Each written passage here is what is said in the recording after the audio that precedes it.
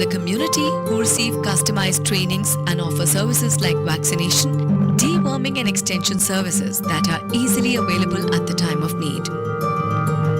It reduces animal mortality rates and increases production while helping them to generate income and support their own families.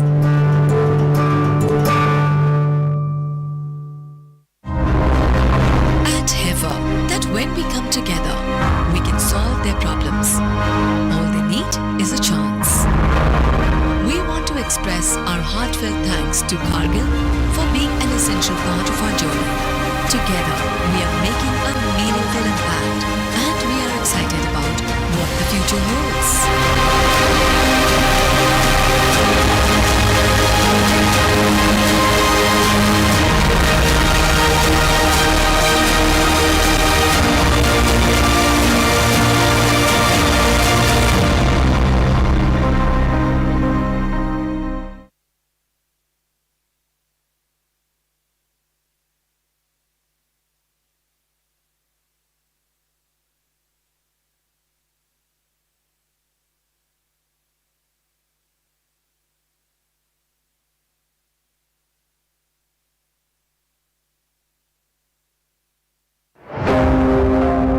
Driven by its mission to eradicate hunger and poverty while caring for the earth.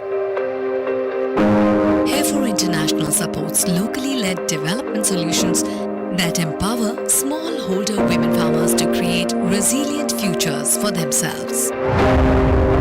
Spanning across 19 countries, Heifer's work prioritizes investments in agricultural and livestock value chains, providing farmers with opportunities for market linkages so that they move on the path of sustainable living income to lead a dignified life. Our commitment to the farming system stems from the conviction that poverty alleviation begins with empowering smallholder women farmers. Backyard poultry, indigenous goats, and agri-allied value chains can provide communities with nutritious foods such as meat, eggs, and vegetables. And it can also help them earn consistent income. With proper training and support, families can use these resources in ways that help them become resilient.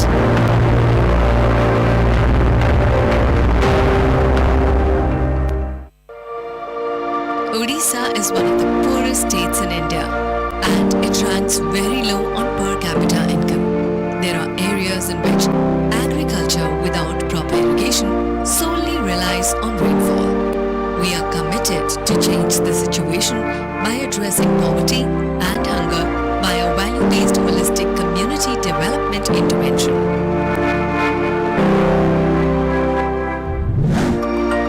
Centered around 12 cornerstones, our value-based holistic community development approach strives to bring in just and sustainable development.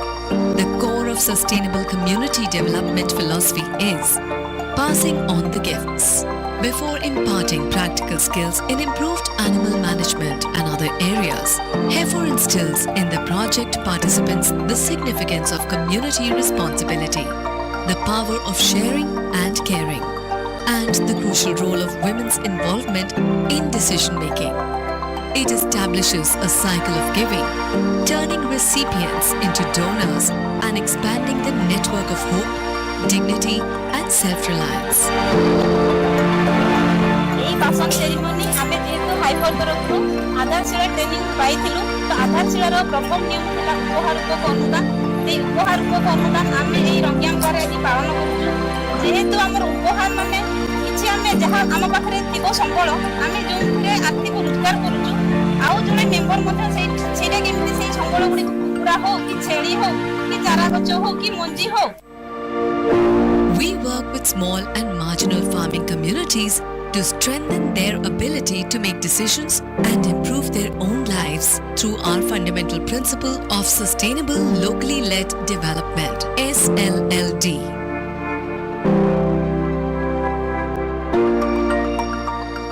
We also help them to create strong market linkages that helps them to sell their products at competitive market rates through aggregation, value addition, and digital integration. आईफर जेतेबेले आसिले सेतेबेले आम गाँ को आसिले तापरे training सब देले कुकुड़ा training तापरे आधारशिला training देले तापरे हमको सिखेले केमती कुकुड़ा रखिले बहुत लाभ हे थाए तापरे हमको कहिला आमे भी जानी गले ना जानी गले कहले एमती एमती घर कले कुकुड़ा सुरक्षा रहिबे. Self-help groups play a critical role in our work in Odisha. It empowers women farmers to form effective associations like farmer-owned agri-businesses and farmer-producer companies. These groups unite producers, improving their access to markets, supplies, knowledge, and the capital needed to expand their businesses. This approach secures a stable income and viable business model. Mona Savita Singh माँ Durga Devi producer company director company गठन हवा पूर्व तो आम जड़े साधारण महिला तो आम गाँव में खाली एमती रोलु छेली कुकुड़ा तो पालन करूँ आम तो छेली कुकुड़ा को आम ठीक भाव में तार जत्न नौ तो जितेबाला आम दरकार थी से बेपारी मैंने आसुले आम कम मूल्य नौले से आम जितकी टंका पाइबा से टंका आम पाऊन जितेबाला आम हाइपर प्रोजेक्ट आसला हाइपर प्रोजेक्ट आसला आमको विभिन्न प्रकार से तालीम देले तापर आम छेली कुकुड़ा उपर आमको तालीम देला आमर गाँ गाँव आमर जड़े जड़े दीदी आम भैक्सीनेटर अच्छा तो से भैक्सीनेटर दीदी मैंने आमर कुकुड़ा आ छेली को भैक्सीन दिखती भैक्सीन देलापर आम छेली आ कुकुड़ा संख्या बढ़ला तो जितेबाला बढ़ला आमर तो मार्केटिंग आमर सुविधा ना तो मार्केटिंग सुविधा नथिबारु आम गोटे प्रोड्यूसर कंपनी गठन कलु प्रोड्यूसर कंपनी आम गठन कलु जून 1 2016 तापर प्रोड्यूसर कंपनी जितेबाला आमर गठन होला आम गोटे मार्केट पाइलु छेली कुकुड़ा बिक्री करिबार गोटे मार्केट पाइला पर आमर जो माँ मैंने समस्त आम कंपनी रे ओजन रे बिक्री कर छेली आ कुकुड़ा ओजन रे बिक्री करबा द्वारा आमर माँ मैंने उचित मूल्य पाई पारुचंती एवं ठीक समय रे ताकर जितेबाला दरकार होउची सेही टाइम रे पैसा मते सेमाने पाई पारुचंती. We are working hand in hand with 10 grassroots NGO partners and various government departments to lead transformative projects such as Hatching Hope, Odisha Socio-Economic Livelihoods Development Project OSED, Transformational Strategies for Farm Output Risk Mitigation, Transform. HIFOR International is the only NGO who is doing activities in poultry sector. तो actually उसी हिसाब से हम लोगों का जो beneficiary selection हुआ है तो उन लोगों को we have distributed poultry chicks 21 days poultry chicks हम लोग वैक्सीनेशन करके दिए हैं उन लोगों का लाइवलीहुड भी इंक्रीज हुआ है. Through our intervention, we fund the cost of building biosecure coops, goat sheds, hatcheries, feed mills and fodder development to promote animal health and well-being. This helps in increasing the flock size and building a robust ecosystem. The community agro-vet entrepreneurs, CAVES, are selected from the community who receive customized trainings and offer services like vaccination, deworming and extension services that are easily available at the time of need. It reduces animal mortality rates and increases production while helping them to generate income and support their own families.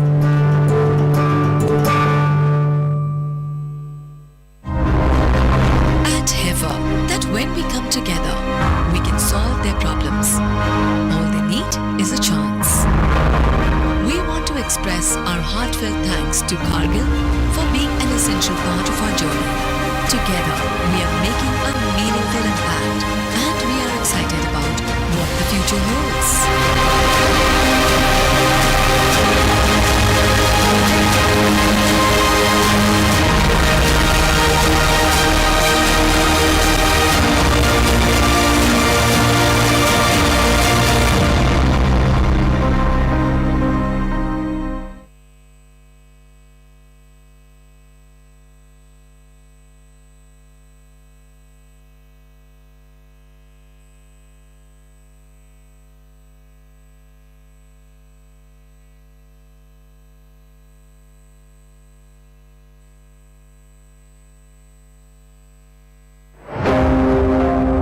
Driven by its mission to eradicate hunger and poverty while caring for the earth.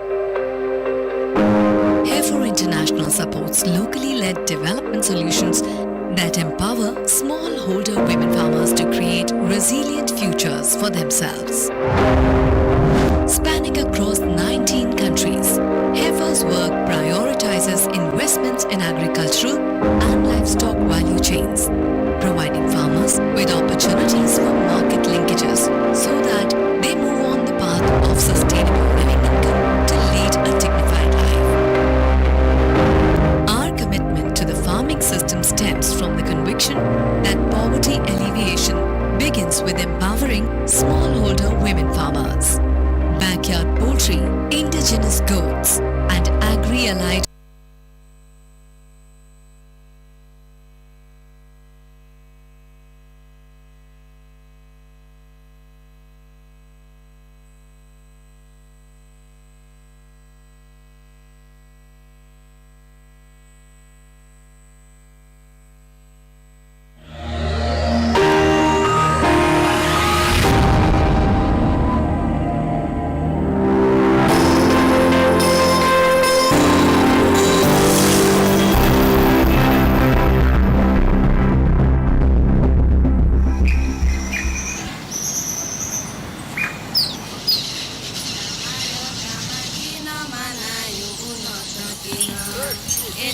In the picturesque fields of Koraput, women farmers work tirelessly, producing high-quality turmeric, ginger and millets. However, their journey from farm to market is fraught with challenges. The We for We initiative, backed by Passing Gifts, a subsidiary of HEFA International, is fueling a thriving entrepreneurial ecosystem by connecting urban women entrepreneurs with women-led farmer-producer organizations or FPOs in the spice value chain. Through mentoring and collaboration, challenges are turning into opportunities, fostering growth and ensuring sustainable futures. We for We project होची हमरो केवल महिला मान को पे video call रे हमको सब व्यापार विषय रे बुझाउचंती तापरे हमको कागज पत्र कथा भी सिखाउचंती ऑनलाइन ट्रेनिंग रे हमको मुंबई दिल्ली लो मां माने सब नुवा नुवा जिंस सिखाउचंती ट्रेनिंग रे नुवा नुवा जिंस सिखि के ना मेंबर मान को भी सिखाउचो We for We project in Koraput aims to accelerate women-led agri-business. It is trying to create thriving ecosystem that helps women in accessing finance, newer and better market, and continuous mentoring support that helps them to lead, grow and succeed in their entrepreneurial journey. It helps farmers improve their farming practices, explore new markets, and diversify livelihoods. It was a very good opportunity for me to mentor these women entrepreneurs. But the only thing that I wanted to convey to them was, do not give up. बी पर बी रे मिसिकी मां मानक सहित online meeting करूछंती तांकटू मु भी किछि पाइली जानिली आ मते बहुत खुशी लागिला सेति पई मां मानक सहित मु किछि करिबाकू आगो बढ़िबाकू चाहूची We for We not only connects women but also provides a platform for showcasing success stories. By sharing their achievements, these women inspire others to take the first step toward financial independence. ସବୁ ମାସରେ ତର୍ତନି କମ୍ପାନୀରେ ଯାଇ meeting କରି କେମିତି ବେପାରୀ ମାନର ସଙ୍ଗେ ଯାଇ କାଟାଇଲୁ ସରକାର ସଙ୍ଗେ କାଟାଇଲୁ ଆମର ଅଟିକଲ ସରକାର କାଟାଇଲା ପାଇଁ 12 ଲକ୍ଷ ଟଙ୍କା ଠଗେରି ଦେଲା ସେଟା ଆମେ ଲଗାଇଲୁ Through this We for We project, we provide mentoring, investment and marketing support. When we talk about investment, it is like a fair investment with very low interest, where this FPOs should not feel burdened or loaned. And we are enabling these FPOs to take support from the line departments and leverage as much as they can. With ongoing support and resources, women farmers in Koraput are ready to expand their reach. Structured mentorship, exposure visits, and collaboration with urban entrepreneurs are helping them overcome barriers and scale their businesses. ଆଗରେ ଆମେ ହଳଦୀ ଚାଷ କରିଥିଲୁ କିଛି ଜାଣିଥିଲୁ ନାହିଁ ଏବେ ହଳଦୀ ଉଷାକିନା ଆମେ କଞ୍ଚାଟା ସିଝିକିନା ଶୁଖିଲାଟା ଆମେ ଗୁଣ୍ଡ ବିକ୍ରି କରିଛୁ ତାପରେ ଶୁଖାଟେ ବି ବିକ୍ରି କରିଛୁ ତେଲ ବି ହେଉଛି ସାବୁନ ବି ହେଉଛି ଆମେ ସବୁ ସାହାଯ୍ୟ କରିଛୁ With the support of Urmas, they are marketing in different platforms like different national and state level acquisitions. Also in e-commerce platform like Amazon. I see a bright future where Koraput's women, agripreneurs, lead in sustainable farming. They are building thriving businesses and inspiring not just the women around them, but the women across the globe. Together, we have the power to shape a brighter future. Join us in supporting the We for We initiative, connecting women farmers with the resources, networks, and opportunities that ignite lasting change. Let's cultivate success, foster growth, and build a thriving tomorrow.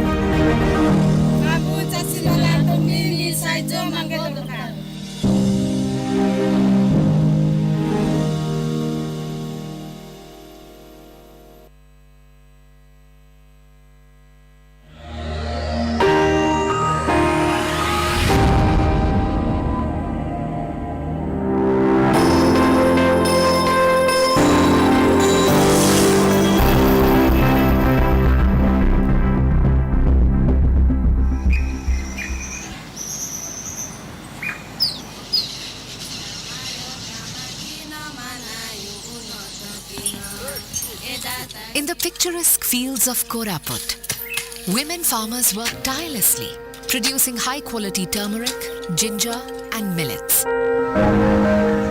However, their journey from farm to market is fraught with challenges. The We for We initiative, backed by Passing Gifts, a subsidiary of Heifer International, is fueling a thriving entrepreneurial ecosystem by connecting urban women entrepreneurs with women-led farmer-producer organizations or FPOs in the spice value chain. Through mentoring and collaboration, challenges are turning into opportunities, fostering growth and ensuring sustainable futures. Way for way project होचे हमरो केवल महिला मानक पय video call रे हमकु सब व्यापार विषय रे बुझौचंती तापरे हमकु कागज पत्र कथा भी सिखौचंती ऑनलाइन ट्रेनिंग रे हमको मुंबई दिल्ली लो मां माने सब नुआ नुआ जिनस सिखाउचंते ट्रेनिंग रे नुआ नुआ जिनस सिखि के ना मेंबर मान को भी सिखाउचो We for We project in Koraput aims to accelerate women-led agribusiness. It is trying to create thriving ecosystem that helps women in accessing finance, newer and better market, and continuous mentoring support that helps them to lead, grow, and succeed in their entrepreneurial journey. It helps farmers improve their farming practices, explore new markets, and diversify livelihoods. It was a very good opportunity for me to mentor these women entrepreneurs. But the only thing that I wanted to convey to them was, do not give up. बी पर बी रे मिसिकी माँ मानक सहित online meeting करूछंती तांकटू मु भी किछि पाइली जानिली आ मते बहुत खुशी लागिला सेति पई माँ मानक सहित मु किछि करिबाकू आगो बढ़िबाकू चाहूची We for We not only connects women but also provides a platform for showcasing success stories. By sharing their achievements, these women inspire others to take the first step toward financial independence. सब मासरे दर्तनी company रे जाई meeting करी केमती व्यापारी मनक संगे जाई कटाइलु सरकार संगे कटाइलु हम हॉर्टिकल्चर सरकार कटाइला पाई 12 लाख टका ठगेरी देला सेटा हम लगाइलु Through this We for We project, we provide mentoring, investment and marketing support.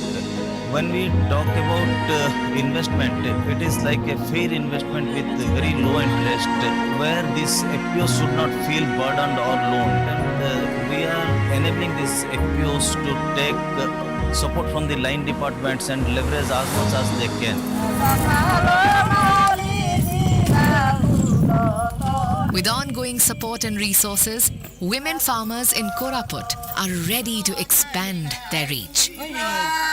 Structured mentorship, exposure visits, and collaboration with urban entrepreneurs are helping them overcome barriers and scale their businesses. ଆଗରେ ଆମେ ହଳଦୀ ଚାଷ କରିଥିଲୁ କିଛି ଜାଣିଥିଲୁ ନାହିଁ ଏବେ ହଳଦୀ ଉଷାକିନା ଆମେ କଞ୍ଚାଟା ସିଝିକିନା ଶୁଖିଲାଟା ଆମେ ଗୁଣ୍ଡ ବିକ୍ରି କରିଛୁ ତାପରେ ଶୁଖାଟେ ବି ବିକ୍ରି କରିଛୁ ତେଲ ବି ହେଉଛି ସାବୁନ ବି ହେଉଛି ଆମେ ସବୁ ସାହାଯ୍ୟ କରିଛୁ. With the support of Urmas, they are marketing in different platforms like different national and state level acquisitions. Also in e-commerce platform like Amazon. I see a bright future where Koraput's women, agripreneurs, lead in sustainable farming. They are building thriving businesses and inspiring not just the women around them, but the women across the globe. Together, we have the power to shape a brighter future. Join us in supporting the We for We initiative, connecting women farmers with the resources, networks, and opportunities that ignite lasting change. Let's cultivate success, foster growth, and build a thriving tomorrow.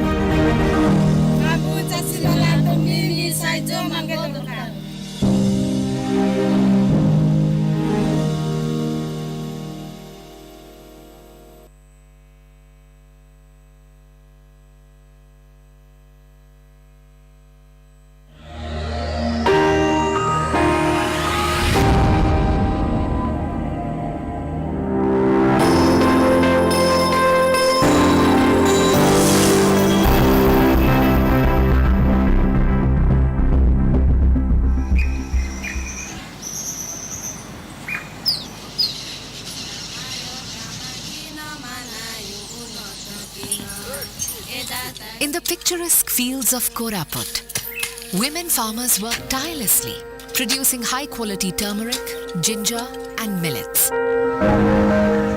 However, their journey from farm to market is fraught with challenges.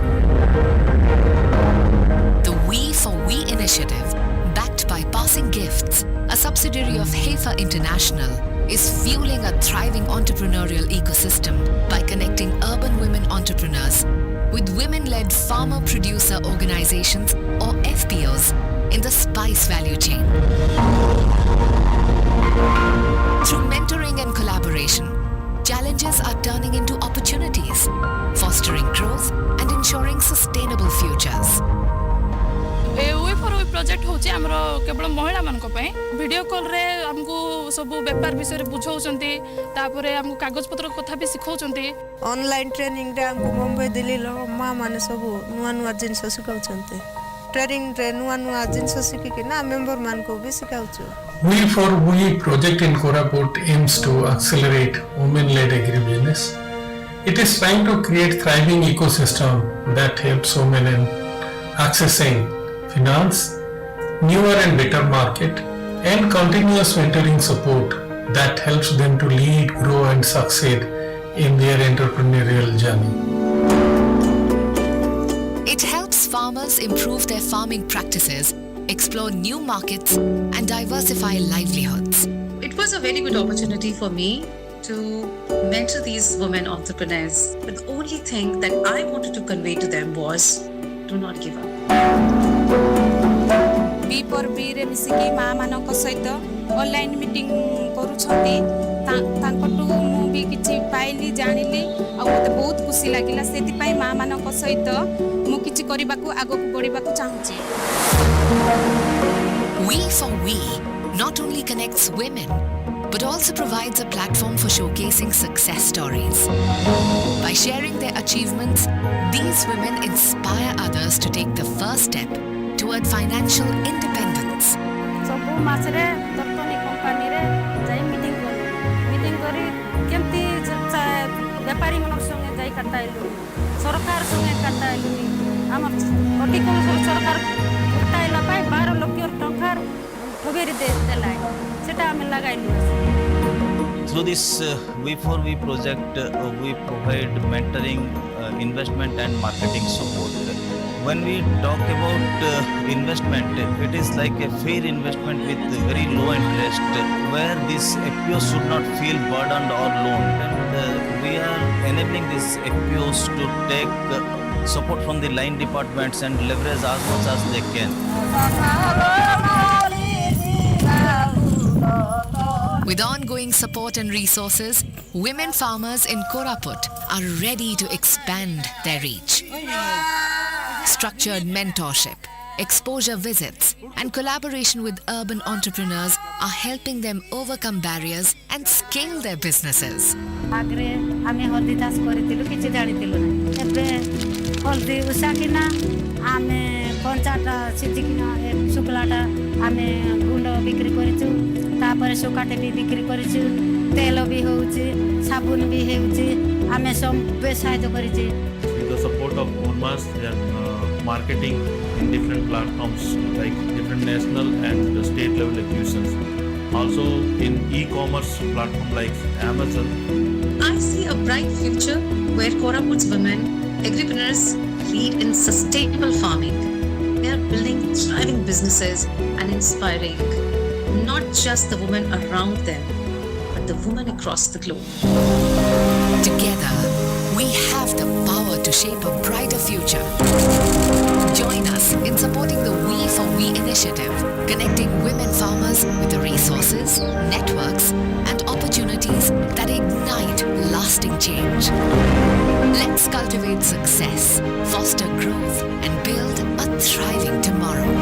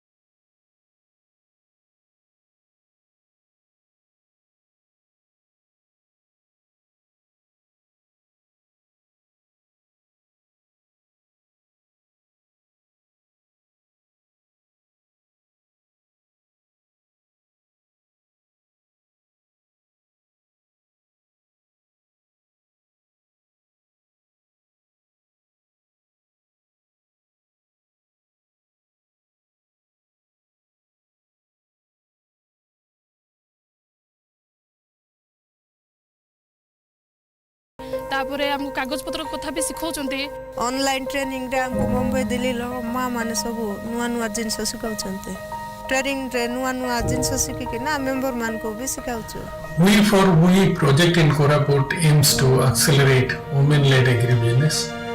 It is trying to create thriving ecosystem that helps women in accessing finance, newer and better market, and continuous mentoring support that helps them to lead, grow, and succeed in their entrepreneurial journey. It helps farmers improve their farming practices, explore new markets, and diversify livelihoods. It was a very good opportunity for me to mentor these women entrepreneurs. But the only thing that I wanted to convey to them was, do not give up. बी पर बी रे मिसिकी माँ मानक सहित online meeting करूछंती तांकटू मु भी किछि पाइली जानिली आ मते बहुत खुशी लागिला सेति पई माँ मानक सहित मु किछि करिबाकू आगो बढ़िबाकू चाहूची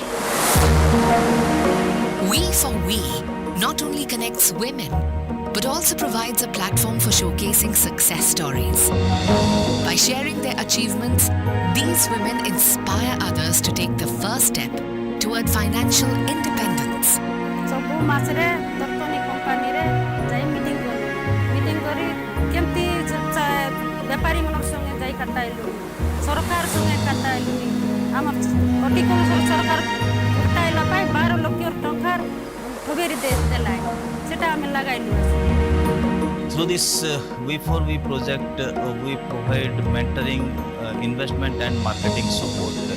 When we talk about investment, it is like a fair investment with very low interest, where these FPOs should not feel burdened or loaned. And we are enabling these FPOs to take support from the line departments and leverage as much as they can.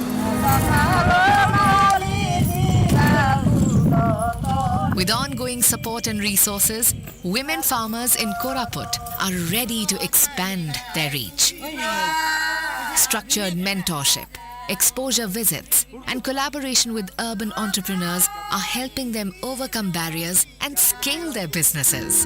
ଆଗରେ ଆମେ ହଳଦୀ ଚାଷ କରିଥିଲୁ କିଛି ଜାଣିଥିଲୁ ନାହିଁ ଏବେ ହଳଦୀ ଉଷାକିନା ଆମେ କଞ୍ଚାଟା ସିଝିକିନା ଶୁଖିଲାଟା ଆମେ ଗୁଣ୍ଡ ବିକ୍ରି କରିଛୁ ତାପରେ ଶୁଖାଟେ ବି ବିକ୍ରି କରିଛୁ ତେଲ ବି ହେଉଛି ସାବୁନ ବି ହେଉଛି ଆମେ ସବୁ ସାହାଯ୍ୟ କରିଛୁ With the support of Urmas, they are marketing in different platforms like different national and state level acquisitions.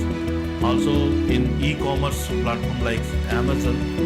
I see a bright future where Koraput's women, agripreneurs, lead in sustainable farming. They are building thriving businesses and inspiring not just the women around them, but the women across the globe. Together, we have the power to shape a brighter future. Join us in supporting the We for We initiative, connecting women farmers with the resources, networks, and opportunities that ignite lasting change. Let's cultivate success, foster growth, and build a thriving tomorrow.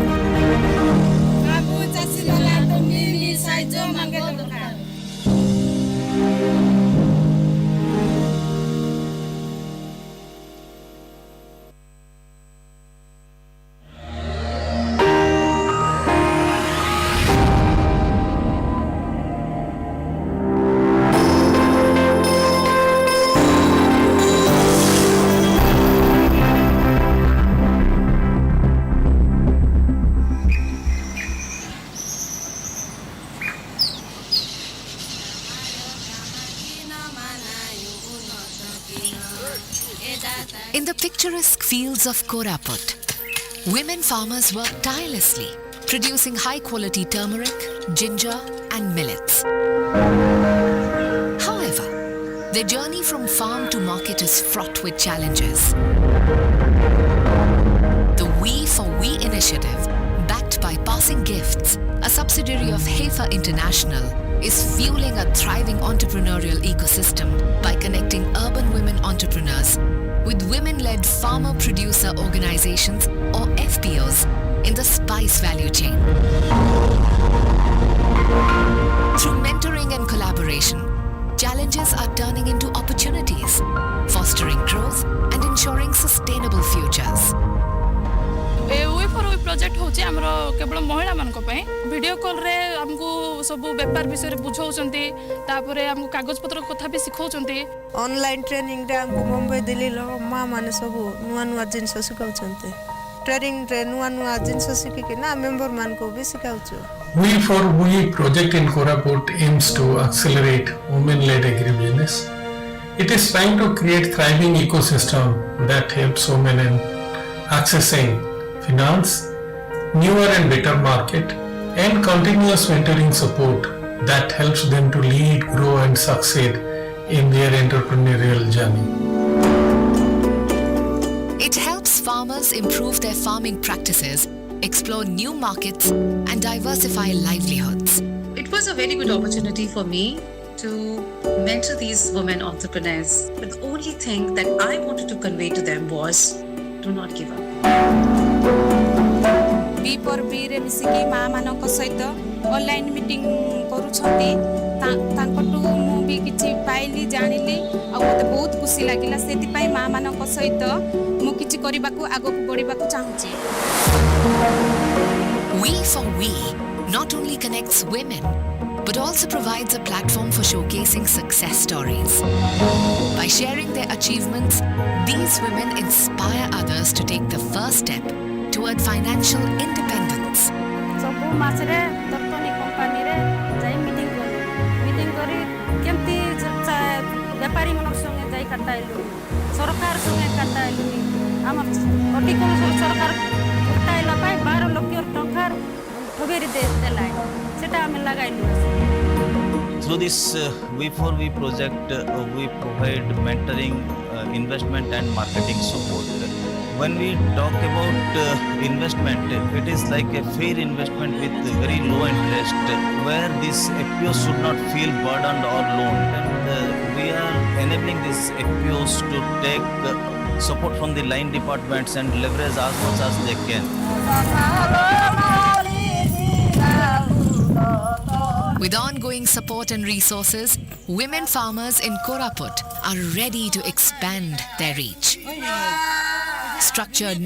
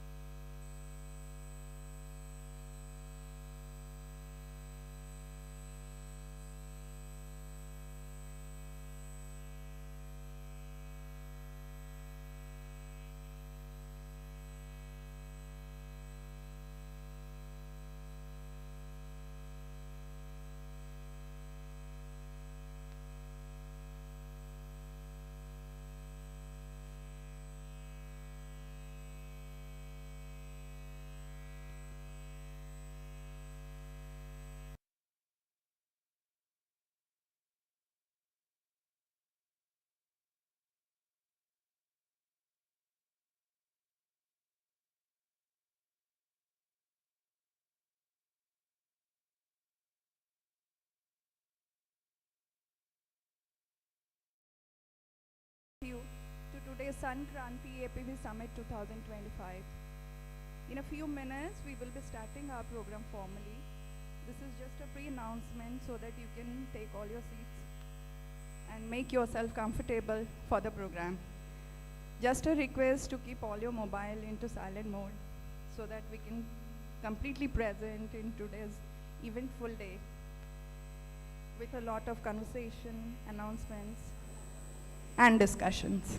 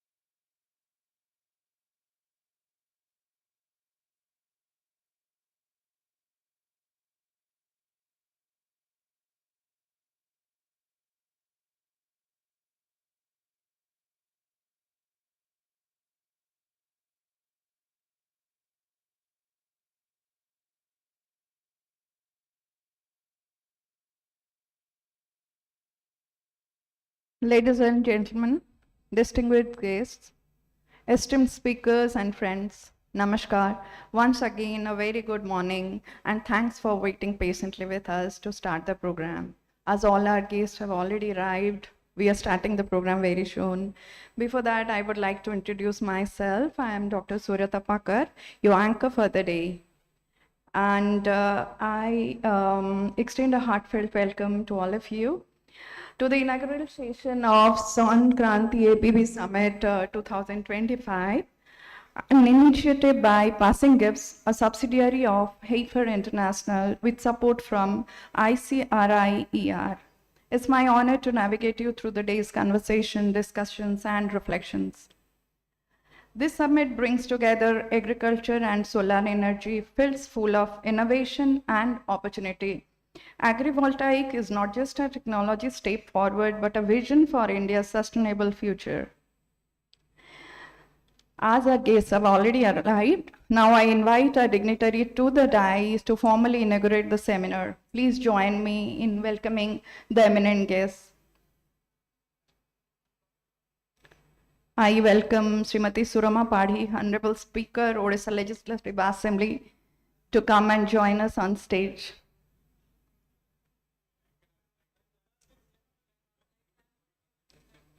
Okay, as we are getting late, so we will be starting with a very important aspect of any program.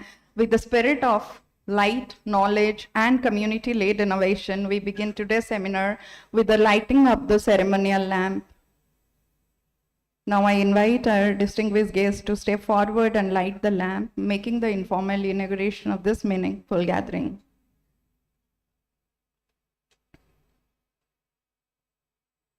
As we are lighting the lamp, let us reflect on a Sanskrit sloka that beautifully captures the essence of this moment. Nasti tejah samang mitrang, nasti dipat parang sukham, nasti gyanat parang dhanyam, nasti dharmat parang bratang. There is no friend like light, no joy greater than that of a glowing lamp, no wealth superior to knowledge, and no vow nobler than righteousness. This lamp signifies more than tradition. It symbolizes the very foundation of this seminar. Just as the sun fuels both agriculture and clean energy in agri-photovoltaic systems, the lamp before us represents enlightenment, sustainable progress, and the collective energy of communities coming together to build a brighter future.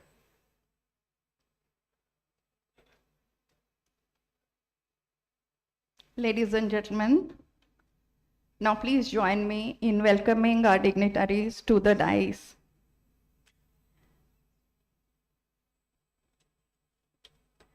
Srimati Surama Padhi, Honorable Speaker, Odisha Legislative Assembly.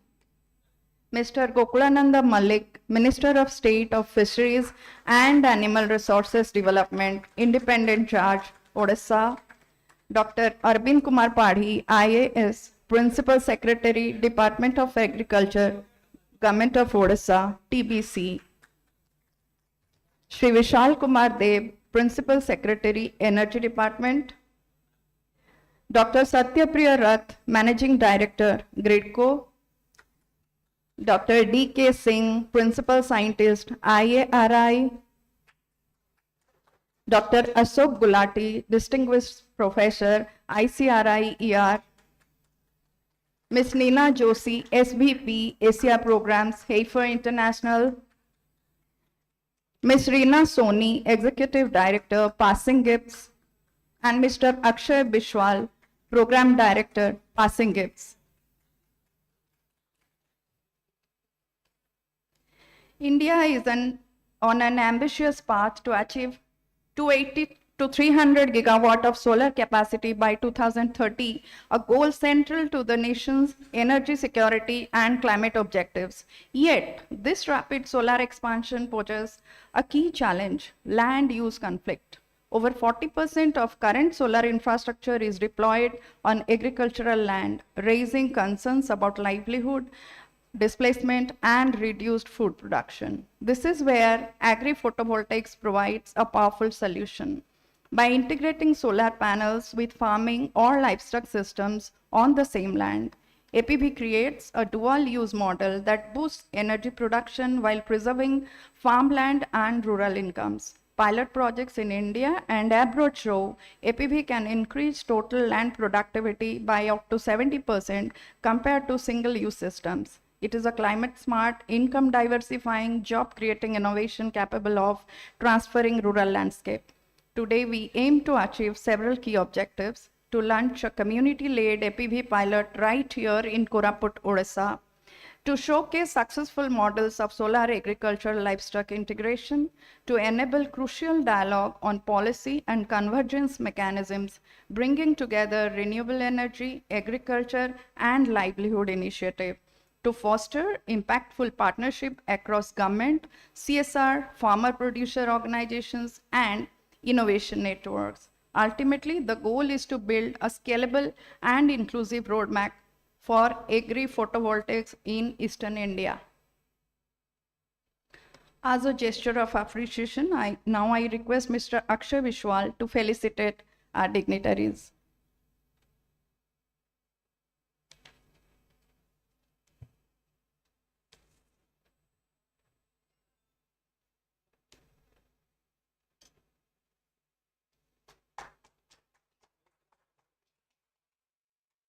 A big round of applause to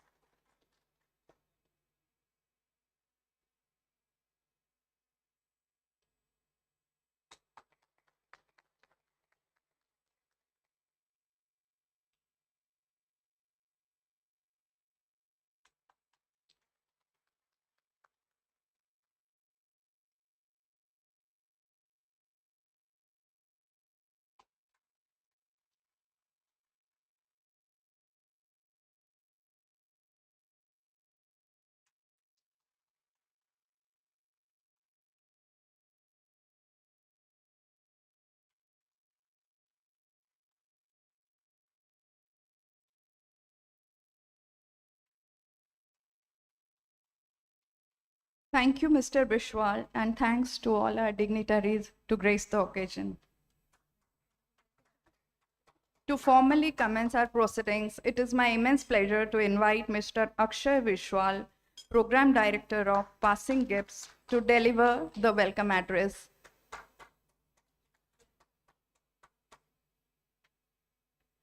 Mr. Vishwal has 29 years of experience in non-profits, UN agencies, governments, and research institutions. He specializes in program design, advocacy, and thematic research. Skilled in stakeholder mobilization, he fosters collaborations across sectors to address social issues. He has strong fundraising, donor engagement, and budget management expertise. Akshay is an effective leader and communicator, managing diverse teams and working well in multicultural setting. Welcome, Mr. Vishwal. Thank you. And good morning, everyone. I start with the welcome and a special welcome to our speaker, Madam Srimati Suroma Padhi, Madam. And we are really thankful to you for keeping our request and आपण आसी पहुंचंती. बहुत बहुत धन्यवाद आपन को सहृदय स्वागत करछु madam.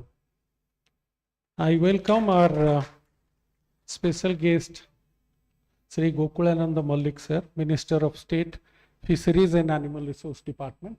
Sir को भी बहुत बहुत धन्यवाद हमरो रिक्वेस्ट रक्षा करी आसीचंती. आ आमे क्षमा प्रार्थना करछु सर को डेरी हे गलानी. आबे सर को अटके की रखिथिलु. आमे सेते में क्षमा प्रार्थना करछु. I welcome Dr. Ashok Gulati, our honorable guest, distinguished professor at Korea. And thanks a lot for sir.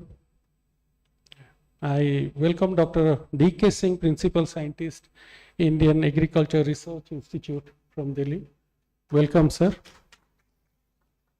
I welcome Dr. Aravinda Kumar Padhi, Principal Secretary, Department of Agriculture, Government of India. I welcome Dr. Sri Vishal Kumar Dev, IAS, Principal Secretary, Department of Energy, to this event. I welcome Dr. Satyapriya Ratha, Managing Director, Gridco. And I welcome Ms. Neena Joshi, our Senior Vice President, and she has come from Nepal, Kathmandu, to be part of this event, to be part of this discourse which is happening for the first time in the state. And I welcome our Executive Director, Ms. Reena. And you know, in this hall there are delegates from research institutions, different international agencies, NGOs, media. There are experts, technical experts, and I extend my hearty welcome to all of you to this event. And this is, as you all know, it has already been shared that this is the event first of its kind, where we are talking about farmers, how they can become entrepreneur and they can produce solar energy, renewable energy, which is essential for the country currently in the context of changing climate, which is very, very essential. And the government of India is striving to achieve its target by 2070. Everything will be managed by renewable energy. So this is just the beginning. We are looking forward to fruitful discussion in the day, and then we expect this is just a beginning, and then there is a long way to go, and then all of us will be collaborating for that. Thanks and welcome you once again. Thank you.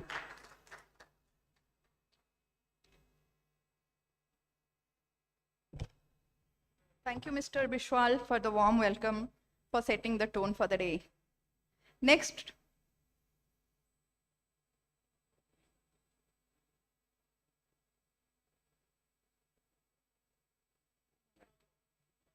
next we have with us Ms. Reena Soni, Executive Director of Passing Gifts. We will provide the context setting for today's summit. Ms. Reena combines her strategic vision with a commitment. Okay, sorry to make a little change in the program, as our dear minister is in a hurry for another program. I would like to, it's my privilege to introduce Shri Gokulananda Malik, serving with distinction as Minister of State, Independent Charge for Fisheries and Animal Resource Development, as well as MSME. A 4-time MLA representing the Polasara Assembly constituency in Ganjam district, Shri Malik has contributed significantly to Odisha's socio-economic landscape. Under his leadership in the fisheries sector, Odisha has achieved record production of ornamental fish counting 31 varieties, fostering sustainable livelihood opportunities, especially among rural women engaged in pisciculture. Thank you. Welcome, sir. जय जगन्नाथ। आज Sankranti summit 2025 उद्घाटन उत्सव रे मंचर उपस्थित अछंती ओडिशा विधानसभा सम्मान्य बाचस्पति महोदया, आम संगे मंचरे उपस्थित अछंती आमर Shri doctor Arvind Kumar Padhi ji, IAS principal secretary department of agriculture. मंचर उपस्थित अछंती DK Singh ji, principal scientist IARI, एवं आमर मंचर उपस्थित अछंती Shri Vishal Kumar Dey ji, IAS principal secretary department of energy, Nina Joshi ji, Akshay Biswal ji, Nina Soni ji, Ashok Gulati ji एवं मो सामने बसीथिबा समस्त आसीथिबा समस्त एई क्षेत्र रे रुचि रखिथिबा एवं जो माने साइंटिस्ट अछंती, रिसर्च करूछंती, मीडिया बंधु माने समस्त को आज रही भव्य दिव्य कार्यक्रम रे मु स्वागत करूची एवं मोर अंतर गभीरतम प्रदेश कृतज्ञता ज्ञापन करूची।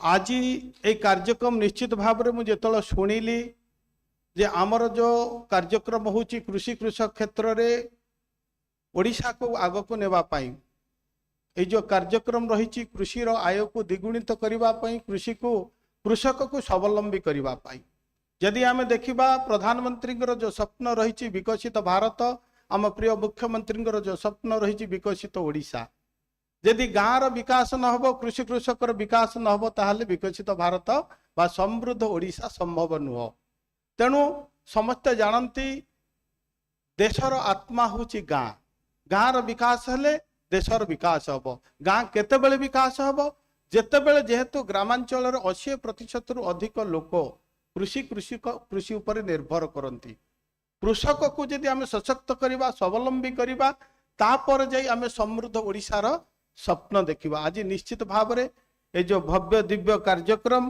कृषि क्षेत्र को आग को नेबापाई एवं जो ग्रीन एनर्जी को व्यवहार करी कृषि क्षेत्र में आउरी उत्पादन वृद्धि करने सहित आय को द्विगुणित करने आज जो भव्य दिव्य कार्यक्रम मु अनुष्ठान समस्त कार्यकर्ता को मु धन्यवाद दूची शुभेच्छा ज्ञापन करुच्ची जोटि कि आमर passing gift Indian council of research for the international economic relation रो समस्त बंधु मान को आज जदि देखिबा आमे विकास करबा को हेले मु कोनोसी राजनीतिक उद्देश्य रे कहू नाही आगुरु गोटे थिला 5T माध्यम रे आमे विकास कथा चिंता करथिले गत सरकार किंतु मो मतर जदि 5G रो विकास कर देबा ताहले जाय करी निश्चित भाव रे आमर स्वप्न साकार 5G कोन जल जंगल जमी जंतु एवं जनबसति एटा होची आमर सामाजिक आमर जदि भौतिक सामाजिक अर्थनैतिक सांस्कृतिक जदि आमे जदि ध्यान देबा आमर वर्तमान आमे आज ये सोलार उपरे चलिबो ग्रीन एनर्जी उपर जो माने एक्सपर्ट अछंती आमर सेक्रेटरी महाशय माने अछंती आपण माने समस्त आलोचना करिवे किंतु जदि आमर जो गॉड गिफ्ट रही प्राकृतिक संपत्ति रही सौंदर्य रही प्राकृतिक परिवेश रही तार आमे सदुपयोग करिवार आवश्यक रही आज आमे जंगल क्षय करिवार लागिचे जमीर उर्वरता आमे फर्टिलाइजर दे नष्ट करिवार लागिचे जल को आमे आउ संरक्षण करूना एवं जंतु जो कथा कहबी जंतु माने केवल आमे जंगल जंतु बुझीबानी आज गोट्री फार्म कथा कहतु पोल्ट्री कथा कहतु कि आपण डायरी कथा कहतु जदि आपणकर आगुरु कौन थिला इंटीग्रेटेड फार्मिंग थिला मिश्रित चाष होउथिला गोटे फार्मर गोटे चाषी से हल करुथिला धान करुथिला माछ चाष करुथिला कुकुड़ा रखुथिला बतक रखुथिला छेली रखुथिला गाई रखुथिला किंतु धीरे धीरे मझिरे पर्यायक्रम रे ताको विलुप्त हेबारे लागिला किंतु आज मु धन्यवाद देवी आम प्रिय मुख्यमंत्री को प्रिय प्रधानमंत्री को कृषि उपर जो गुरुत्व देवा फल रे आज सहराभिमुखी होइथिबा युवक युवती माने पुणी ग्रामाभिमुखी होउचंती इंटीग्रेटेड फार्मिंग करबा पे एवं आकु मध्य आम अर्थनैतिक उपार्जन करिबारे व्यवहार करि परिबा सबुठ बड़ कथा आज सरकार विभिन्न सहयोग कृषि उद्योग जो मुख्यमंत्री कृषि उद्योग योजना अच्छी आमर अरविंद पाढ़ी जी आपन कहिबे वर्तमान पर्यंत आमे पाखापाखि 1 कोटी टंका सब्सिडी देवार व्यवस्था करा संपूर्ण मागणा छाड़ होती एवं कथा होतलु ताकू आमे 5 कोटी को केमती वृद्धि करा जीवो सेही क्षेत्र में मध्य सरकार हम प्रिय मोहन मुख्यमंत्री चिंता करुचंती बिना कृषि कृषकर विकास बिना गाँव विकास आमे समृद्ध ओडिशा विकसित ओडिशा स्वप्न साकार हो पारिबो नाही तेणु आसंतु निश्चित भाव में आज देखा आमर चाषी माने कौन करुले आगुरी गोटे फसल करुले किंतु तापर हाथ बांधी बसुले कहीं ना आम समस्त मौसुम वायु पर निर्भर करुले मौसुम वायु एमती गोटे कथा मौसुम वर्षा जे आसिले आम करवा जे मौसुम वर्षा हूँ गोटे जमी अनिश्चित अनिवार्य असमान से केतल आसो शीघ्र आसीज केतल डेरी आसो केतल डेरी आसी शीघ्र चलीज जहाँफल कृषकटी हताश पड़ूला आज जो मुझे देखुली जी समय मत यूट्यूब रे आमर अक्षय भाई देखौले जो ग्रीन एनर्जी सोलार सिस्टम हेले कृषकटी केमती ता भितर आमर जो रही गोटे आमर developing of the solar or the third crops for the farmers माने केते से रूपार्जन करिपारियो सेही क्षेत्र में वर्तमान ये जो संस्था काम करुच्ची एथिरे महिला एंटरप्रेन्योर मान को महिला ग्रुप को बेसी करी जेमानतु समाने ताकू गुरुत्व देउचंती कई महिला मानकर विकास न हेले देश व राज्यर विकास हो ना जे महिला को केवल आम जो आगुरी थिला महिला केवल झील जन्म कौन हांडीशाल को आज झील माने महिला माने आज समाजर सबु क्षेत्र में अग्रसर आज महिला राष्ट्रपति आज महिला आपण ऑपरेशन सिंदूर रे मध्य देखिले महिलार पराक्रम तांकर शक्ति जो मातृ शक्ति को नारी शक्ति को आमको विनियोग करिवार आवश्यक अछि नारी जेमती गोटे समाज विकास पई गोटे रथ बा शगड़ आग को चलिया पई तार दुईटी चक्र आवश्यक थाए मुद्रार दुईटी पार्श्व जमती आम मूल्यवान सेमती पुरुष सहित नारी मध्य आमको सशक्त करवा जदि आपण मैंने देखिए नारी जो समाज रे सशक्त जो राज्य बा देश रे सशक्त से राज्य से समाज सेतिकी समृद्ध तेणु मो विशेष किसी कहबी नहीं मोर आज गोटे रही आज रिव्यू रही आमर एनिमल रिसर्च उपरे वर्तमान मध्य आम सरकार प्रिय मुख्यमंत्री यही विभाग को अत्यंत गुरुत्व दौरान जे मत्स्य चाष केमती बढ़िबो विभिन्न प्रकार वर्तमान जे आमर ये जो प्राणी संपद केमती बढ़ियो वर्तमान गोटे जुगान्तकारी योजना आमर मुख्यमंत्री करिसेंती जोटा कि भारत वर्षर प्रथम मुख्यमंत्री कामधेनु योजना जो रही मुख्यमंत्री कामधेनु योजना रे आमर जो माने रही कृषक मान रही गोपालक मान रही आम 70% से सब्सिडी दि जाउची माने जार मूल्य रखा जाइए 2,30,000 टंका पाखापाखि 1,61,000 टंकार सब्सिडी दि जाउची जहाँकि दुईटी गाई आनीपर दुग्ध उत्पादन रे आम ओडिशा आगो को जाई परिबो जदि आपण सुनी आश्चर्य होबे गोसुगम आपण जिबे पाखापाखि 55,000 लोक वर्तमान एप्लिकेशन देइचंती आमे पाखापाखि 6,000 गाई बाहर आनी सारलुणु माने जिंदी गुजरात गिर गाई साहिवान गाई विभिन्न गाई बाहर आणुचु जोटा कि दुग्ध उत्पादन पाखापाखि 1 लाख लिटर आगुरु जहा थिला हमर ओडिशा रे उत्पादन वृद्धि पाइलानी एवं जड़े लोक मध्य आत्मनिर्भर से हेई परिवो जे चाष करुची दुईटी गाई रखी 20 लिटर जदि क्षीर उत्पादन करिवो पाखापाखि 800 रु 1000 टंका से पर डे रोजगार करि परिवो 50% जदि जाए मध्य 500 रु 400 रु 500 टंका बेनिफिट हेई परिवो एवं से गाई जो माई बाछुरी दब बर्तमान एआई माध्यम आम कृत्रिम प्रजनन माध्यम से माई बाछुरी संरक्षण आम 20,000 टंका 28 मास 14 क्विंटाल दाना दौचु जार दाम 20,000 टंका मान देखो सेपटू लाभ पाइब एपटू तेणु अनेक सरकार योजना अच्छी ये योजना को आमको ग्रामांचल लोक मान पाखु नहीं जावा पड़ो एवं आपको सुदूर प्रचार प्रसार आवश्यक रही आम पाखे अनेक योजना रही किंतु योजना सब योजना ही रही जाए ताहा लोकों पाखे प्रकृत हिताधिकारी पाखे पहुंची पारे नहीं मु भावुची ये संस्था निश्चित भाव में आग को जीव मैडम सहित कथा होती से मयूरभंज बर्तमान पोएट्री डेभलपमेंट करोरापुटे जो रही आमर जो खाद्य जो रही मांडिया एवं हल्दीर ताकू मध्य से भैल्यू एडिशन करने तत्पर अच्छा जदि देखा आम ओडिशा होची अपार संभावनार राज्य अपार संभावना ये प्राकृतिक संपद आरंभ कर बेलाभूमि पाखापाखि 575 किलोमीटर प्राकृतिक संपद खनि खादान एवं सबुठ बड़ कथा होची आम पाखे ब्रांड अच्छी जो ब्रांड के आपण प्रचार प्रसार करने पड़ो नहीं जिन कोरापुट कॉफी कथा कहवा कंधमाल हल्दी कथा कहवा आपणकर पिपिल चांदुआ कथा कहवा कटकर तारकसी कथा कहवा माने ऑलरेडी भगवान हमको गिफ्ट आकार ब्रांड तैयार कर देछेंती संबलपुर साड़ी कथा कहवा गंजाम पाट कथा कहवा तेणु अनेक प्रकार आम पाखे अनेक संभावनार ये हूँ राज्य तेणु आपण मैंने आज जो मैंने वरिष्ठ व्यक्ति माने समाज विभिन्न क्षेत्र में काम करुवा जेहेतु गोटे समाज सुस्थ समाज आरंभ एवं समाज रे भागीदारी रहिले समस्तंकर भागीदारी रहिले निश्चित भाव में यही समाज आम आगू को जीव सुस्थ समाज गठन हम विकसित समाज गठन हम समृद्ध भारत बा समृद्ध राज्य गठन हो पारे मु समस्त को निवेदन करुच्ची आमर जो प्रिय प्रधानमंत्री प्रिय मुख्यमंत्री जो स्वप्न देखी आम साकार करवा समस्ते आम गोटे गोटे धर्मपद भाव में आम दायित्व नेबा आमे करिथिबा आमर प्रिय प्रधानमंत्री मुख्यमंत्री करिथिबा स्वप्न को आम साकार करवा मु समस्तंकर सहयोग कामना करी मोर वक्तव्य को एडसेस करछि बंदे उत्कल जननी भारत माता की जय।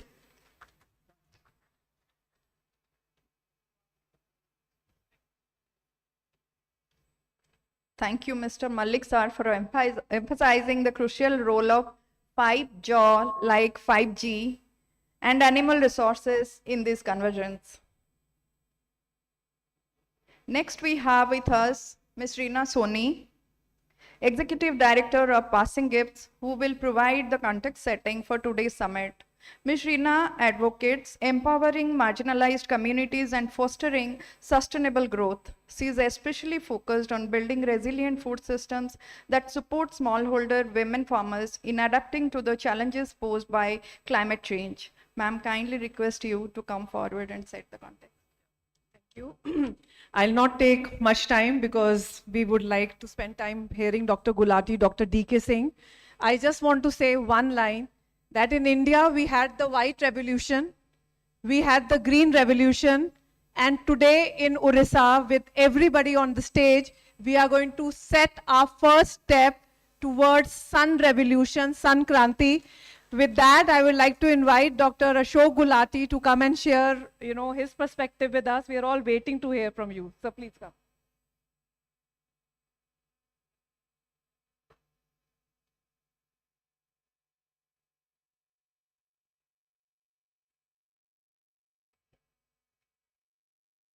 Good morning, Honorable Speaker of the Assembly and other distinguished guests on the dais, all protocols observed.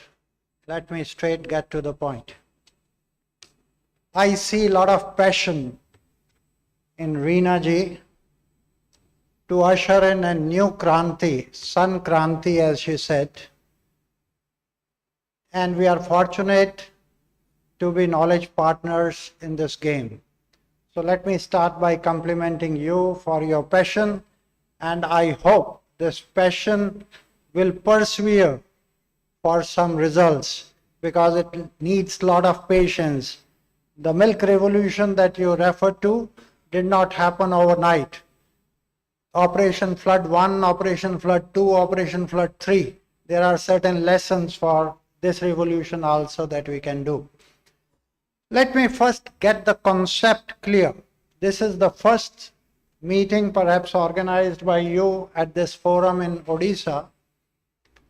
But I want to go back to 2014, 15 and 15, 16 when Prime Minister Modi took over in Delhi the reins of this country in a way. There were two successive droughts. 14, 15 was a drought, 15, 16 was a drought. This consecutive drought has happened only 3 times in the last 100 years. And farmers, when there is a drought, you know what happens to their income. Luckily, we had good food grain stocks, the gift of Green Revolution. And we did not face flaring up of the prices, but the incomes of the farmers were lost. And at that time, we were thinking, what sort of support we can give to the farmers? And we were struggling hard because droughts you cannot wish away from this country. Every 4th year could be a drought year. Now, how do we protect the incomes of the people even when we have enough food grain stocks? So stocks were there. There was no famine situation, but the incomes were lost. And if you recall, Prime Minister set up a committee in 2016 for doubling farmers' income, Ashok Dalwai Committee. And they had given 300 recommendations. And Prime Minister's vision was that within 7 years we will double farmers' real incomes, not nominal incomes. That required an agriculture growth rate of 10.4% per annum. 10.4% per annum. The actual, what happened was, agriculture hovers around 3.6, 3.7, up to 4%. Average would be about 4% if you want to look at the last 6, 7, 8 years. That means the achievement rate was only 40% of the vision. You cannot double farmers' income through agriculture growth. Paddy growing cannot double your incomes within 4 years, 5 years, real incomes, not nominal. Productivity augmentation can help to some extent, but it's a long route. And then we were thinking one side is to protect the income of the farmers through crop insurance, and that was one of the PM Fasal Bima Yojana that we had little contribution when we gave the presentation to the finance minister and the PMO and others and all this. That is to protection side. But we also started working on issues outside the box, outside the farming. If you recall, in 2015, India launched, or globally, International Solar Alliance. India and France together would lead solar energy revolution globally. This was in 2015. Now these things were happening and we started working and looking around the globe how we can augment farmers' income, especially smallholders. What do? They have 1 hectare of land, and within 1 hectare, how much productivity they can raise their incomes, what would be their income levels? And that is where this idea of solar as a third crop came. This is a different concept than the solar parks that the big industrialists are setting up. Adani is setting up 10,000 megawatt plant. But that is not an inclusive model. Farmers don't get anything out of it. Mahindras are setting up, other big players are setting up. That is one route, which is also needed in this country because you have to scale up very fast. But then think of the milk revolution as you referred, Reena. It was done by the smallholders. And today by far we are the topmost player in the dairy sector. We are producing about 239 million tons of milk, and the second player, US, is at 103. So by far we are the leading most producer. And it was all done by the smallholders. What was the magic formula? The aggregation. Bring all these small players together. And then set up a system where the milk is poured and then it is taken for processing and then it is distribution. So all these elements in the value chain were put together, and they were not put together by the farmers. There were massive loan from the World Bank, the Operation Flood 1, Operation Flood 2 and Operation Flood 3. It took almost 20 years, 15, 20 years perseverance on that line to do that. What was the benefit of that? That loan that came from the World Bank was on a very subsidized interest rate, and long-term loans, 25 years, 30 years loans. So there is first lesson here. If you want to double farmers' incomes, land alone, 1 hectare of plot cannot give them enough income.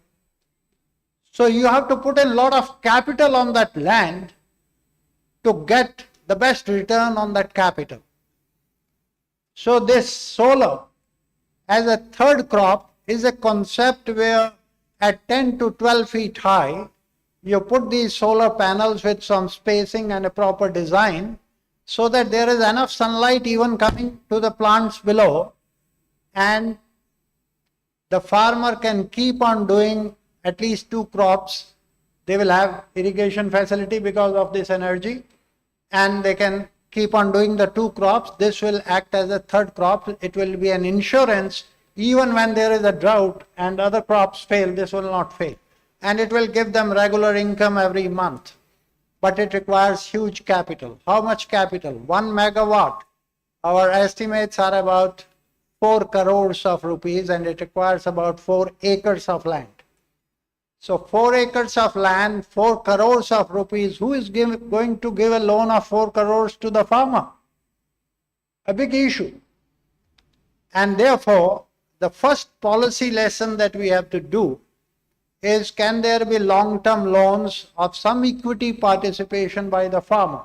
But banks are not willing to put 4 crores into the hands of the farmer. So you will have to bring in some other investors on the table. So it will have to be a sort of tripartite agreement.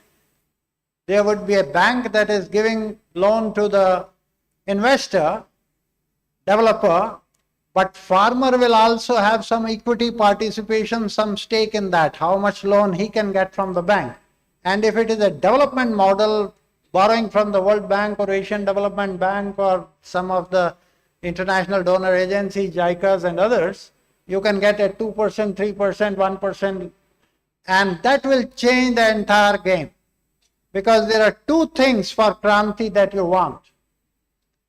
Farmers must get profits. If farmers cannot get profits, no Kranti will take place on farmers' lands. The green revolution or the milk revolution, farmers' incomes immediately grew. So if you want the farmers' income to go up, then some equity participation by the farmer, make them as joint owners of the game.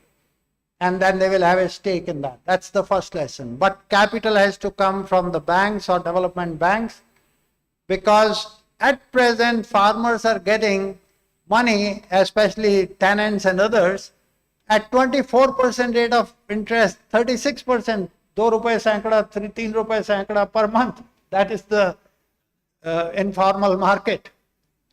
Even you and me cannot make our business succeed at that rate of interest. And this is the vulnerable section. So we must ensure that access to capital at a very low interest rate. That means we need to get capital from some sources at a very low interest rate. So that is where I think some task for Mr. Padi to think of a loan from ADB for the state of Odisha to do a new development model. We will show it to the world what we did it in case of milk revolution. The SunKranti can start from Odisha itself. So this is one idea I want to put on the table. But unless the market of the product is ensured, just producing will not help. So what Mr. Kurian had done in milk was to ensure every farmer can pour in even 2 liters of milk, and the price was assured to them that we will buy it. And that is the second task. Sitting here, Gridco and the Energy Secretary, they have to ensure that they will buy. First, of course, the farmer producer organization can use that energy that is being generated continuously for their some value addition activities like turmeric grinding and packaging and all that. That would be great. But if there is a surplus energy, at what price they will buy? Because these two elements, that is the price at which capital is available, that is the interest rate, and the price at which the energy will be sold, that will determine the profitability of the farmer. I am told in Odisha, they are ready to buy from the farmers energy at 4 rupees 40 paisa per kilowatt hour. If that is the rate, you have done the greatest job, greatest help. Because our calculations show that at that rate, all the capital, even if it is bought at 9%, 10% rate of interest, then all the cost recovery can be done in 6 years. And after that, for all those years, there is a huge profit that the farmer and the developer can have it. So, price of capital and price of energy, that's a policy part. Then, of course, there are issues related to product. What sort of a panel are we using? There are panels of different cost structures and different efficiency levels, and that product development that is taking place, whether it can give you energy 20% or 25% or 28%, all that development activities. But then the practices of the farmers will have to change, because it's a new product on their plot, and they have to be trained how to handle this very expensive product, because this is a capital cost of 4 crores, right? So that's why their equity participation is critical for them to have ownership in that and take care, the way they take care of their animals. This is the biggest animal of 4 crores, so they need to get that. So my basic submission is that we have a great opportunity to double farmers' incomes in a very short span if we get access to this capital, but proof of the concept has to be done, and that is this all about. And in Karaput, we are putting up that community plant, which will be the first proof of concept in this state to show that this can be done. But that proof of concept needs scaling up for the benefits to do, and that is where access to capital, the model, and the energy selling, and what type of product, and there will be a continuous process of improvement in that process. You will meet 4 P's. Profits of the farmer should be the central point for that. If you take care of the farmer's profits, he will take care of the planet, giving you clean energy, because the largest chunk of land is with the farmers. So you want clean energy for the planet, take care of the farmer first. And his profits particularly, that is his income. But from a concept to a revolution, a Kranti, concept to Kranti, it requires capital. You can't do without it. And that's where you need to tap the doors of ADB or World Bank or any multilateral development funds, because you can get at 2%, 3% rate of interest. And that will revolutionize this entire thing. And then you can do all this. In this process, 1 P that is very critical is partnership. Alone, things cannot happen. And that's where we need partnership. You are leading this Kranti. The government is needed, the Gridco is needed, we can work as knowledge partners and others. And if we show that Odisha can lead this, it can scale up in other parts of the country. And this, ultimately, International Solar Alliance, the Global South, if we can prove it here, we can take it to Africa as a major revolutionary part that smallholders of the South in South Asia or Africa cannot remain poor forever. Okay? This is one thing, one sun, one earth, and one grid all over the world. That should be the vision with which we should start, and the seeds of that can be sown right here in Odisha. Congratulations to you, congratulations to the government of Odisha, political leaders as well as administrative leaders. I know Padisa for a long time, and I'm sure he's one of the very passionate persons for a change. Over to you, and look forward to, hopefully we can do something useful for the farmers and for the planet. Thank you very much.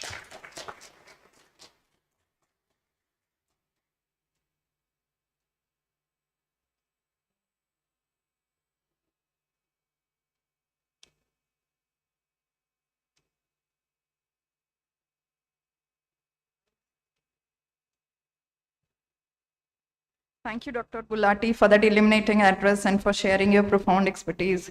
Before I call our chief guest, Mrs. Padhi, I would like to say a few lines about Dr. Gulati. Padma Shri Awadi Dr. Gulati is a distinguished professor at ICRIER and former chairman of the Commission of Agricultural Cost and Prices from 2011 to 14. He has served as an independent director on the board of RBI, NABARD, NCDX, Kotak Mahindra Bank, and Godrej Agrovet. Currently, he is a member of the 10th Audit Advisory Board of the Comptroller and Auditor General of India. He was director at IFPRI for over 10 years and served on the Economic Advisory Council to Prime Minister Shri Atal Bihari Vajpayee.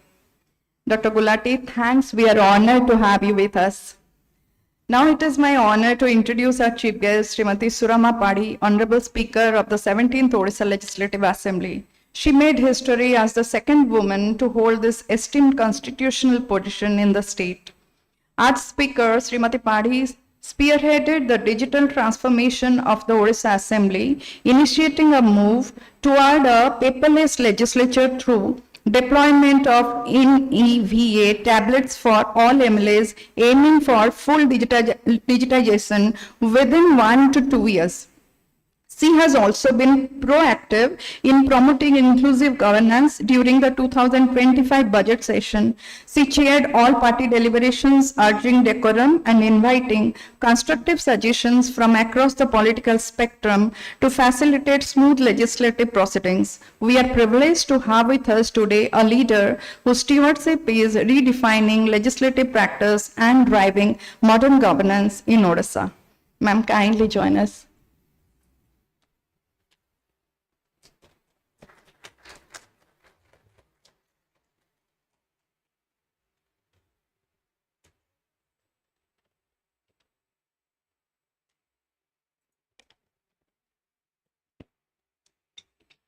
जय जगन्नाथ।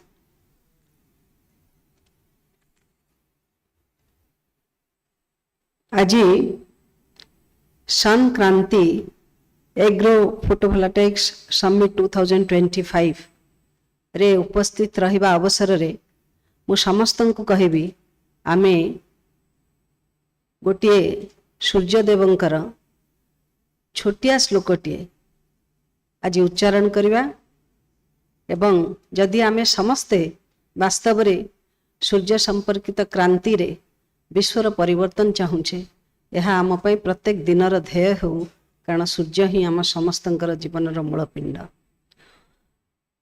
ओम श्री सूर्याय नमः। समस्ते कहिबा ओम श्री सूर्याय नमः। देखंतु आमे धर्म रे विश्वास करुछे न करुछे से भिन्न कथा किंतु आम जीवन रो जे मूल आम जहाँ पाई आमे जीवन धारण करिछे जहाँक बिना ए सृष्टि संभव नुहे तांकु आमे धर्म ठारू ऊर्ध्वरे रखी समस्ते निश्चित भाव रे स्मरण करिबा।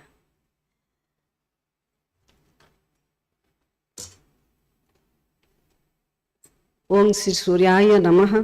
श्री भास्कराय विद्महे महादिताधिकाराय नमः।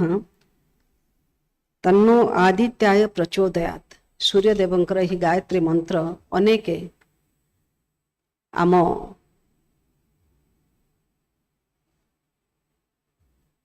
पिता माता ठारू आरंभ करी समस्ते पितृ पितामह समस्त को जलदान पाई आमर सृष्टि आमको से माने अपेक्षा करिसेंती एभली कथा को मध्य चिंता करी आमे समस्ते जलांजलि जल अंजुला आमे समस्ते दे थाए। सूर्यदेवंकर उपस्थिति निश्चित भाव रे एही कथार एही तांकर गुरुत्व को उत्तर पीढ़ी पर्यंत नहीं जीवा पाई आम मानक माध्यम रे ही ए कार्य साधित होउछि एवं वास्तव रे आमे विज्ञान को देखी आज समय आवश्यकता को अनुभव करी आमे जानुछंती यह एक निश्चित आवश्यक पदक्षेप एभली एक SunKranti कार्यक्रम जो आरंभ करछंती पासिंग गिफ्ट्स ऑर्गेनाइजेशन एथिरे अदर पार्टनर्स को नहीं करी एभली एक कार्यक्रम आरंभ करछंती मु तांको अशेष अशेष धन्यवाद देबी। आज एभली एक महान कार्यक्रम रे मु प्रथमे क्षमा याचना करी जे आपणकर बहुत आगो कार्यक्रम अच्छी किंतु मोर उपस्थिति विलंब कारणरू समय अतिबाहित होइछि से मु क्षमा प्रार्थना करुछि। आज मंच रे अछंती हमर जे वेलकम एड्रेस करथिले श्रीयुक्त अक्षय विश्वाल महोदय डॉक्टर प्रोफेसर एवं विशेष करी कृषि अर्थनीति विशेषज्ञ पद्मश्री अशोक गुलाटी महोदय doctor VK Singh doctor Arvind Padhi doctor Vishal Dev energy secretary एवं श्री सत्यप्रिय रथ महोदय सुश्री रीना एवं सुश्री लीना समस्त एभली मंचासीन समस्त को मु हार्दिक स्वागत जनाऊछि। एठी उपस्थित थिबा समस्त intellectuals agriculture economist agri research personnels एवं एनजीओ पार्टनर्स विभिन्न सांबादिक बंधुगण ए समस्त को मध्य मु ए मंच रे हार्दिक स्वागत जनाऊछि। पासिंग गिफ्ट्स रो संपर्क रे जहाँ मु जेतिकी जानिछि बा जेतिकी मु ताको एनालाइज करूछि ए सृष्टि रो जो उपहार से सृष्टि रो उपहार को वर्तमान पाई तार संरक्षण तार संवर्धन रो दायित्व नबा सहित यहाँ को उत्तर पीढ़ी का आड़ को आगे नेबा पाई सुसंजत ढंग रे आगे नेबा पाई सेमानकर एभଳି एक उद्यम मु पासिंग गिफ्ट जो जो कर्मकर्ता वृंद समस्त एठी उपस्थित अछन्ते मु सेमान समस्त को हार्दिक अभिनंदन एवं शुभेच्छा निश्चित भाव में जनइबी। वास्तविक समस्त तथ्य थिबा भितर मध्य कौनसी एक विषय को फोकस करिबा पॉइंट आउट करिबा एवं तार ताकू पुणी सार्वजनिक करिबा आमे समस्त जानिछे जे कृषि उपरे भारत एवं ओडिशा राज्यर अर्थनीति विशेष भाव में निर्भर करुछि।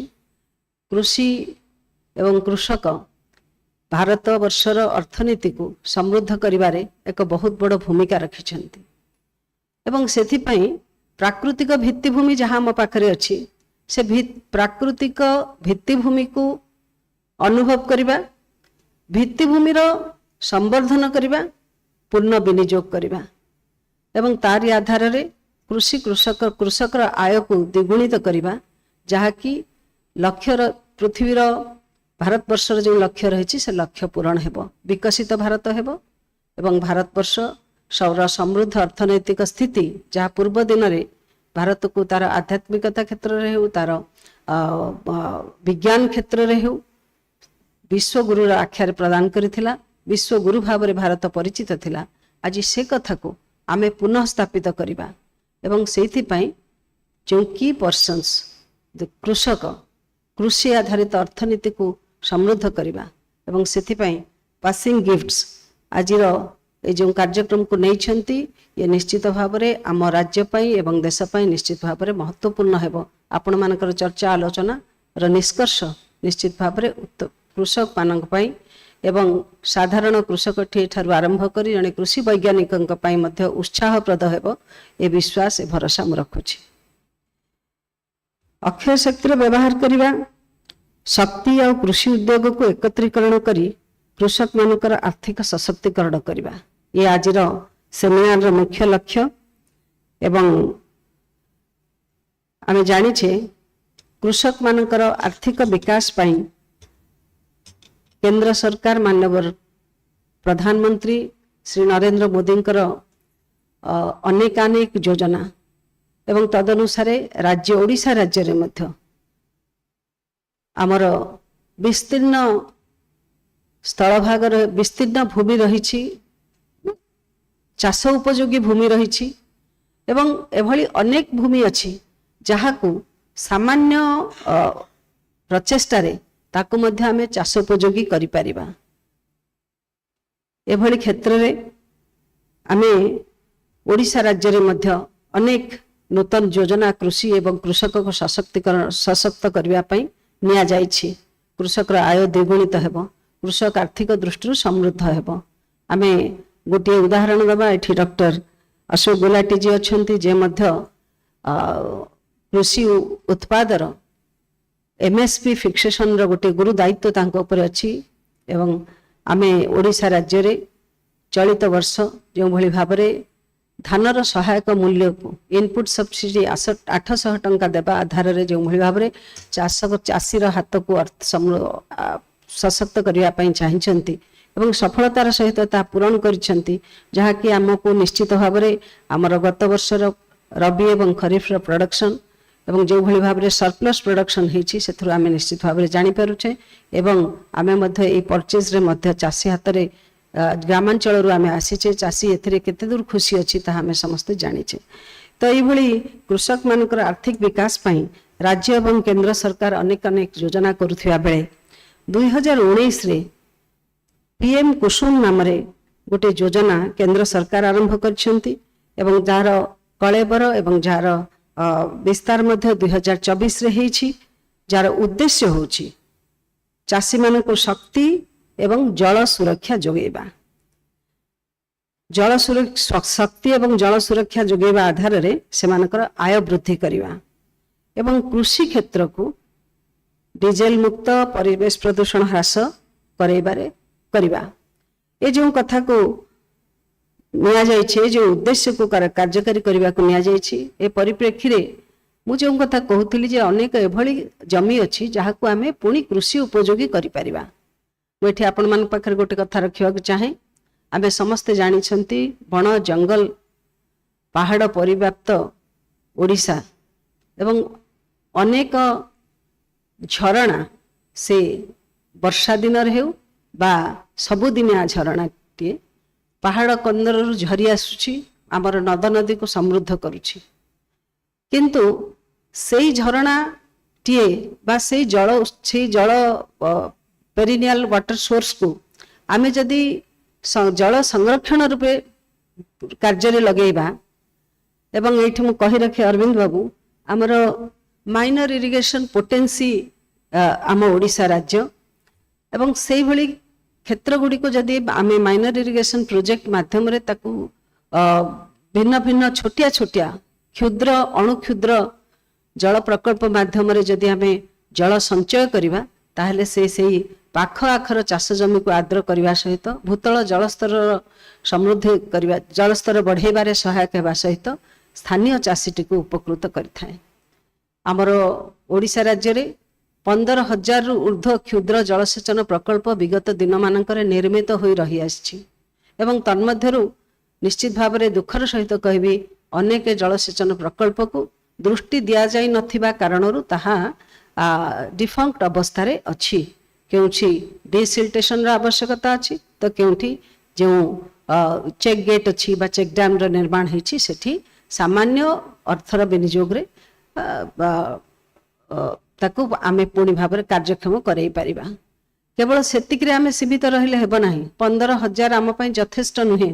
15,000 को पूर्ण कार्यक्षम करने सहित जदि आमे आहुरी अधिक एवं संभावना मध्य अछि आहुरी अनेक क्षुद्र अणुक्षुद्र जलसेचन प्रकल्पर निर्माण करिवार एवं सेथिपई ए सरकार मध्य कार्यरत अछंती आनंदर कथा। एवं आपण माने जानिथिबे निकट अतीतरे माननीय मुख्यमंत्री किभली जल संरक्षण पई क्षुद्र अणुक्षुद्र जलसेचन प्रकल्प गुड़िक निर्माण एवं तार सेथिपई अधिक अर्थ व्यय बराद करिसेंती से कथा को निश्चित भाव में देखिबा। तेणु आज कृषि क्षेत्र को जमी जलर आवश्यकता रही ठीक से ही भाव में आमे आउ एक अल्टरनेटिव सोर्स कथा चिंता करछंती सूर्यंकर अमाप शक्ति एवं से सौर शक्तिर पुणी विनियोग किभली साधारण समाज पई हेई परिबो सेथिपई आपण मानक भली विशेषज्ञ माने ए क्षेत्र रे कार्यरत अछंती। अमाप सौर शक्ति को किभली भाव में संरक्षण करा जिवो एवं तार विनियोग करा जिवो। आज ये जो सेमिनार एठी आपण माने किभली सेई सौर शक्ति को कृषि क्षेत्र रे उपयोग करा जाई परिबो केवल सेतिकी नुहे से शक्तिर पुणी संरक्षण करा जाई परिबो चाषी से शक्ति को बिक्री करि परिबो एवं तारि माध्यम रे मध्य से आर्थिक दृष्टि सक्षम हेबो एभली एक अनेक कथा को नेकरी आपण माने आछंती। आज 2 मेगावाट क्षमता पर्यंत विकेंद्रीकृत भूमि स्टील माउंटेड ग्रिड संयुक्त सौर किंबा अन्यान्य अक्षय शक्ति आधारित पावर प्लांट स्थापन करिवार गोटे कॉन्सेप्ट धीरे धीरे ग्रो करुछि एवं ताहा निश्चित भाव में संभव हेबो। जेभली एठी आलोचना करुथिले जे पीपल्स पार्टिसिपेशन समस्त चाषी को आमे ए संपर्कित जन जागृति करैबा सहित जणे एका एक कथा करबा संभव नुहे सेमानक भितरे ग्रुप कॉन्सेप्ट बा सेमानक भितरे पंचायत गठन सेमानक भितरे समवाय आधार रे सेमाने एकीकृत हेबे एवं तत्सहित गोटे निर्दिष्ट इंटरेस्ट सुरक्षा पई समस्तंकर अर्थर विनियोग रे समस्तंकर सहयोग रे छोटिया हेउना काहेकि पावर प्लांट प्रतिष्ठा करिबा एथिपई आमे सीधा सड़क भाव रे चाषी पाखरे पहुंचवा दरकार। आमे जानिछंती निकट रे केंद्र सरकार गोटे FPO concept farm produce organization concept आरंभ करछंती। दुखर सहित कहबी अन्य राज्य रे बहु भाव रे एहार सठिक विनियोग होइथिबा बेले ओडिशा राज्य रे आमे एफपीओ गठन रे एवं ताकु सशक्त करिवारे आमे जेतिकी अपेक्षा रखिथिले सेतिकी रे पहुंची पारि नाही जो माने दायित्व नैछंती मु अपेक्षा रखिबी एफपीओ मानन को किभली सक्रिय करा जीवो सचल करा जीवो कारण से माने ही ग्रामांचल रो चाषी मध्य रे ए टेक्नोलोजी भर्ती करि परिबे से मानन को आग्रही करै परिबे ए टेक्नोलोजी पई तेणु आमे विभिन्न जल व्यवहारकारी संघ एफपीओ एगुडा ए समस्त गठन करी एमानकर सहभागिता रे किमा डेवलपर मानक माध्यम रे आमे पावर प्लांट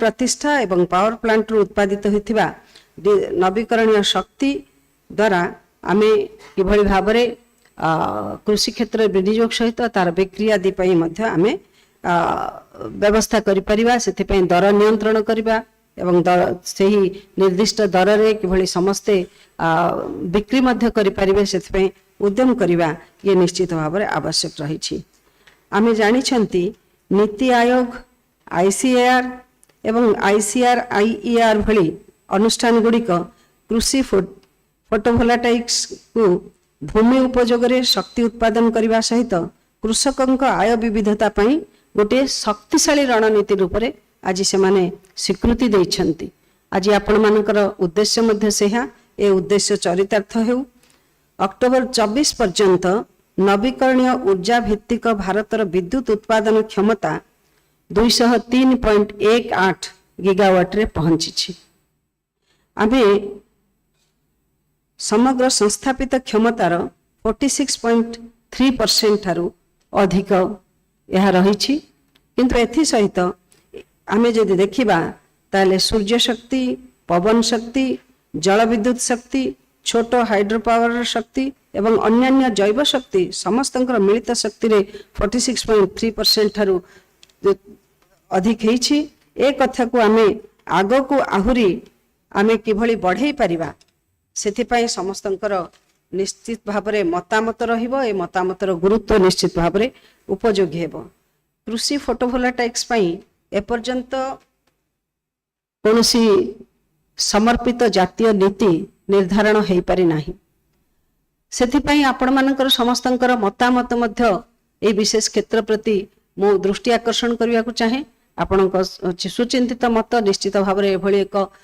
देशव्यापी एभली एक आईन को सुजोग देव पीएम कुसुम योजनार उद्देश्य को सफल करिबारे निश्चित भावरे सहायक हेबो स्वच्छ शक्ति ग्रामीण जीविका को मजबूत करने आवश्यक स्वच्छ शक्ति माध्यम आमे ग्रामीण जीविका को मजबूत करने आवश्यक अछि आमर लक्ष्य केवल मेगावाट जोड़िबा नुहे निश्चित भाव ये तो गोटे लक्ष्य किंतु ता सहित ग्रामीण समृद्धि को बहुगुणित करने यार ए क्षेत्र रे कृषक को आकृष्ट करने ये मध्य आमर लक्ष्य होगा दरकार कृषि वोल्टाइक्स केवल एक शक्ति समाधान नुहे यह ग्रामीण ओडिशा पई एक जीविकार गुणक हेउ एक कथा मु प्रभु जगन्नाथ पाखरे प्रार्थना करे आपण मानक भली उन्नत मस्तिष्क रे चिंताधारा कृषक को आहुरी समृद्ध करू आज आमे शक्ति भित्तिभूमि एवं किनिबा पई ओरेडा एवं ग्रिडको अछंती भूमि सुविधा पई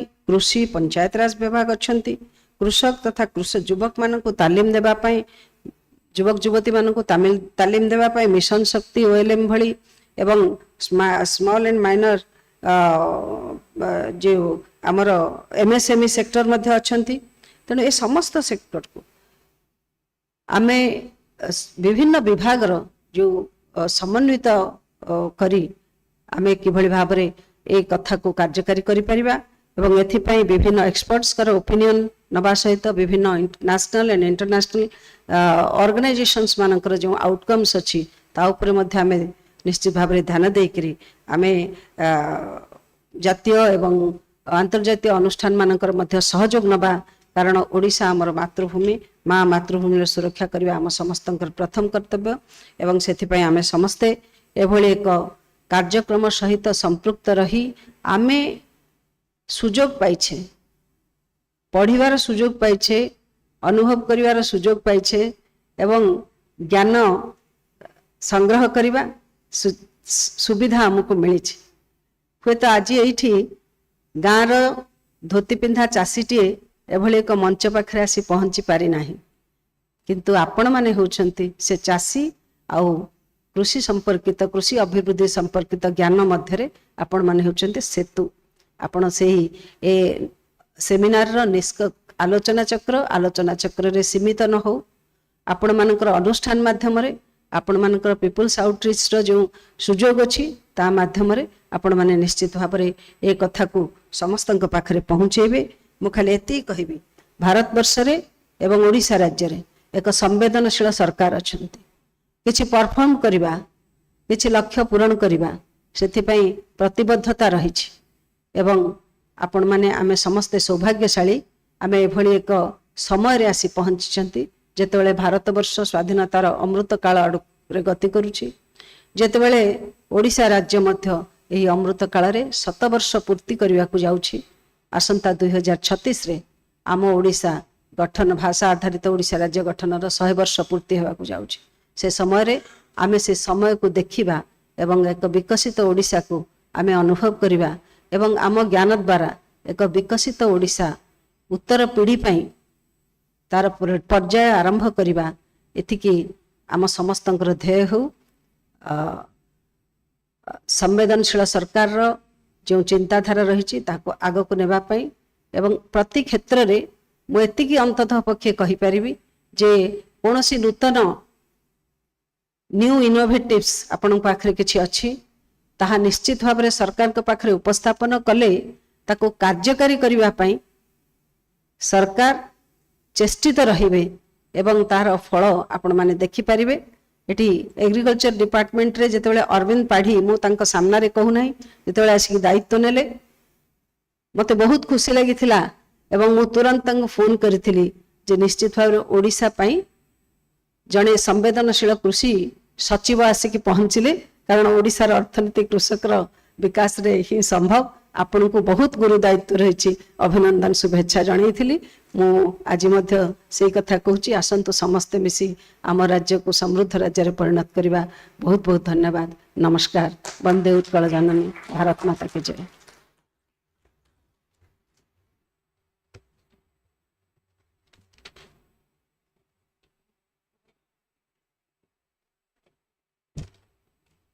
Thank you, Honorable Speaker Ma'am, for your inspiring words and commitment to our states and our farmers.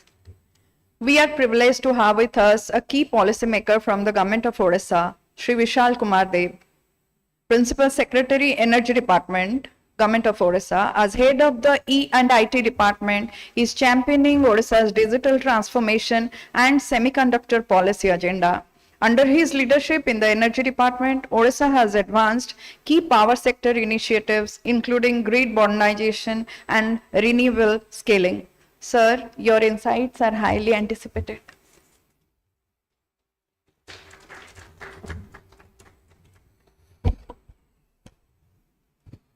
Honorable Speaker of the Odisha Legislative Assembly, distinguished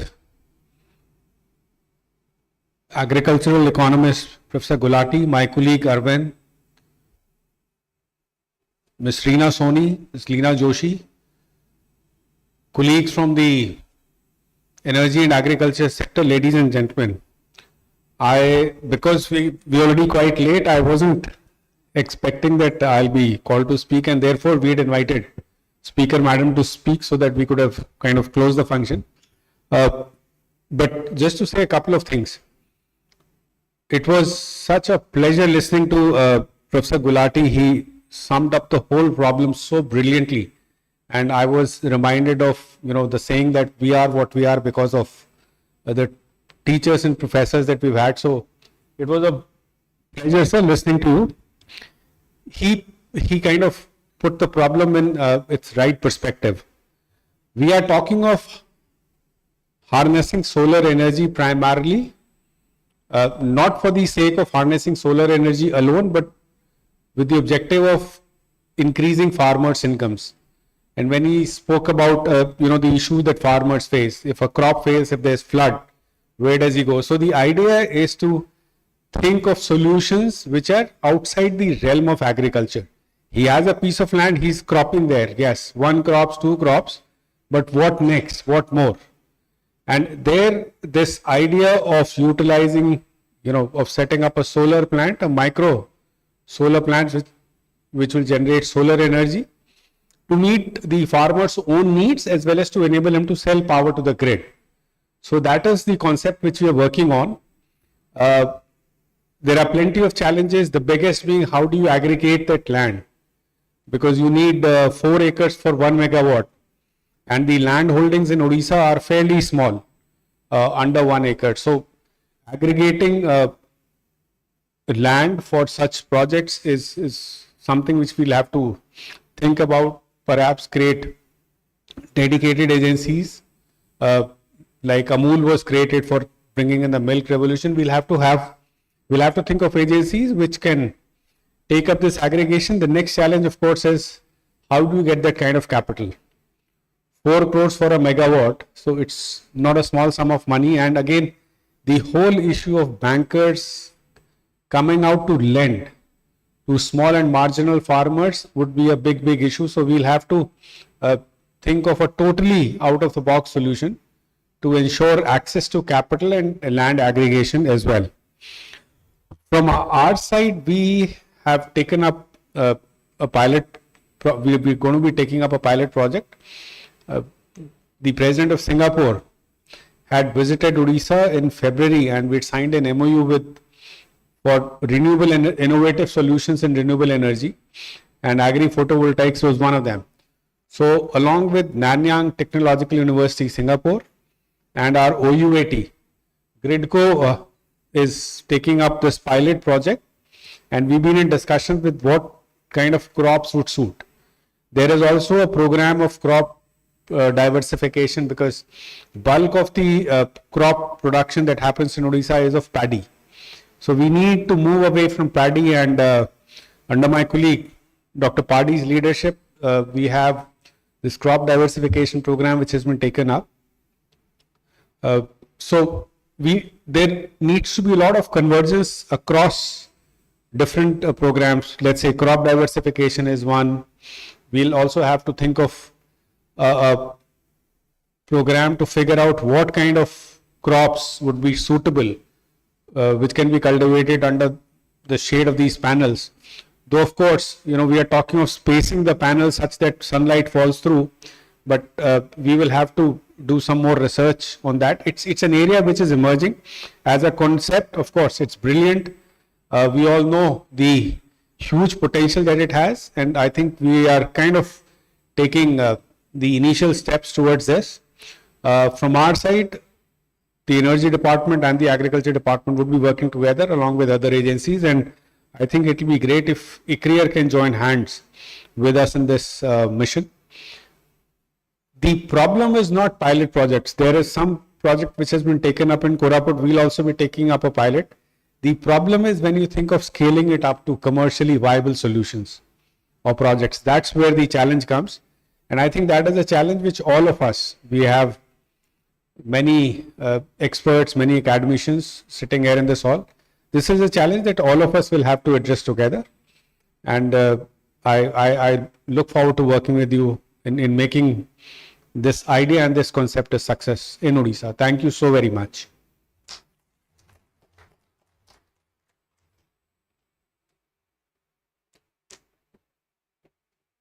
Thank you, sir, for your short yet insightful speech. Our next speaker brings scientific rigor to this conversation. Dr. Dhirendra Kumar Singh is a senior agriculture engineer, serves as principal scientist and professor at ICAR IARI, and leads the Center for Excellence for Agri-PV in India. With his research interest in climate resilience, agriculture, water use efficiency, and solar powered irrigation, we believe he will bring light and give scientific rigor to the conversation.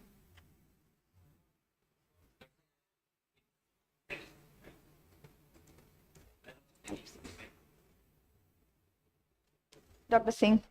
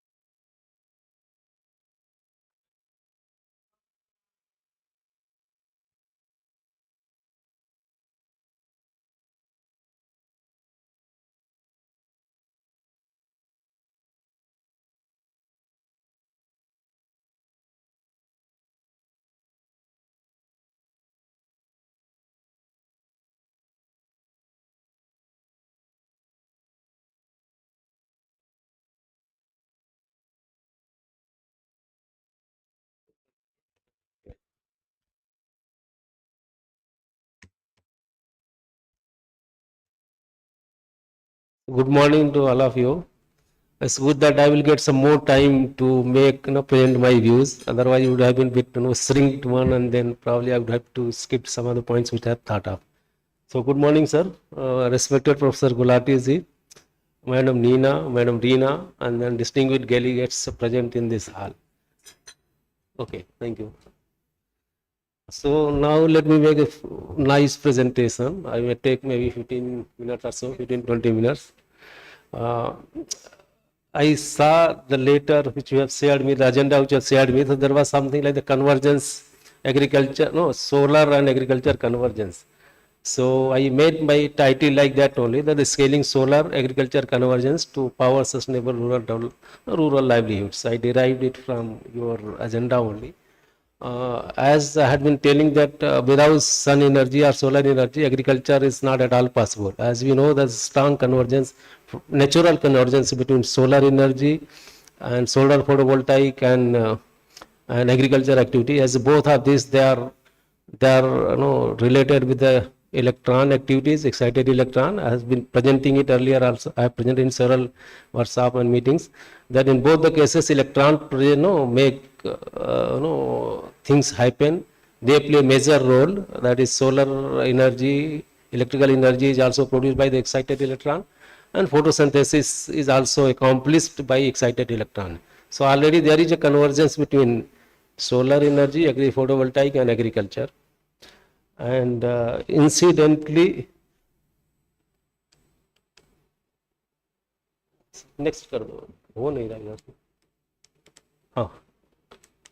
So if you look at this incident, is not just mere coincidence that the both of these they happen between 400 to 700 nanometer wavelength. So again, this is strong convergence because solar photovoltaic, the maximum efficiency of a solar panel is achieved between the wavelength 400 to 700 nm, and also photosynthesis also completed between by this wavelength radiation, that is 400 to 700 wavelength. Oh, it's working reverse. Now, as if you look at this, some of these slides, that how the energy has played or has been playing role in agriculture and agriculture production. If you go from very beginning, that's how we had been doing our agriculture operations were done, starting from manual, then bullock drawn, and then so many other forms of energy they were kind. Mostly it was done manually or bullock drawn. Slowly and slowly started mechanizing. The tractors came in, and then now sprinkler, drip irrigation, energized, diesel engine, pump sets came for irrigation, and then tractor came for not only for tillage and for threshers and other secondary operations in agriculture. Now, why agri-PV, why solar? They have to reach to an agricultural field because we are committed, our government, Honorable Prime Minister also announced in COP21 in Paris in 2015 itself that by 2070 will be the net zero emitting country. And that's really, it's good that recently, I mean, we are in the right direction. Recently, about a week back, government has announced that the targets which were to be achieved by 2030, we have achieved 5 years ahead of that. That is out of 485 gigawatt, 243 gigawatt is coming from non-fossil fuel, electricity, I'm talking about electricity. And if you look at the contribution of solar energy, that is almost about 25%. 116 is today's last data that 116 gigawatt is coming from solar energy alone. That is electricity is produced from solar energy. That is at the tune of 116 gigawatts. So that's come nearly 25%. So out of total installed capacity of 485 gigawatt or so, 25% by now itself is coming from solar.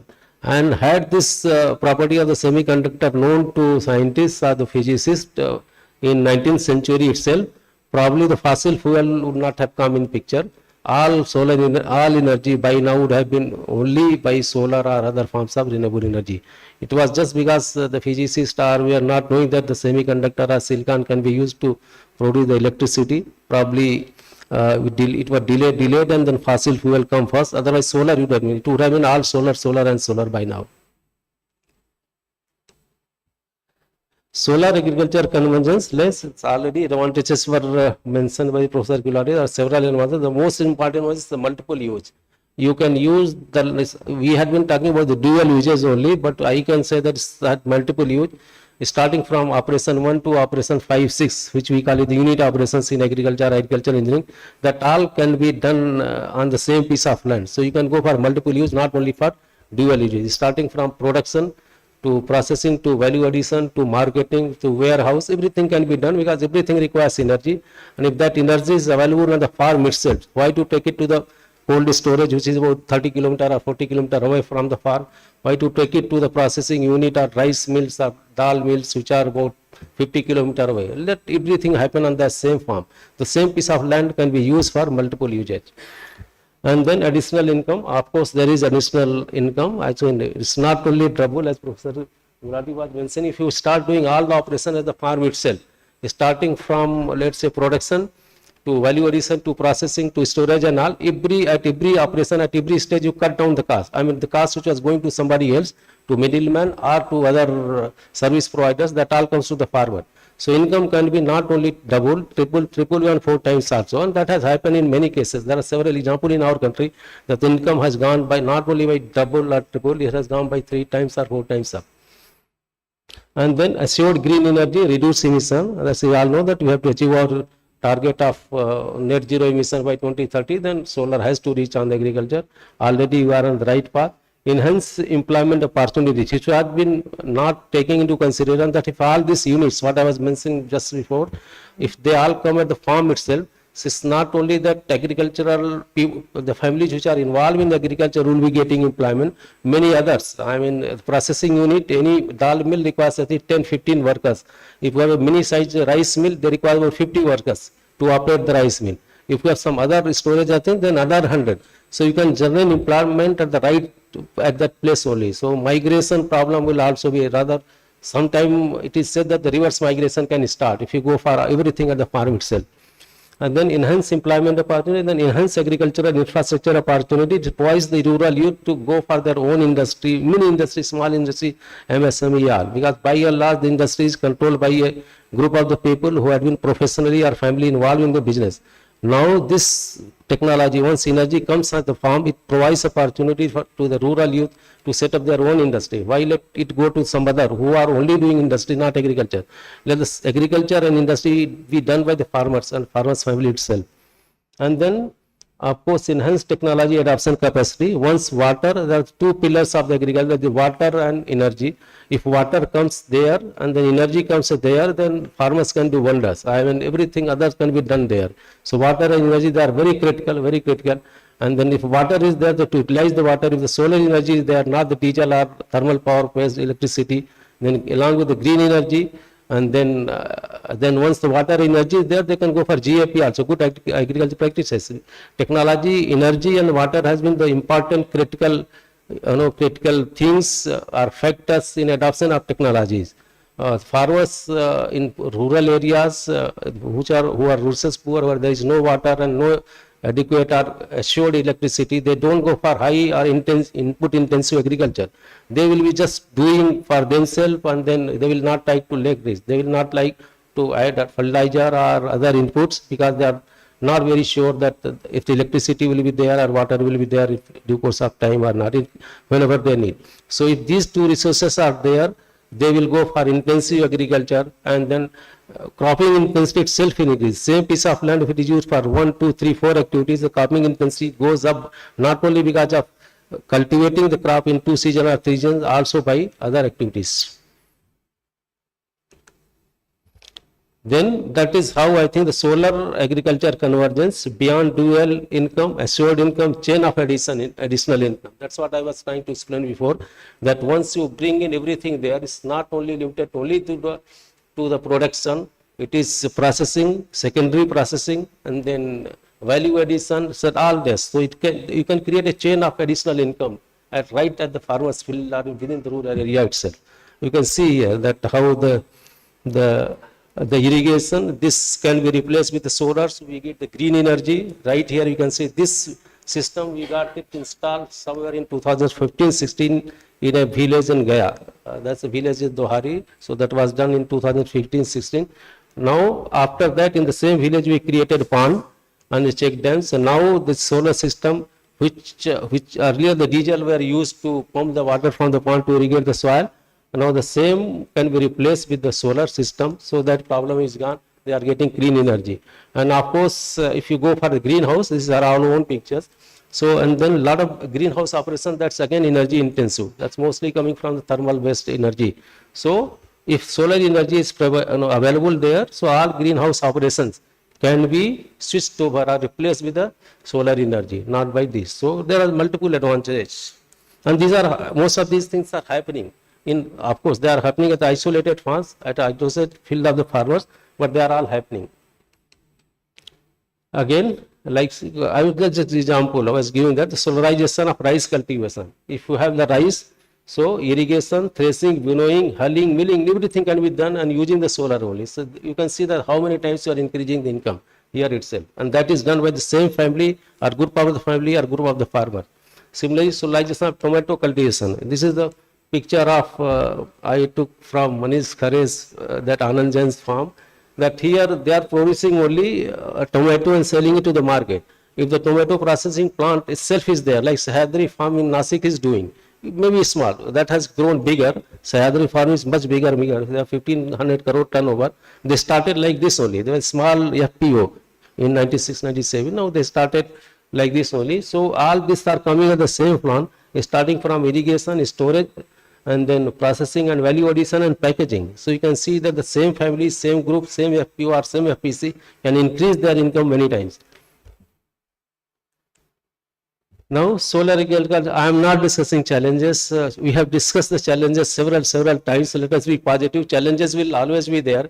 But with my experience of 2-3 years in this sector, I can say that all these challenges we can overcome very easily with good governance and good policies. So I'm not going to take up all this.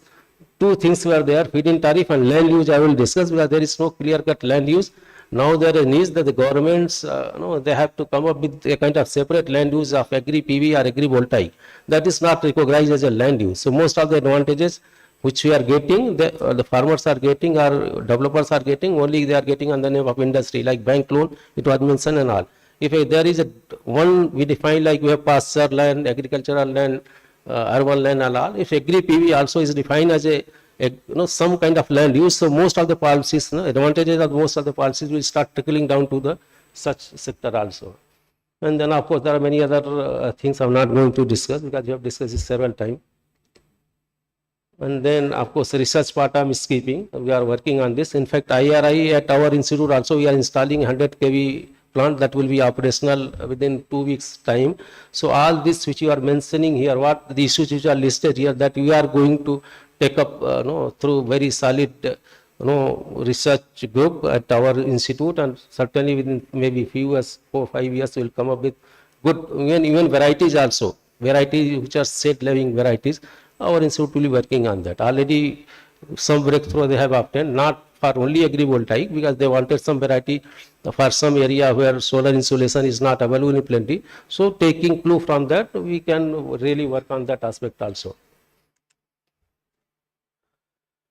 And of course, pilot research that is needed, and that started happening.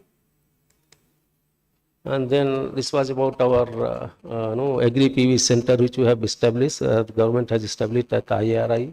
These are some of the activities or objectives. These have presented at several times, so I will be skipping. Then we have come up with some guidelines, crop suitability matrix for Agri-PV for different agroclimatic zone. That is already published, that will be released within 2 weeks, within a week or 10 days. White paper, Agri-PV system, of course we've tested. Then we had done in collaboration, that was in fact, the GIZ has been a great support to us through MNRE and GIZ.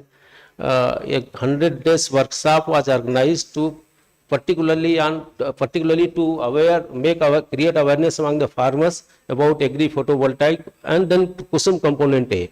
So these are the outcomes of those workshops. This is the farmers' feedback, what we have got in that I will share. And then solar agriculture schemes, I will maybe spend a minute or two. That PM Surya Ghar Yojana and PM Kusum component ABC, they are going to play major role. I did analysis in last 10 days or so. I found that these two schemes, they are going to really make lot of difference as per the solar energy on agricultural land, production of solar energy on agricultural land is concerned. PM Surya Ghar Yojana, where 2 watt kilo, there is subsidy of 60% up to 2 kilowatt, and then subsidy another 40% subsidy if you switch over from 2 to 3 kilowatt. That is for 1 kilowatt there is 40% subsidy, and up to 2 kilowatt there is 60% subsidy. And when we are talking in Odisha, where it was mentioned by the two secretaries earlier that that the land holding in Odisha is very small. So here in this gathering I would like to emphasize for smaller projects.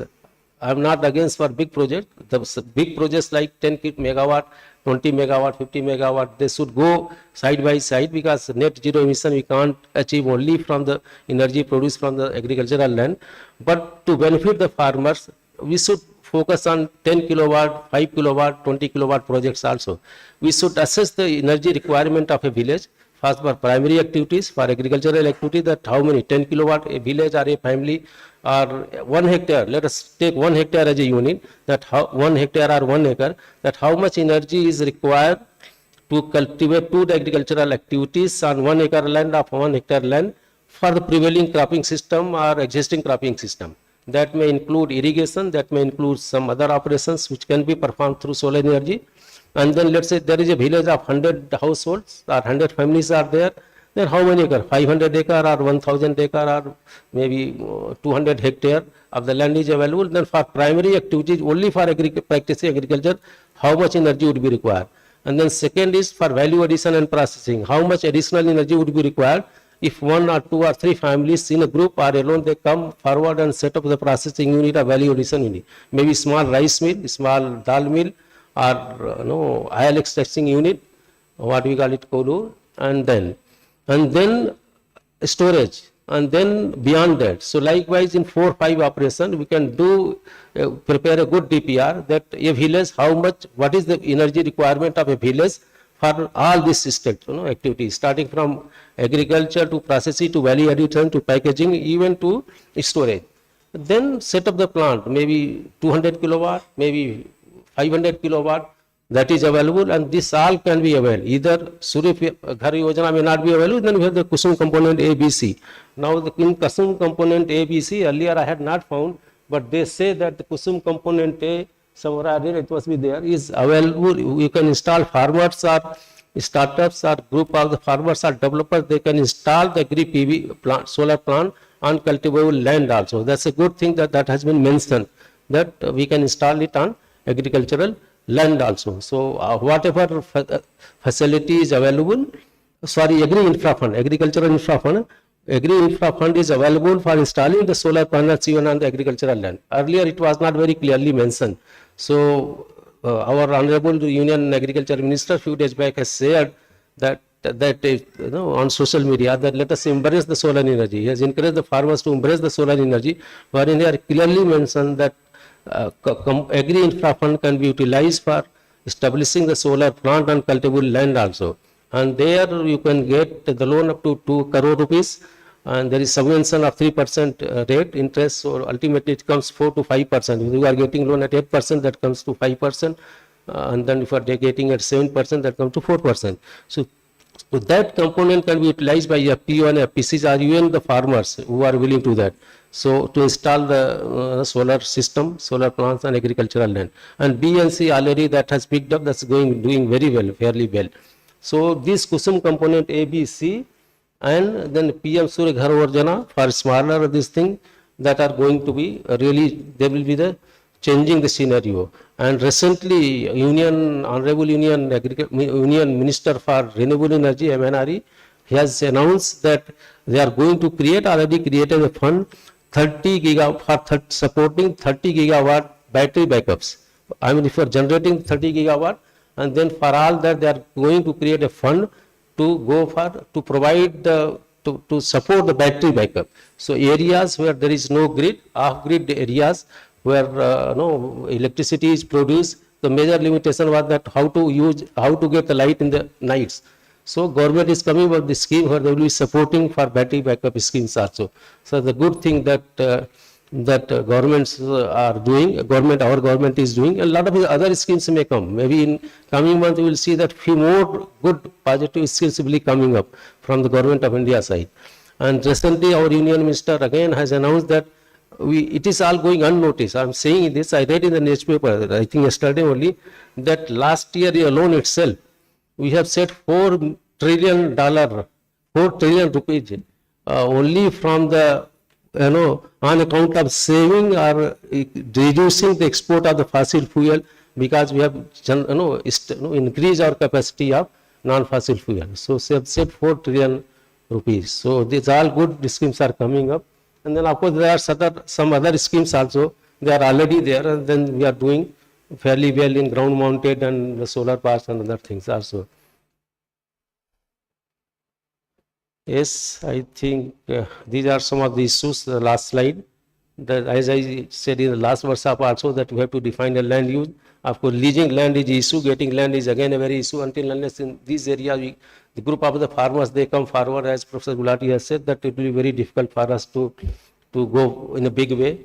And then evacuation, that's again a very issue. There are a lot of issues. I'm not discussing deliberatively. Our Energy Secretary was there, and then Honorable Minister was also there. So this is for them to see that how that feed-in tariff is decided.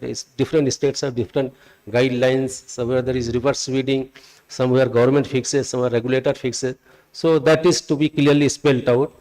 And then capex, of course, the issue, power purchase agreement. Again, farmers particularly had to be very careful when they are making a power purchase agreement with the developer, private developers, because it is the feed-in tariff, the value which will be getting for their electricity is, the rate is fixed for 2 years, 3 years, for entire 25 years. That all need to be seen, because in my opinion, it has to be dynamic. You can't just fix the 2 rupees per unit or 3 rupees per unit for entire 25 years, because things are changing throughout. So that is to be very carefully done.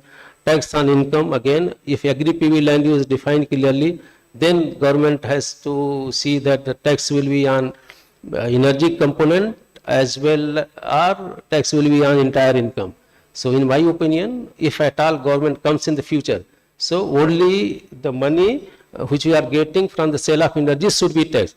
Otherwise, it should not be taxed at all. Let it, because we are doing it to farmers, let everything go free. But if you are going to tax it, that will come definitely. There is already discussion has already started.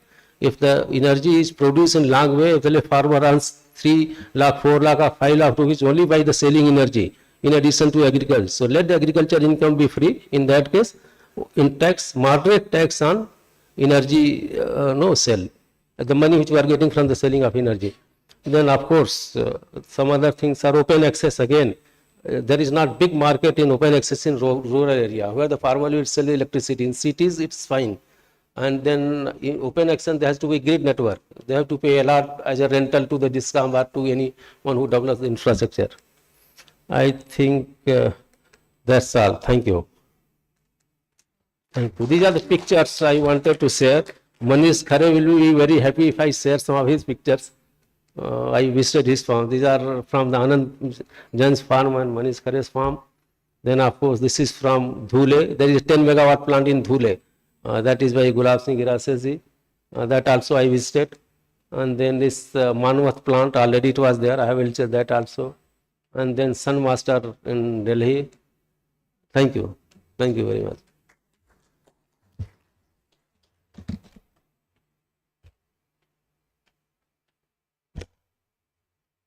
Thank you, Dr. Singh, for highlighting the scientific dimensions of agri-photovoltaics. Finally, to conclude our inaugural session, I would like to invite Ms. Neena Joshi, Senior Vice President of Heifer International, to deliver the vote of thanks. Neena Joshi is a development professional with over 20 years of experience in community development, leading initiative that supports 500,000 plus smallhold farmers, mainly women.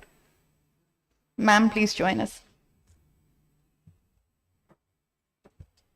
Thank you. So we are already behind time, so I'll keep my words very short. So first of all, I'm really excited about the presence here and the energy in the room. So this is an emerging sector, and the interest that we have seen and the people in the room.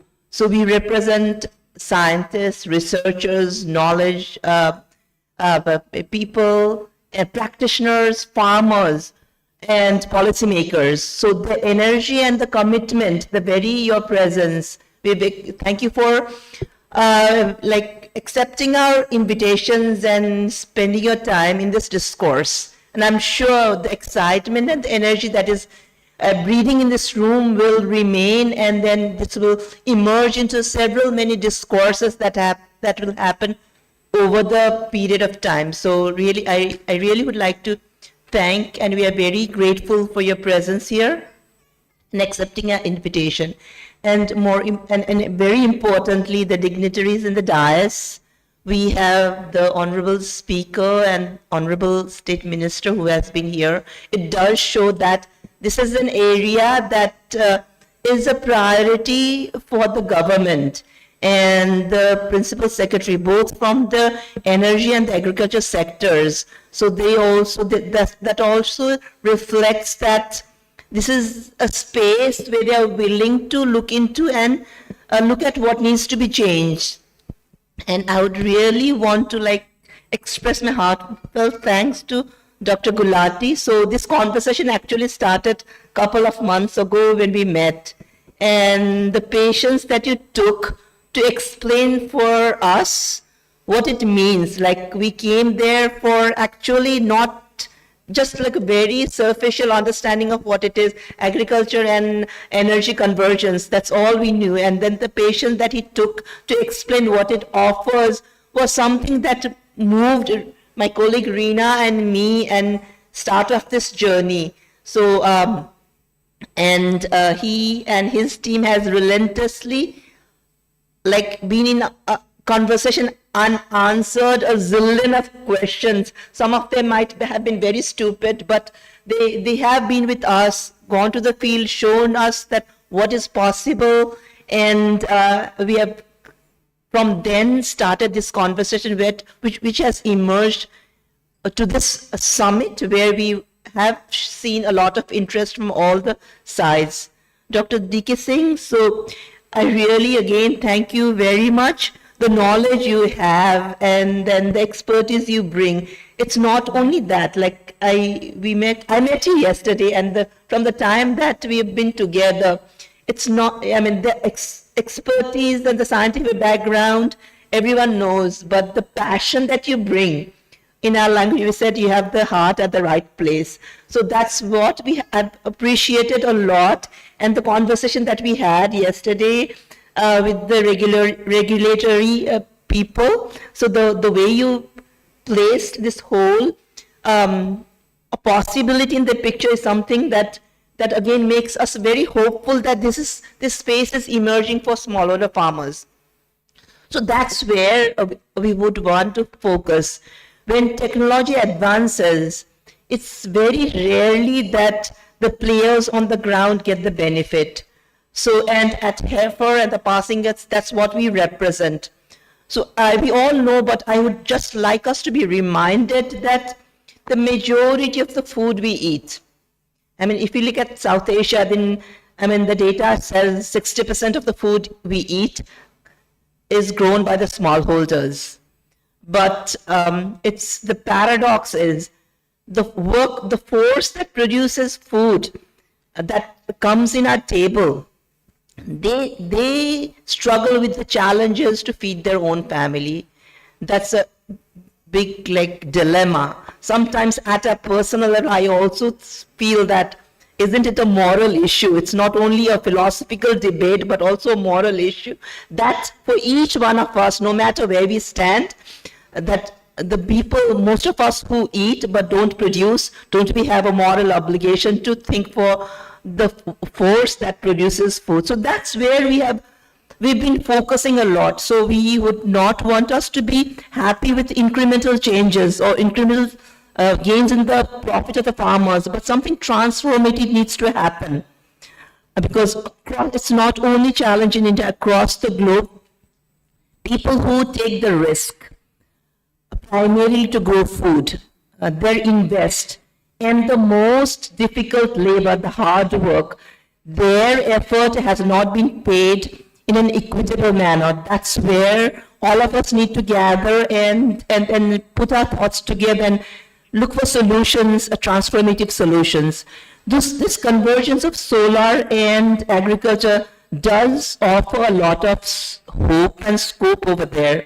We've seen this technology work, and primarily at more like in industrial spaces where developers who can invest have come, who know how to bring efficiency have come, and it has worked. So the challenge here is, how does it work at the space, at the smallholders, where inherently like efficiency are questioned and investments are not available, and that again is not a big focus at times because they do not offer a big number that is required to reach the goals that we have. But again, I mean, coming back, they are the producers of food. If they stop doing what they do, then we don't know where we will stand. So that's where we stand for, to making transformational changes for the smallholders. I mean, globally, that has been that if you look at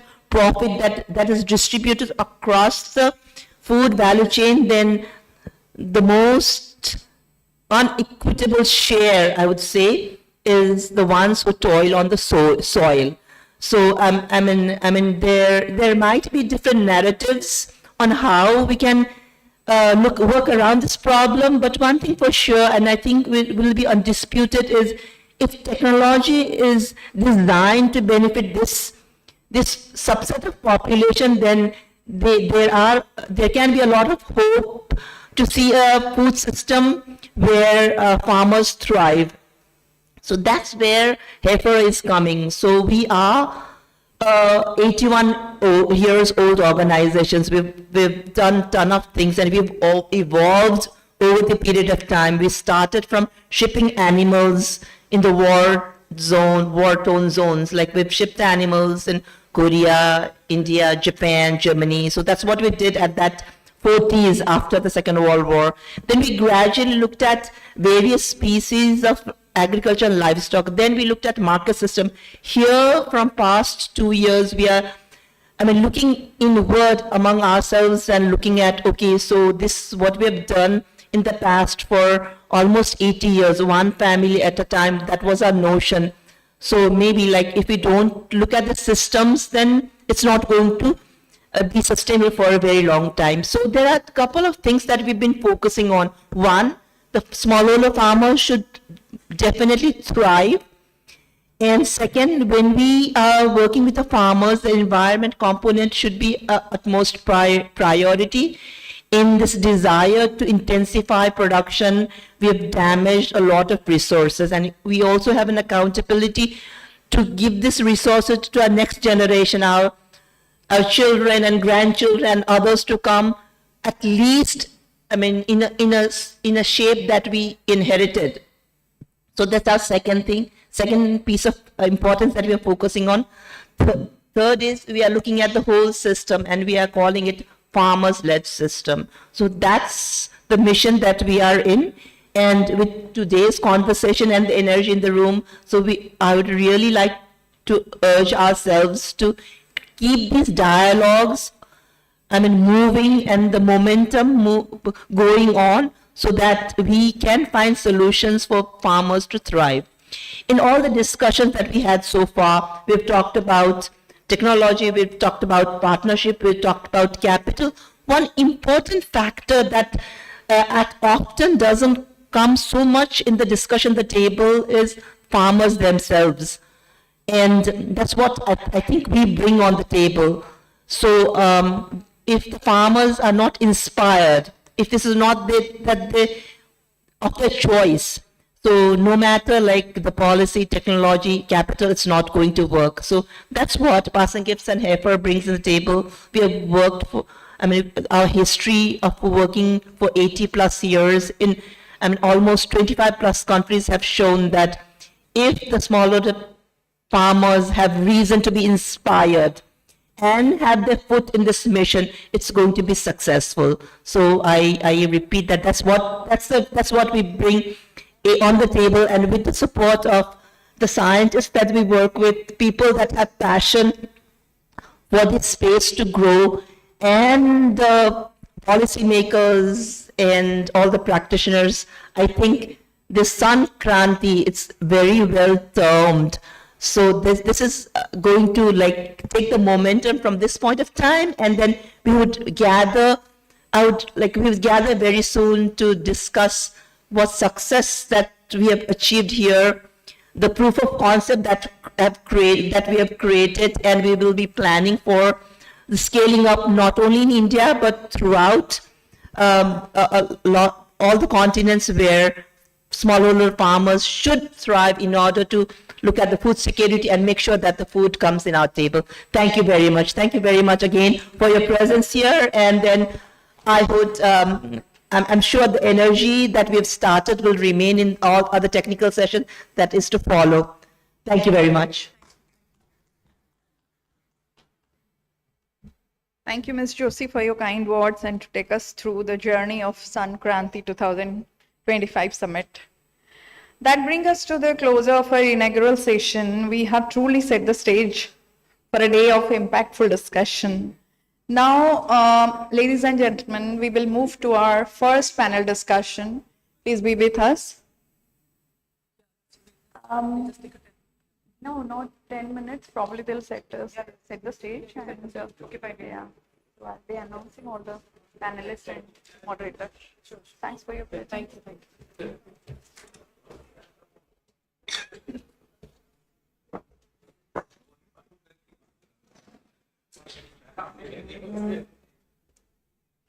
Ladies and gentlemen, we are now transitioning to our first insightful panel discussion titled Agri-photovoltaics Policy and Convergence Pathways.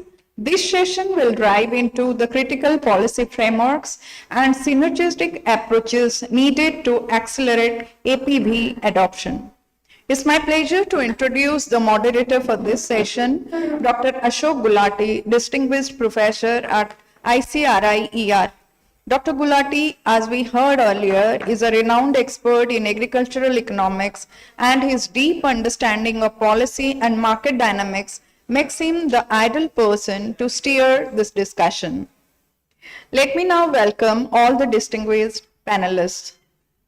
Shri Soumya Ranjan H, Director Technical, Orida Limited, has been a driving force behind Odisha's renewable energy initiatives.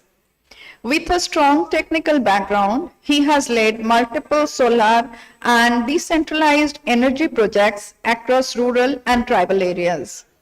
His focus on innovation and inclusivity has helped expand sustainable energy access in the state. We are pleased to welcome a leader committed to Odisha's green energy future, Shri Soumya Ranjan H.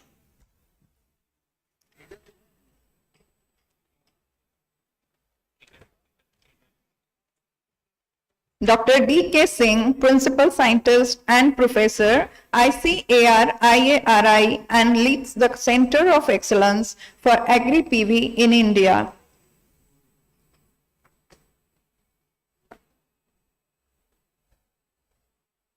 Mr. Suryamani Raul, Director, ACCET&W, a development professional, a development practitioner forum of Enterprises for Equitable Development, FEED. Mr. Mahesh Prasad Das, Chief Project Manager at GRIDCO, has been at the forefront of executing critical power projects across Odisha. His work ensures stable electricity supply to DISCOMs and supports the state's industrial and domestic energy demands. We welcome him as a vital contributor to Odisha's power ecosystem. Now, Ms. Sweta Srinivasan will be joining us for this panel discussion online. She is a senior specialist energy transitions with the Indian Climatic Collaboratives. She works at the intersection of energy access policy and climate resilience to accelerate India's clean energy transformation. With experience across research and development organizations, she brings deep insight into scalable climate solutions. We are delighted to have her share her national and global perspective on energy transitions. Thank you all the panelists. And thank you, Dr. Gulati, to agree to moderate this session. To you, sir, now.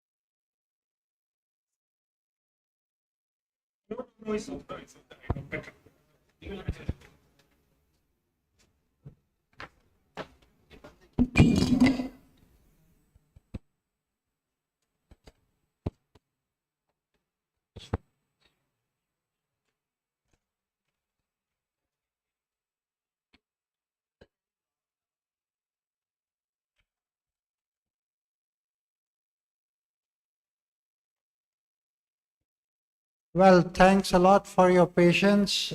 This is a time when we are running between your food security and food for thought. So I'm glad to see that everybody is here. We have distinguished speakers here in the panel who have been introduced, and I have been given some instructions that there is a bit of change in the panel, and one of the new speaker, Mr. Suryamani, is the director of Aztec W. He's a practitioner in the game, and certain questions have been also given. I tried to tread a little bit here and there than the trotted paths. The big issue, what I'm looking at, when you look at the energy, it's not a pure issue when we talk about agri-voltaics or agri-photovoltaics. Is generation of energy. Energy can be generated by big players, renewable energy. Here we are talking of a very different type of model, which is inclusive, getting millions of farmers enrolled in this game, and using their land. Think about, in Mumbai, if you go, half of Mumbai lives in slums. But if you change that entire area from a very low income level and a very shanty situation to go vertically on the same land, you can create multiple stories. It's a similar story that is happening in agriculture. Because massive explosion of population on this planet, agriculture also will have to go vertically. And it has started going vertically up in Singapore and other places. Land being scarce, how do we create more income? So we'll have to think out of the box. And this is one of the things.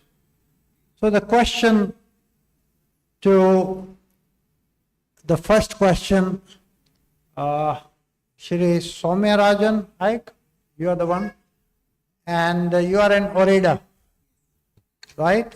And Odisha is the one that is going to be looking at the PM Kusum framework, tweaking the policy if possible. If possible. We were told that Kusum framework in component A, there is a feeling that up to 2 megawatt you can go. But there isn't much of clarity because they didn't know, they were talking more of replacing the diesel pump sets.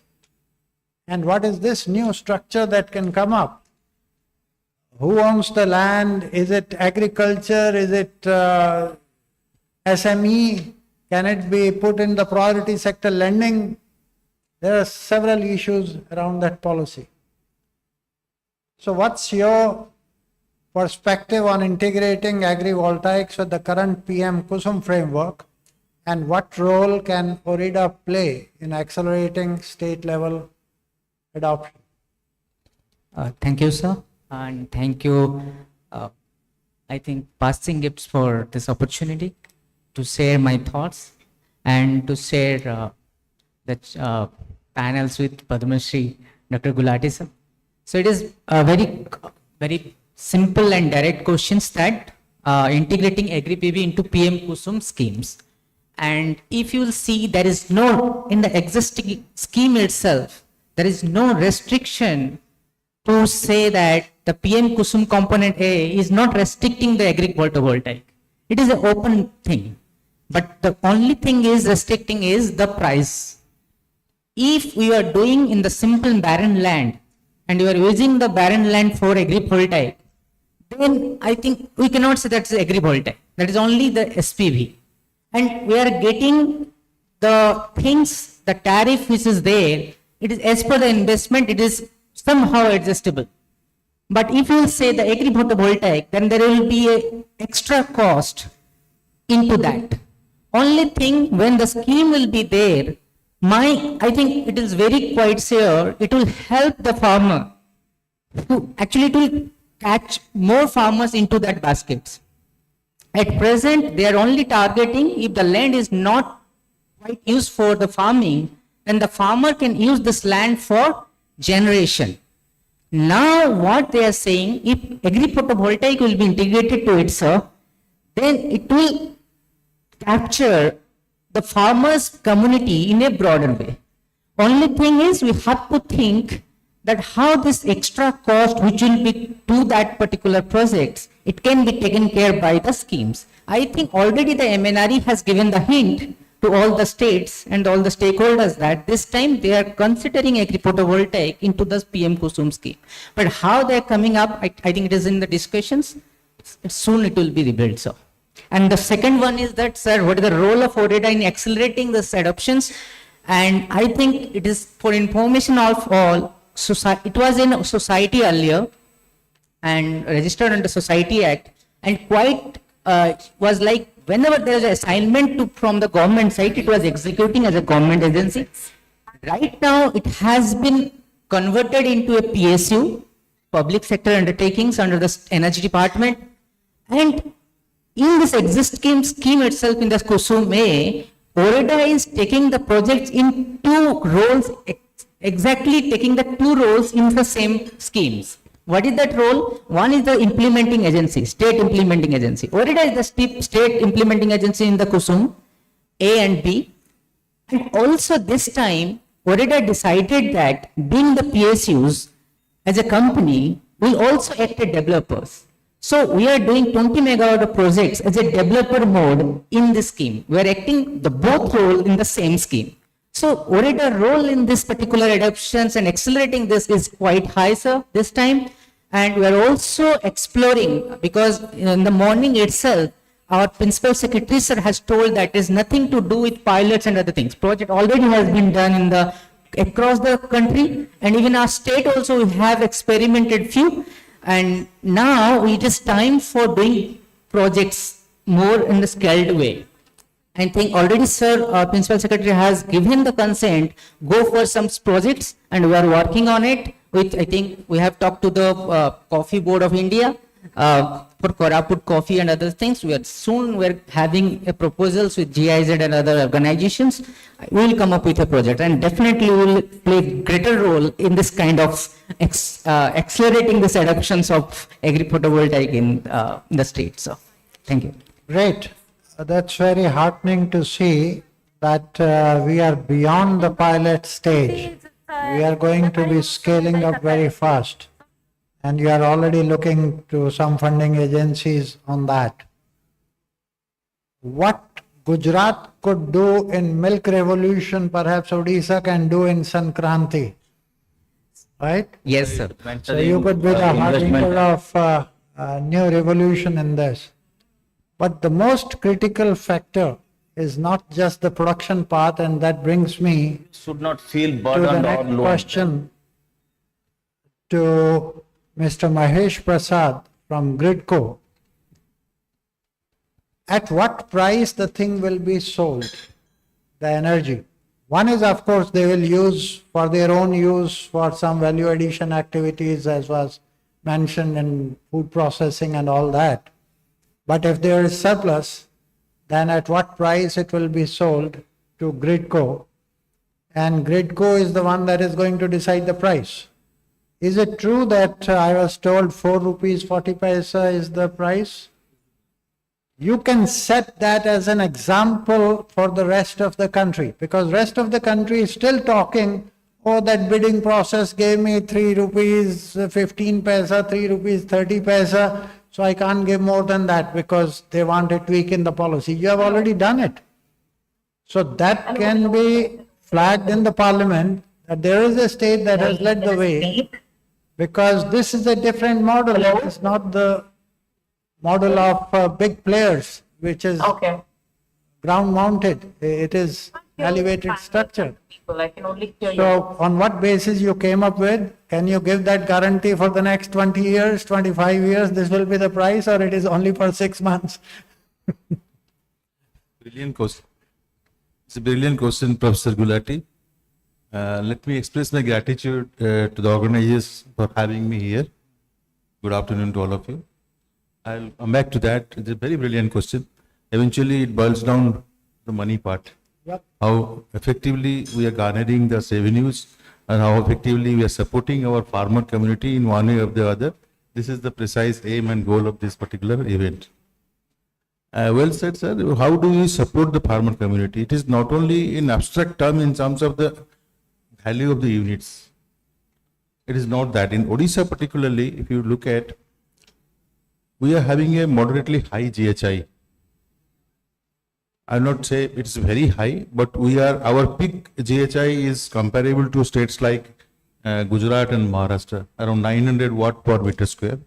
Our average GHI is 5 kilowatt hour per meter square per day, which is pretty good. Why I am mentioning about GHI level is, we looked at a lot of measurements at the ground level using parameters. That yield production has to supplement, not the sale of power. Sale of power is one part, which you are going to utilize for your other purposes, threshing application, cooling application, other purposes solar energy can be utilized. But primary aim is not to squeeze the production or the yield of the crops. So how do you supplement that? One part is, yes, government is providing subsidy. Subsidy is not going to last forever. That is for sure. Eventually it has to be through open dynamics, and eventually it has to be managed by the regulator of the state. So Gridco or any other government agency per se will not be instrumental in deciding what will be the price per unit. That will be eventually laid with the regulators. And subsidy is not going to last forever. Eventually it has to be market driven, and the dynamics of the market will determine the purchase cost. Second more important thing, what we all have been harping on, is the yield of the crops. How effectively we can help the farmer in enhancing the kind of crops they are growing. Odisha has primarily and predominantly been a state of monocrop, we can say. So how do you educate the farmer to go for multi-cropping? How do you educate the farmer to go for high yield? Because under diffuse sunlight, because primarily diffuse sunlight we are talking about, under the shadow of the solar panels. So diffuse sunlight always helps the photosynthesis. Sir, you are a scientist, so I need not mention that. But photosynthesis increases the rate of yield. rate of growth. Under more so because nowadays the panels are coming in bifacial way. So more diffuse sunlight is available under the shadow of the panels, and shadow friendly crops can certainly be explored upon based on the kind of soil we have, based on the kind of climate we have, based on the kind of temperature we have, because Odisha is a vast place, predominantly an economy of agricultural based production. So this has to be looked at in a broader perspective. This has to be worked out with a larger investigation way, that how effectively we can help the farmer so as to multiply his production, whichever is suitable or whichever is convenient and which can be grown under the shadow friendly environment. That needs to be looked at, sir, instead of only looking at a price point of view. This is what would like to add on. Sure, you have raised a lot of important issues in terms of what happens to the yield of crops and which crops need to be grown there. And that brings me to Dr. Singh, because he is sitting in the place of crops, ERI, right there. So the experimentation under different types of designs, what crops will flourish so that the yield can be maintained or even augmented under a little bit of shade. What's your take on that? But I'll come back to the price issue, because we don't want a price of 4.40 for 6 months. We want it for at least 10 years, because that's what is going to decide the profit of the farmer. The whole feasibility of that, economic feasibility of this model, hinges in a big way at what price he will be able to sell the energy after having used in-house in processing activities and all that. But the moment it scales up, then you have to sell it in the grid. And that's gridco, you are the man controlling. So you are the Darban barrier. What price you will give. So over to you, but think about that for how many years we have promised about that. Let me start with a positive note that there are many crops which can successfully be grown under PV or under set without sacrificing any yield. In fact, many crops they benefit also. So we have to look at the area. It's not necessarily that agri-photovoltaic or agri-PV, it has to go on all crops. We can select the crops which are cash crop in nature, like where the farmers get more rate and which benefit from the shade. That is number one. Number two, even if there are crop and the traditionally farmers are growing and we are taking the penalties on those agricultural land, so yes, there will be some penalty, but again, impact of photosynthesis, impact of sunlight and photosynthesis still, I mean, a lot of people are working on it. We are working on in our phytotran laboratory and phenomics laboratory. But even if let's say there is 10% or 15%, which I am sure it will not be going to be more except rice and some other crops. So definitely that can be compensated. As I was telling yesterday also, let us keep the benefit to the farmers from sale of energy as a bonus. Even the 10% yield, which yield penalty, can be compensated by the good agricultural practices. Let's say we provide farmers them good technology. They are getting let's say 35 quintal or 40 quintal per hectare yield of any crop. Normal whatever input they are using, but if you provide them good technology, once we reach there, once the technocrats reach there, when the people like Agri-photovoltaics and then agriculturists or other engineers there is, automatically the technology adoption increases. So that 10% decrease in yield or in penalty or even 15% can be compensated by the good agricultural practices without much of those things. At least the area under set will be, let's say we are not allowing, and the document which we have prepared that we are not going to allow the more than maybe 30%. It's still good. 60 to 65%, 60% area would be available under direct sunlight. So production from that can be increased by good agricultural practices, and the area under set can be brought under set loving crop. So that's how a good combination, good package has to be taken along with this system. So I'm not really, as an agriculturist, I'm not concerned for yield penalty. I'm damn sure that it can be done. It can be improved. Yeah, you know, it's very interesting when you look at the area, the largest area in the field crops is under paddy, right? Now the big question is whether we can cover up paddy with this, what will happen to paddy yields? 47, 48 million hectares, the largest area under any crop is paddy. Wheat, these are big field crops. But the vegetables one, that's where I think most of the experiments have been done and they have been reasonably successful. And one of the pilot that we created in Delhi, Najafgarh area, they found since the height is now 10, 12 feet and there are poles, so they started putting the wires joining the poles. So they created actually layers and then they had creepers going up. So whatever loss of land was there because of the structures, they compensated that by putting wires in between and in fact tiered cultivation of creepers basically, and the productivity went up. So it's all innovations that agriculture scientists have to do. Panels can be used as a greenhouse structures also. I mean, a lot of panels are coming which can be really used. That's one. Already there's greenhouse. 3 companies I know. Yeah. So that can be done. And then even for the paddy also, like otherwise also we are thinking at some stage to bring down area under paddy. Sure. For many regions. Sure. And then of course our export has jumped very high. Basmati, non-Basmati all has gone We are very, all very exporting water. So in that way exporting water. So in any case that concern is So we have already to there. come- For other regions also we are going to bring down. No? But let us keep the paddy away from the Agri-PV. Still there is out of 140 million hectare, lot of area is available for panels, panels. So it's not a big concern I think. So as a practitioner working on the ground, what do you think farmers are going to take it up? Thank you, Dr. Gulati and friends, my fellow panelists. Proud privilege to be here and to speak on behalf of the farmers. Yes, I am associated with the farming community for last 4 decades. And I am son of the soil. That's the pride that I carry, that yes, friends from Odisha talked about. When I started my professional career, Odisha office was next to me for 37 years back, and one revolutionary bureaucrat called Dr. Agni-Hotri, who is now a IIT professor in Mumbai, initiated this, and it's one of the first initiatives in the country, Odisha, to come out with the renewable energy part.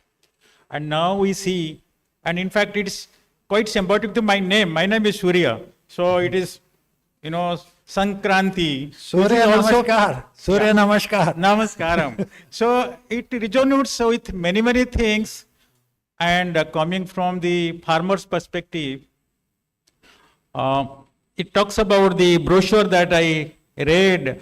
It talks about production. It talks about income, and also it talks about energy conservation, farmland preservation. Yes, not only in paddy or milk in Gujarat or coffee in Koraput, we have to really look at the farming communities' multiple choices and the practices they make. It's not only paddy, it's not only coffee, they do multiple things. And of course, the whole intent of PGPL, the other associate organization, ASETW, that I am associated here, and the family, organization, the affiliate organization, and the organization that I represent called Forum of Enterprises for Equitable Development. In short, it's called FEED. So all these, we talk about integrating the things. I said an example from the heartland of Odisha in Keonjhar. We visited around 3-4 months back. Solar energy is absolutely a solution, no doubt about it. And that is integrated to poultry, backyard poultry. My only humble submission to the house and also the energy production system, I think we need 2-3 more inroads to other regulatory departments while working in the tribal pockets, be it Koraput, Keonjhar, Mayurbhanj, or any other part of Odisha, or any other part of the country, is we have to talk to the forestry department, because they, wildlife protection, particularly elephants, They shut down the electricity for 6-7 hours. They don't notify anyone. And the whole system of poultry, hatchery system goes down. Solar is the answer. Next challenge comes in. The next challenge comes in. Is it in the open field or is next to the house? If it is next to the house, definitely the trees and plants and leaves will fall on the panel. And there the farmer or the women farmer in particular is not very sensitized to protect the panel. Energy is produced, energy is used, but my panel is going to last not much. So this is the realization that we have. It needs a lot of sensitization. So also while working with other, in such kind of situations, we have to also look at the tribal welfare department, which is much active. Agriculture, horticulture, and this life cycle of the farming community in various crops. Yesterday, in fact, I'm coming from another similar kind of dialogue on Makhana in Bihar. And the realization that I got that each step, starting from not only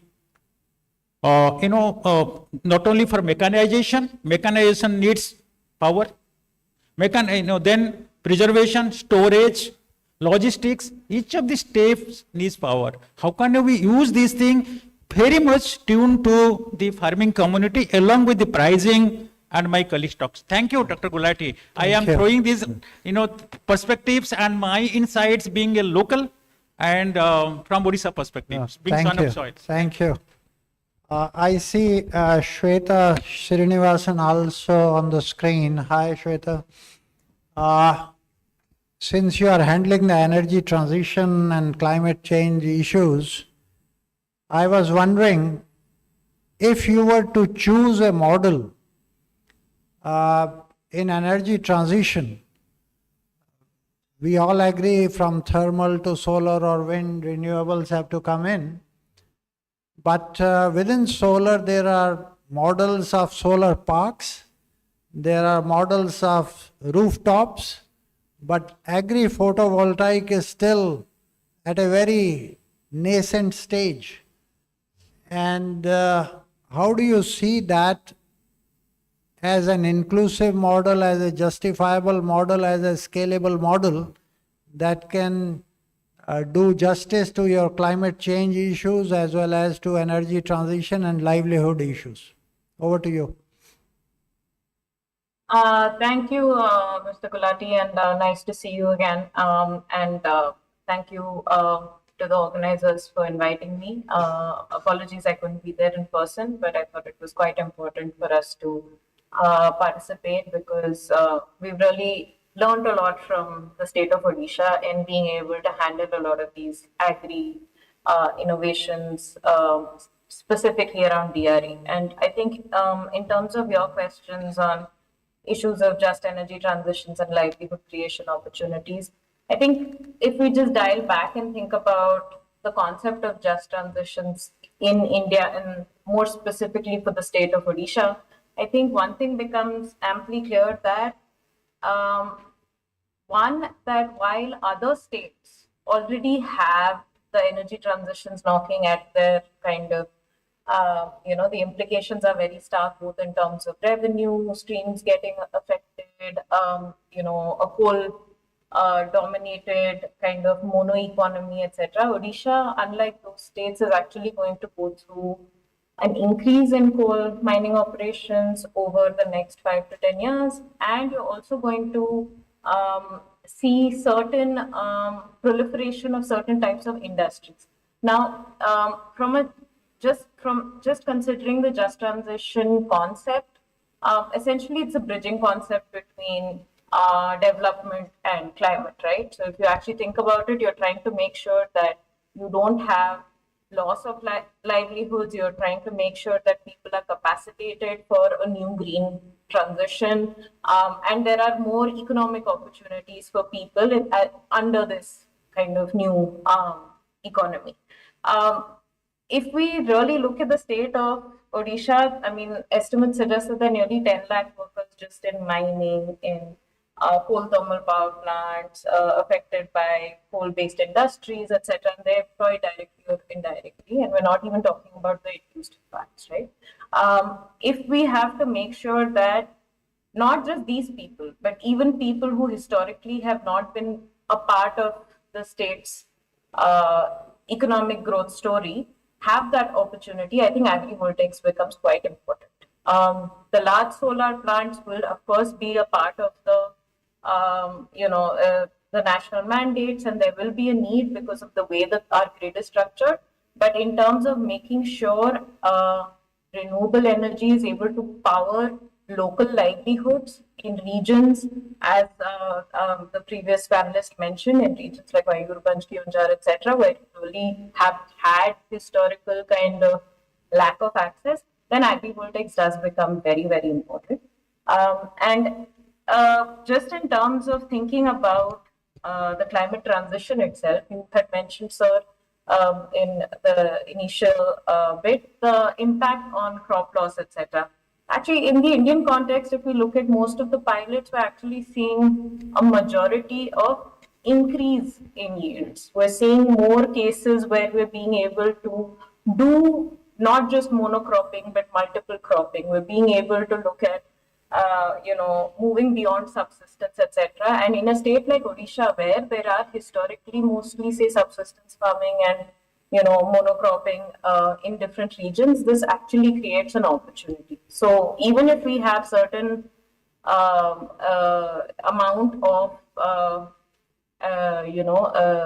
target within the Kusum scheme or in, say, even via any other schemes. I know, for example, the DMFT scheme in Odisha has been highly progressive in terms of even looking at DRE-based cold storage, right, by districts and allocating resources. And there has been a lot of progress on that.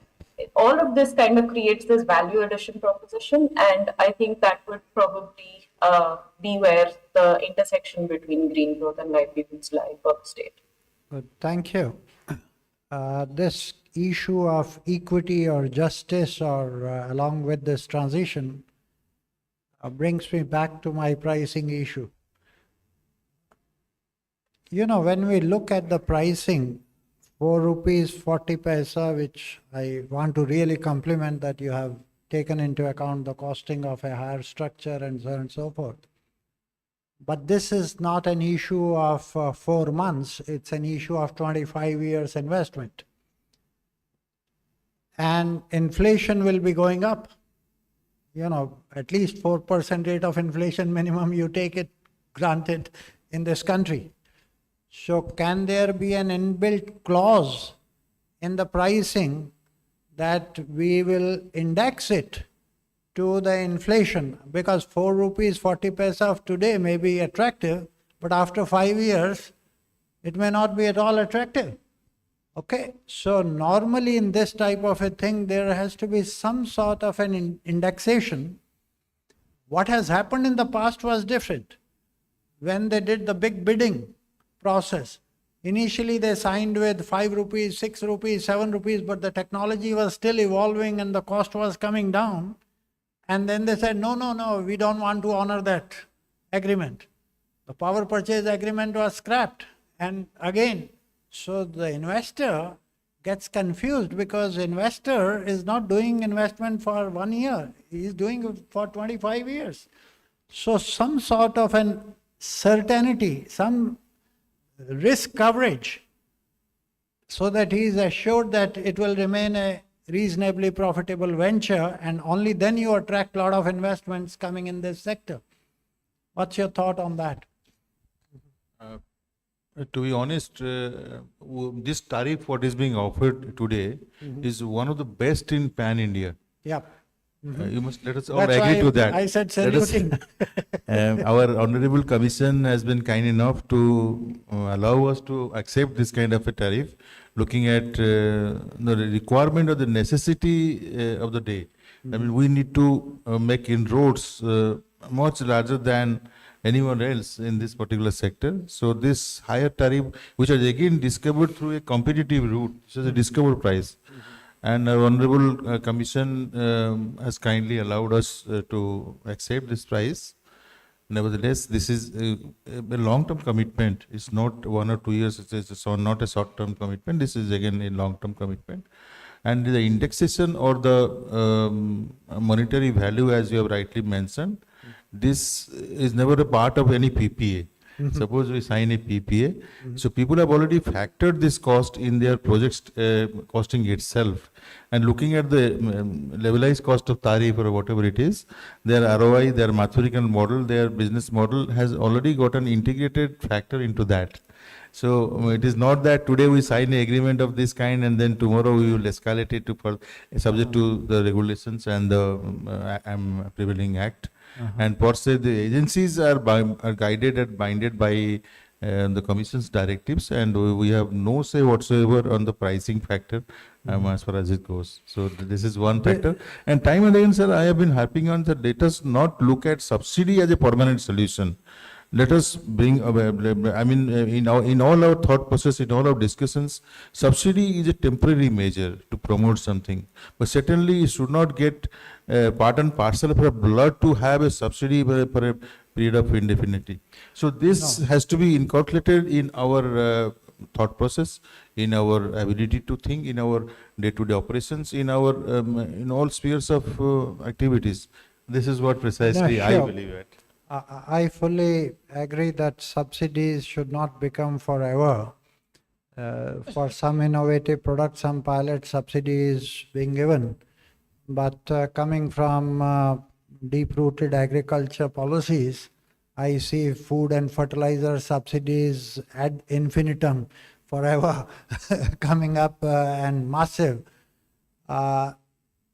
Reason I am asking this is even the private investors who are in a way leasing in land from the farmers, when they say, okay, we will give you this much lease rent and we are investing, they are also building a clause that, correct me if I'm wrong, 3% after 5 years or 1 year, some increase in the lease rent, right? 5% every 2 years. So there is an inbuilt clause basically taking care of some part of the inflation indexing. So from that point of view, I was asking, reason that pricing of this has to be higher than the bidding prices because those are ground mounted. So the cost of this cannot be compared. And then they are not inclusive models for the masses. They are very different, pure capitalist model, right? Which is good. Let them keep on doing that.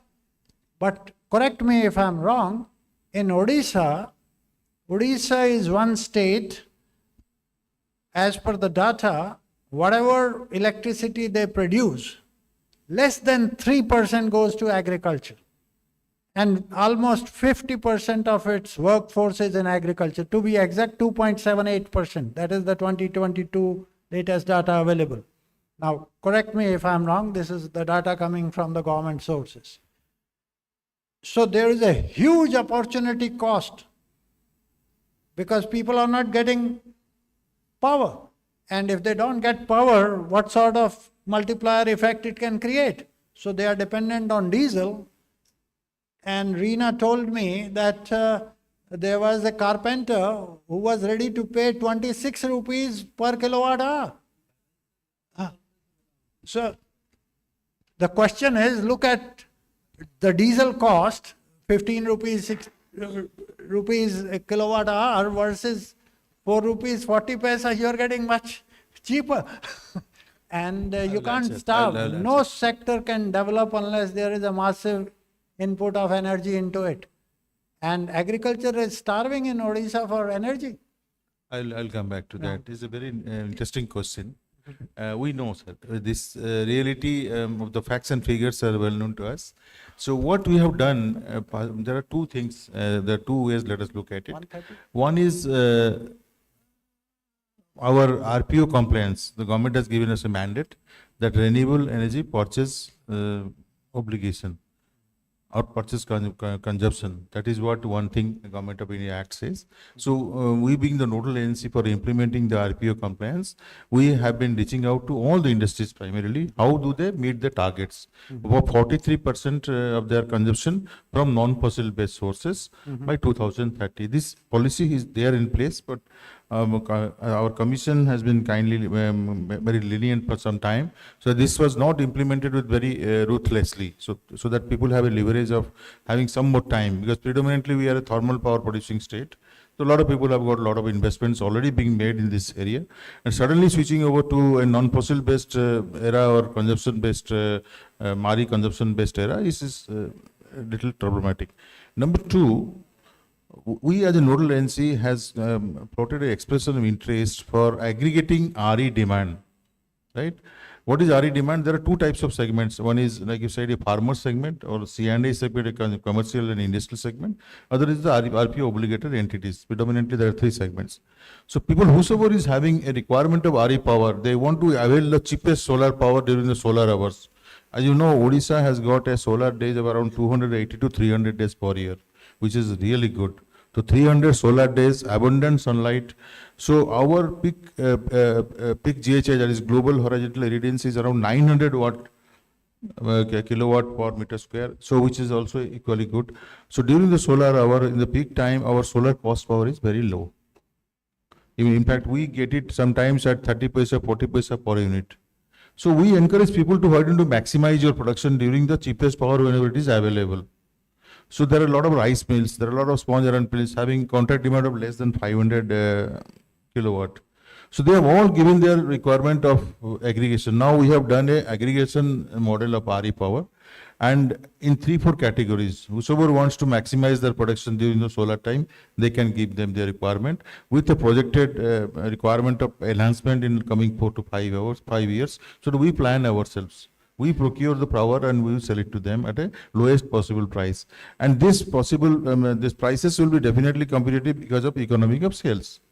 So RE requirement, how do we encourage people to go for RE adaptation?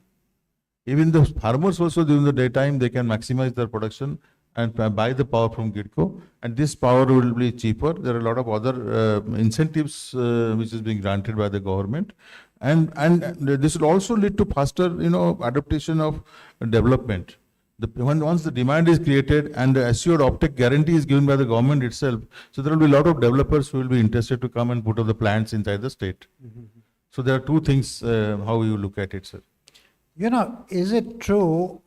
I'm told that whatever bids have come for investing in this agri-photovoltaic, majority, almost 85-90%, is coming from those who are not farmers. They are investors, which in a way is good. They are ready to come and invest at a small scale rather than massive scales of 10,000 megawatt. So 2 megawatt, 5 megawatt, 4 megawatt. But how do we excite the farmers to become equity partners in this? That's the issue. Because otherwise, they will never own on something or the other if some dispute occurs on, let's say, the lease. You told me I'll get 1 lakh rupees per hectare, but after inflation, this doesn't really suit me. After 5 years, 7 years, he says, uproot. So what do? And legal course in India to large number of farmers is not feasible. You are seeing what is happening in Punjab on parali burning. Whatever laws you pass, they'll keep on doing. So it's very difficult to control that. So unless he has some interest, and unless he has invested partly, may not be 100% because he doesn't have that financial wherewithal.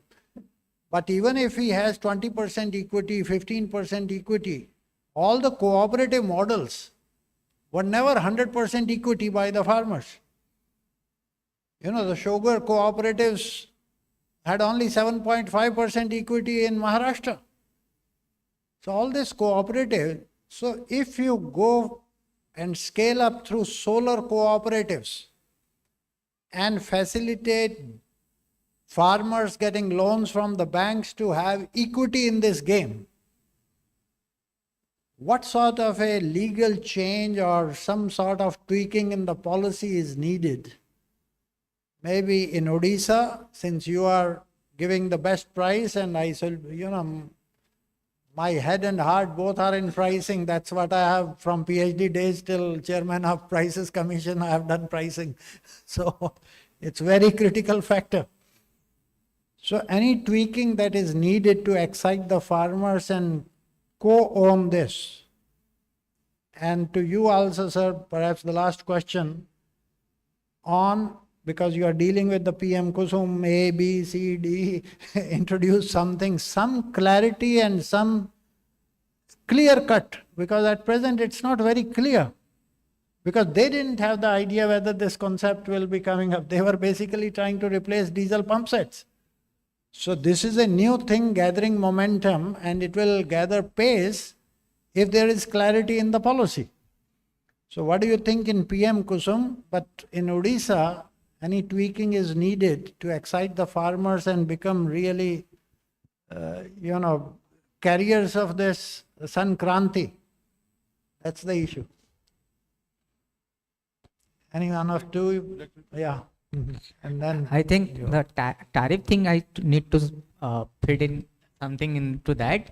Actually, earlier also, Odisha, our Honorable Commission has supported with support from Government of India, even the tariff for 1 megawatt project for 8 projects, the tariff is now continuing, 11 rupees, 12 rupees, around that. So at that time, the modules prices were like that. So commissions was quite sure that this, once the investment and the capex is decided at particular time tenures, then automatically the tariff will be complementing that. So accordingly, this time also what happened, we proposed that this scheme of A is not kicking up. Then we asked the developers that how much price you really can help you to put this projects. Then they negotiated, and finally we came this price. Then we went to our honorable commissions to approve this thing. At least something should be established in the state. And finally they gave a bucket capacity that up to 50 megawatt only. We gave these prices. After onwards, we will go for another bidding. And now we are going for another bidding for 50 megawatts. I suppose that price will come out to 4 rupees. I am expecting that. So as the scaling up takes place, price comes down. Will come down. And because the developer is deciding that. Because you are asking the tariff things. And I already told that if you will go for Agri-PV, this price will not be same. Because the Kusum A has not mentioned for Agri-photovoltaic. So right now you are talking this summit is basically of Agri-PV. So lot of topics can come into convergence for this agriculture sectors. Diesel pumps, other things. But I think we should be very, very, very pinpointed to the Agri-photovoltaic if the summit is concerning to that. So Agri-photovoltaic has extra cost, definitely. So the tariff for this 4.4 is not for Agri-photovoltaic. It's very sure. It is for the barren lands. Because the height of the modules and the structure is not costing here. But once this Agri-photovoltaic will be introduced in the scheme, then definitely the price will be decided as per the investors' capex is concerned. We'll go for like Khare and other things who are present here. They will moderate all those prices. And definitely, I'm sure our honorable commissions will study all those factors, and definitely they will ask Gridco and others to arrive at a price. And that is always has been done, and it will be done this time. I suppose that. And what you said is farmer is concerned. We have 2-3 categories of farmers. In perspective of land, in perspective of their financial expenses, and how they can handle the debt. If some government is enough to do for this kind of categories, I think that is topic to discuss with the government level. I think we are not at that particular concern. We can propose definitely to promote this farmer involvement. I can consider there is a category of farmers we can invest, but they're not farming. I think some people are farmers and farming. There are farmers that have lands, but they're not farming. They have the money and they can control a lot of things. I think in that perspective, you know the dynamics. So I think in that structures we have to think, not as a farmer community, let the categories of farmers which can be involved step by step into these things. That is what I thought, sir. Well, you know, my sense on pricing, because it's a very critical element in deciding this entire, whether it will take a shape in Kranti or not. There are different ways of pricing and we need some research on this. One is we are trying to replace thermal power. What is the price at which we are buying thermal power? This is clean energy. Can we give 10%, 15% premium on top of that? That is the replacement pricing theory. Second, what you're talking about, cost plus. Now, cost plus becomes a very dicey thing because everybody inflates costs, bribes the person who is deciding, and it's a non-transparent question. We have seen that in fertilizers for a long time. The third is demand and supply. What is the demand in the country or in that particular state? What is the supply? So what is the opportunity cost of it? And that will decide. Would you not allow these people to directly sell to a commercial establishment who is buying at 10 rupees or 8 rupees per kilowatt hour? But no, at present the model says you have to put it in the central grid. No. No, not like that. We have the provisions of open access also. I think I have already discussed yesterday with some of the organization that we need to find out two aspects are there. One is setting up the agri-photovoltaic and one is the evacuations. Technical side, which crops will be there and the technicalities, modules, that is different. And one is power evacuations things. Power evacuation has two aspects. You can put in the grid and the purchasers or buyers should be ready. And we can find out some purchasers like we are selling to HAL and others. We are producing and just generating and giving to that also. So the question is, there is no compulsion non-compulsion on the farmer body to sell it to anybody? Okay, this is something to be verified. Okay, I see Shweta raising hand. That may be the last one to, after that, please tell me when to stop. We are already over the, Shweta, go ahead. You had. So I'm just going to take an opportunity so sorry, was someone else speaking? No, go ahead. I'm just going to take the opportunity to request that even as this engagement with farmers, cooperatives, etc., surfaces as part of, say, the new Kusum 2.0 targets, or say the level of engagement that you're having with, say, renewable energy developers, etc., some portion of that megawatt target, if you can consider for as an innovative tender or something that you call, such that some of these solutions can be surfaced, right? So, for example, if you are talking about, say, a farmer cooperative model with, say, a social enterprise who wants to come set up in a separate, or say an EPC contractor who wants to come in and still build, they obviously will not be able to access the whole set of the larger, say, 25 megawatt or 30 megawatt target. But say, even if you have, say, 20% of that, which you will allow for some kind of innovation, come up with an innovation tender which allows for farmers to be able to both use the energy and still have that buyback option from the grid, so that that's a steady revenue stream, because long-term PPAs can help with that. Because at this stage, the lendability to agri cash flows is not there. So if you're trying to stimulate it, it will have to be from the energy side. So FPCs will then have to become like the kind of people who are generating energy, right? So do consider that option, because then you're also not kind of pricing out the smaller actors and And I know several developer friends may not like this approach, but I'm not saying the whole thing, but at least for a select set of tenders, level the So playing. dual pricing, some reward for innovation. Okay, you wanted to say something. Last one. No, last one. Quick.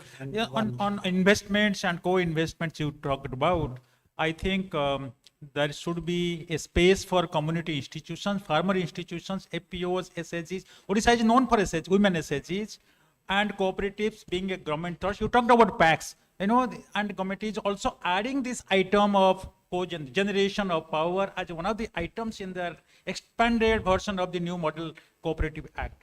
And the social enterprises, equally the AgTechs. So these need to be mentioned. If government of Odisha can come up and add this feature, that will be a lovely item. Number two, you mentioned about 3%. I think it is autonomous and correlated with the mechanization of agriculture in Odisha. It is at very low level on each of the steps. Thank you. Thank you. The last.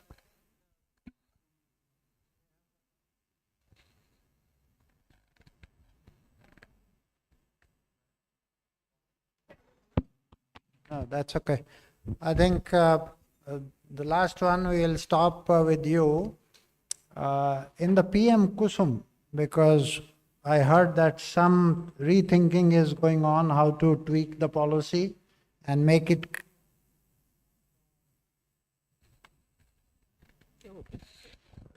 it clear for agri-photovoltaic, whether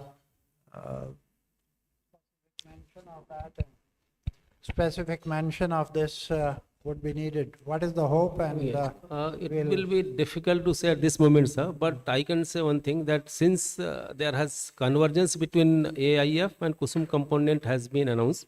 It was announced about 8 months back. So, and then AIF allows Agri-PV on cultivable land. So we hope so that in Kusum component A, definitely something is going to happen, because AIF is allowed, convergence is there now, component A and AIF, and then AIF up to 2 megawatt and then 2 crore and all that facility is going to be available under Kusum component A. So something should come in the next policy. That is number one. If you say that, I can say a little bit about the policy as 1 or 2 sentences. Why not the policy should be linked with the system efficiency? Like for example, the solar panels, we had the efficiency of 11% earlier, now 16, then 22. Now the IIT Bombay has come up with a panel which can go give efficiency of 30%. And then soon, I'm very sure that as an engineer, I can tell that maybe in 5 years or so, definitely will touch 40%. If not by Indian institution, definitely some foreign company or foreign institution will come up with a panel of 40% efficiency or so. So with the same, let's say it's go hypothetically to 50%, the same electricity could be produced from half of the panel. So why not the pricing should be linked with the efficiency, overall efficiency of the system, hardware component, and then of course there are so many other things you said. Okay, great. I think with these things in mind, I do want to congratulate Odisha state, particularly for taking the lead in this. I will keep on watching the pricing because to me, that's the real determinant of profitability of the farmer. And then we have to work at what price he can get the capital. You know, these are the two most important elements in the game.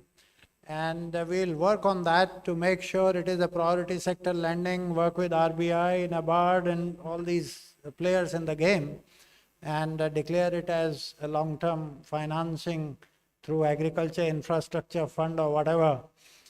So that is the policy issues that we need to keep in mind. But big round of applause for our speakers here. And thanks a lot to Reena and Nina for giving me this opportunity, and congratulations and compliments for organizing this. All the best. Thank you.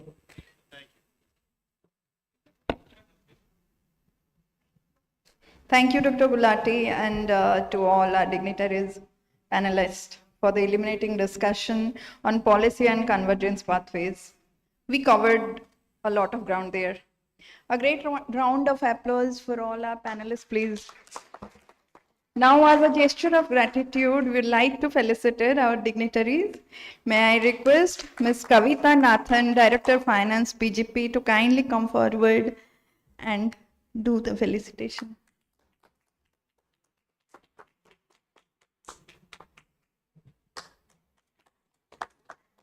Thank you all. Thank you, Ms. Kavita. That brings us to the closer of our first panel discussion and pre-lunch session.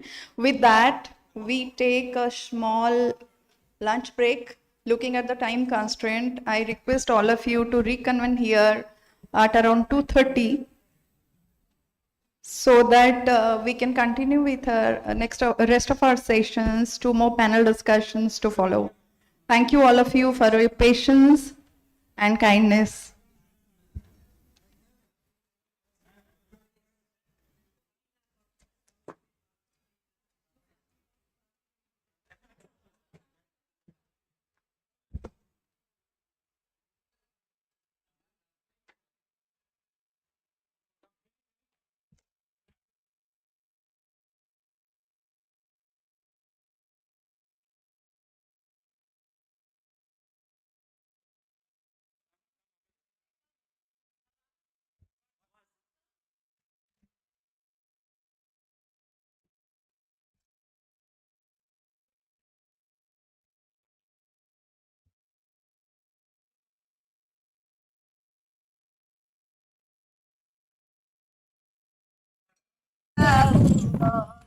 With ongoing support and resources, women farmers in Koraput are ready to expand their reach. Structured mentorship, expo. Thank you.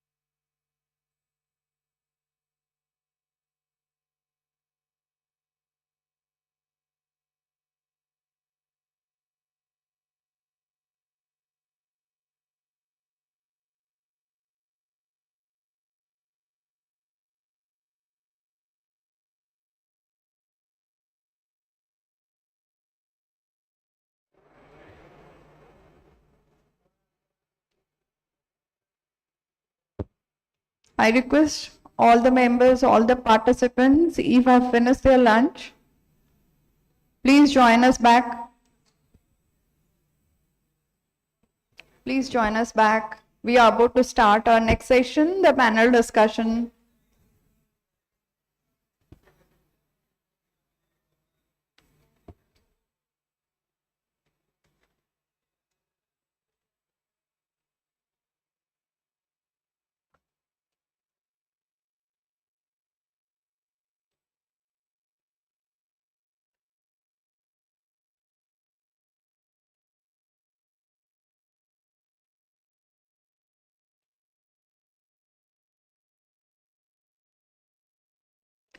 Welcome back, all the participants, esteemed guests and dignitaries. Now we shift our focus to the ground reality and the invaluable insights from those directly involved in field innovation and community engagement. Our next session is a panel discussion titled Voices from the Ground, Field Innovation and Community Insights. To moderate the session, let's welcome Mr. A.K. Tiwari, Fellow, Terry. Mr. Tiwari, I request you to join us on stage for the panel discussion to moderate it. Let me now welcome all the distinguished panelists. Let's welcome Mr. Akshay Kumar Sahu, a senior journalist. Mr. Sahu's extensive experience in reporting on developmental issues, combined with his ability to present diverse perspectives, will ensure a robust and engaging discussion. We look forward to exciting discussions with his guidance. Let me welcome Mr. Manish Khare, who is the MD of Khare Energies. He is sustainable living enthusiast and renewable energy expert with 20 years of diverse experience in agriculture, government, IT, and high-tech industry. And he is passionate about organic farming, agri-voltaic, permaculture, and promoting green initiative. Now I welcome Ms. Shubhashri Chakraborty, Associate Director, National Solar Energy Federation of India. She believes India Agri-PV Alliance to be a means to give back to the society in her finite capacity. With a master's degree in environmental management and a specialization in remote sensing and GIS from ISRO, she can convincingly integrate technology with the natural world. Her articulate nature, systematic thinking, and her go-get attitude along with her past work experience makes her well equipped to turn her vision into reality. Now I welcome Dr. Lopamudra Priyadarshini, AVP, Hindalco. She is a highly accomplished professional with 28 plus years of experience in corporate sustainability, ESG, and CSR. She possesses a deep understanding of CSR laws in India and has expertise in government affairs, policy formulation, project management, and risk management.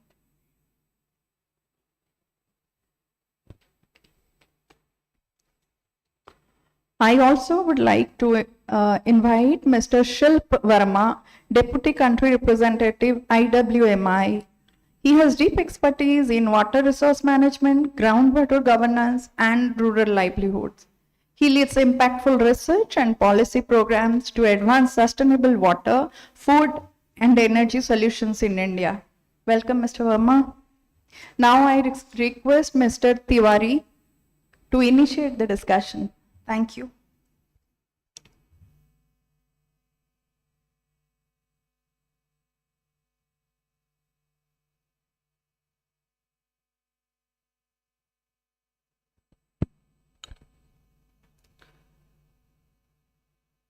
Good afternoon and welcome back all. I'll start by thanking the organizers, Hi-Fi International, for inviting me for this session. To begin with, just like Agri-PV, which tries to double the output in terms of agriculture as well as energy generation, I'll request all the participants to double their span of attention so that we have a meaningful discussion after the lunch. I know it is a tough task to ask, so we'll request that you double your attention as well. So it's my pleasure to moderate this session on Voices from the Ground, Field Innovation and Community Insights, an area that lies at the heart of sustainable agro-photovoltaic adoption in the country. In today's discussion, we'll focus on real-world experiences, field-level innovation, and how local communities' perspective and benefits from Agri-PV. While technology is very important and it is critical, its success depends on social acceptance, business viability for farmers, and alignment and proper communication with community as well. For this session, we have a diverse panelist. We have a senior journalist who will talk about the role of media for right communication, and also from his perspective whether we are doing enough for communicating. We have Mr. Manish Khare, who is the largest Agri-PV developer in the country, I should say, having 6 megawatt of Agri-PV installed in MP, and we know that he is already in planning stage in different states, UP, AP, as well as in Telangana, for further installations of Agri-PV in the country. We have Ms. Shubhrasi Chakrabarti, Associate Director, National Solar Energy Federation, India. They have been leading the baton in the area of policy and advocacy in Agri-PV through India Agrovoltaic Alliance. So she will be, I think, discussing on the policy aspect. So with this round of introduction, I'll request all the panelists to be brief in their insights. We are already running late by 1 hour, so let us give back at least 15 minutes and save 15 minutes through our discussion. So I'll first request Mr. Khare to give his insights, his experience in developing these 2 pilots in MP, and also trying to develop few more pilots. So what are your experience in terms of policy aspect, and also give some suggestion how to speed up the deployment in the country based on your experience. Thank you very much for giving me this opportunity. I also thank HEFER International for having such a vibrant and timely seminar and this event at the state of Odisha. Our journey, Khare Energy's journey, started almost 5 years back, and that was, frankly speaking, that started the day PM Kusum was conceptualized in the parliament. Before that, I was NRI. I was working with I worked with private sector and with the state government for long period, almost 20 plus years. And when this PM Kusum was launched, because before that I had a failed startup, let me accept, back in 2012, that was also around solar, but there I wanted to, we were trying to address the rural challenges related to, especially related to agriculture. And I think that was not the right time, and there was some probably the challenges that we faced and we had to shut down. But when this And from 2012 to 2019, I was completely into agriculture. We were working on poly houses, net houses, mushroom farming. But in fact, we got some recognition award from the Chief Minister, the then Chief Minister of Madhya Pradesh, on growing capsicum. And that was the first poly house in 3 districts. But one fine day, there was some power outage. And for 3 days, I could not get the power. My whole capsicum was destroyed because of the lack of, we were not able to run those foggers, even though we had solar pumps, but it didn't create that much pressure.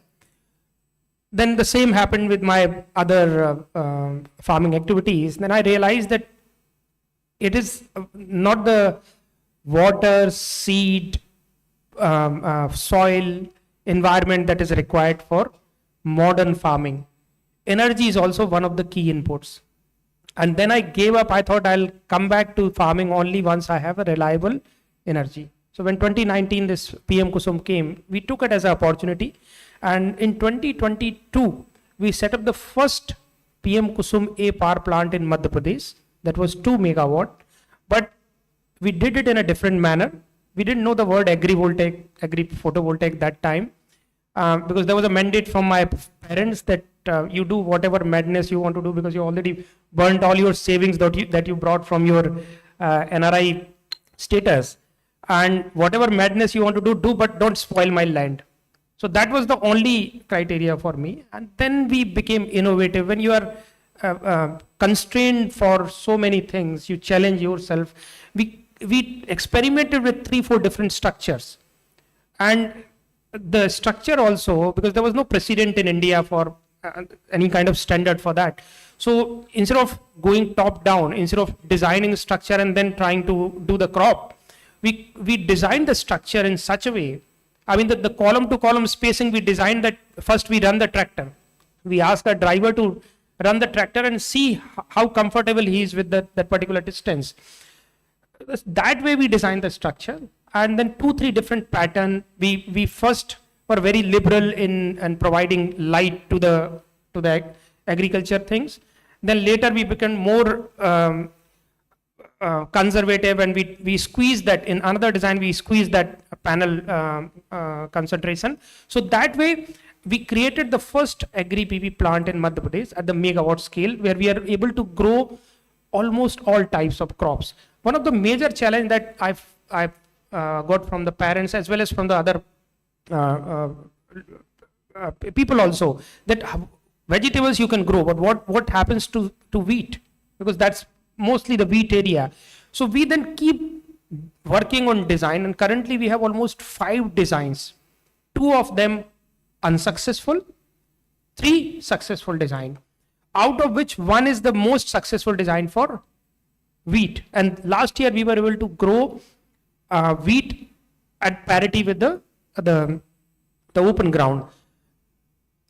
Coming directly to your question, the second part, that what needs to be done, or what should be done to increase the penetration or speed up this. I think we should have more pilots. In Madhya Pradesh, one of the reasons Madhya Pradesh is leading now in agri PV, I created one plant. Another progressive farmer, he came and he saw, and initially he was giving only 1 acre, 2 acre of land for that. But later, while implementing, he says, no, when he saw the benefit, so whole 16 acre of land, and that became the largest agri PV plant in India. Even that time, even we didn't know. And that is 4.5 megawatt single location. And there we experimented with 14 different crops. Even strawberry, we were able to grow in semi-arid area of Bundelkhand. This all was happening without any formal definition of agri PV. So it's like seeing is believing. Now we are implementing 3 more such projects. One is with the banana belt in Madhya Pradesh. Farmers come, they see, and they see the result. So I think we need to have more pilots across India in different agroclimatic zone and see the result. And farmers are most, I would say, they're the most adaptive people in these kind of things. Once they see the benefit, they will find the mechanism to, like if you say the cost of tractor it's very high, but still farmer strive to buy a tractor because he knows, he sees the benefit. So I think we need to have more and more pilots, more and more projects under PM Kusum, under open access, under PM Kusum C, or wherever it is possible, and then let the farmers do the experiment. Let them see it, and you will see that, there would be a seismic change in the attitude, and suddenly we will see the burst of Agri-PV across India. Thank you, Mr. Khare. So, you said you did Agri-PV without Agri-PV definition, formal definition, and you did so learning by doing. Yes. But for rest of us, now we have examples, and we need to create more such examples so that more and more farmers can come into this. With this, now I come to Ms. Subhashri Chakravarti, Associate Director, National Solar Energy Federation of India. That for more and more such Agri-PV pilots, what policies, advocacy, what we are doing, what through Agrivoltaic Alliance, and also for the definition of Agri-PV, what Alliance is already doing. So if you can throw some lights on it, and what's the status? Thank you so much, sir. And I'd like to congratulate Passing Gifts and Agri for actually setting up a community-led pilot in the eastern part of the country. It really feels like a personal success to me because I come from Assam, was raised in Odisha, and completed my studies in Bengal. So pretty much a daughter of the eastern side of the country. Coming to how the question has been thrown at me, I'll start by explaining what India Agri-Voltaics Alliance is. Under the purview of National Solar Energy Federation of India, back in 2023, we launched an initiative called India Agri-Voltaics Alliance. This is anchored at NSCFI, but it is run by 13 like-minded organizations. 2 of them are sitting at 2 sides. IWMI Shilp sir is an integral part of us, and Arunendra sir from TEDI is also an integral part of the Principal Action Committee of Alliance. So when I talk about Alliance, I'm just a voice, a collective voice coming from the entire network of India Agri-Voltaics Alliance, which is now 40 plus members strong. And to begin with, I'll say that to define agrivoltaics in India, we had put forward a white paper to Ministry of New and Renewable Energy, setting certain standards on how what should be the minimum height of the structures above the fields, what should be the panels row spacing, what should be the orientation, designing, the land ratio on which the panels can be set up, and how much land should be left as it is. So laying the standards for the entire definition of agrivoltaics was the first and foremost thing that we did as an alliance, taking the feedback from the entire network. Khare sir was one of those people who actually laid out the framework for us. Then coming to how we are trying to scale this up. So before scaling, we need to understand how do we generate awareness among the farmers. So through GIZ, I have my colleagues from GIZ sitting there. So with MNRE and GIZ, we had rolled out this 100 Krishi Vigyan Kendra workshops, where as Alliance, we could go to almost 17 of them with an outreach of 650 farmers. And I'm very happy to say that almost 30 farmers from those 17 Krishi Vigyan Kendras came directly to us saying that we are ready to give out our land to you. Let us know the financing structure of it. How do we pull in the revenues for erecting the structures? Coming to that, how the finances work. PM Kusum, of course, we have been talking back and forth with MNRE, Ministry of Agriculture and Rural Development, everybody, to how to integrate the agrivoltaics from both the ministries, and also taking into consideration the rural livelihood improvement. So the director, PM Kusum, had announced back in June this year in one of our event that they are going to integrate agrivoltaics in PM Kusum second version that is yet to come in 2026 April. So I'm not sure what exactly they are trying to include in this, if this is just the word agrivoltaics or the entire set of standards that we had put forward as an alliance. But we are just keeping our fingers crossed, because last time when the revised version of PM Kusum came, it went through the bureaucratic procedures, and at the final level, the word was expunged. So it gets really difficult for us to say, sitting at this moment, what would be the final outcome of it. But we are trying our best as an alliance to bring forth both the funds from the fund. So having said that, we also convened this bankers conclave last month in Delhi. And the final outcome was that we could set up this working committee with NABARD and SBI taking the lead, Alliance as the head, so that we could actually monitor the entire scaling up of agrivoltaics across the country. So monitoring is important, pulling the finances is important, policy advocacy is really important, but I think there's some traction in the policy part. So yeah, while we have been doing this for the last 2.5 years, I see there's a lot of things that still needs to be done, and I rest my case here. I'll look forward to other panelists and their inputs. Thank you, Shubhashriji. I think you have summed in the best possible way what NSFI and Agrovoltaic Alliance are doing. Now with this, I'll come to Mr. Akshay Kumar Sahu, senior journalist from the Odisha. As someone who tracked the ground realities of both agriculture and renewable energy in this part of the country, what's your take on the narrative around Agri-PV? And according to you, from the journalist perspective, you heard what Subhasri said. Are we doing enough to communicate about Agri-PV? Over to you. Thank you so much for making me a part of this discussion.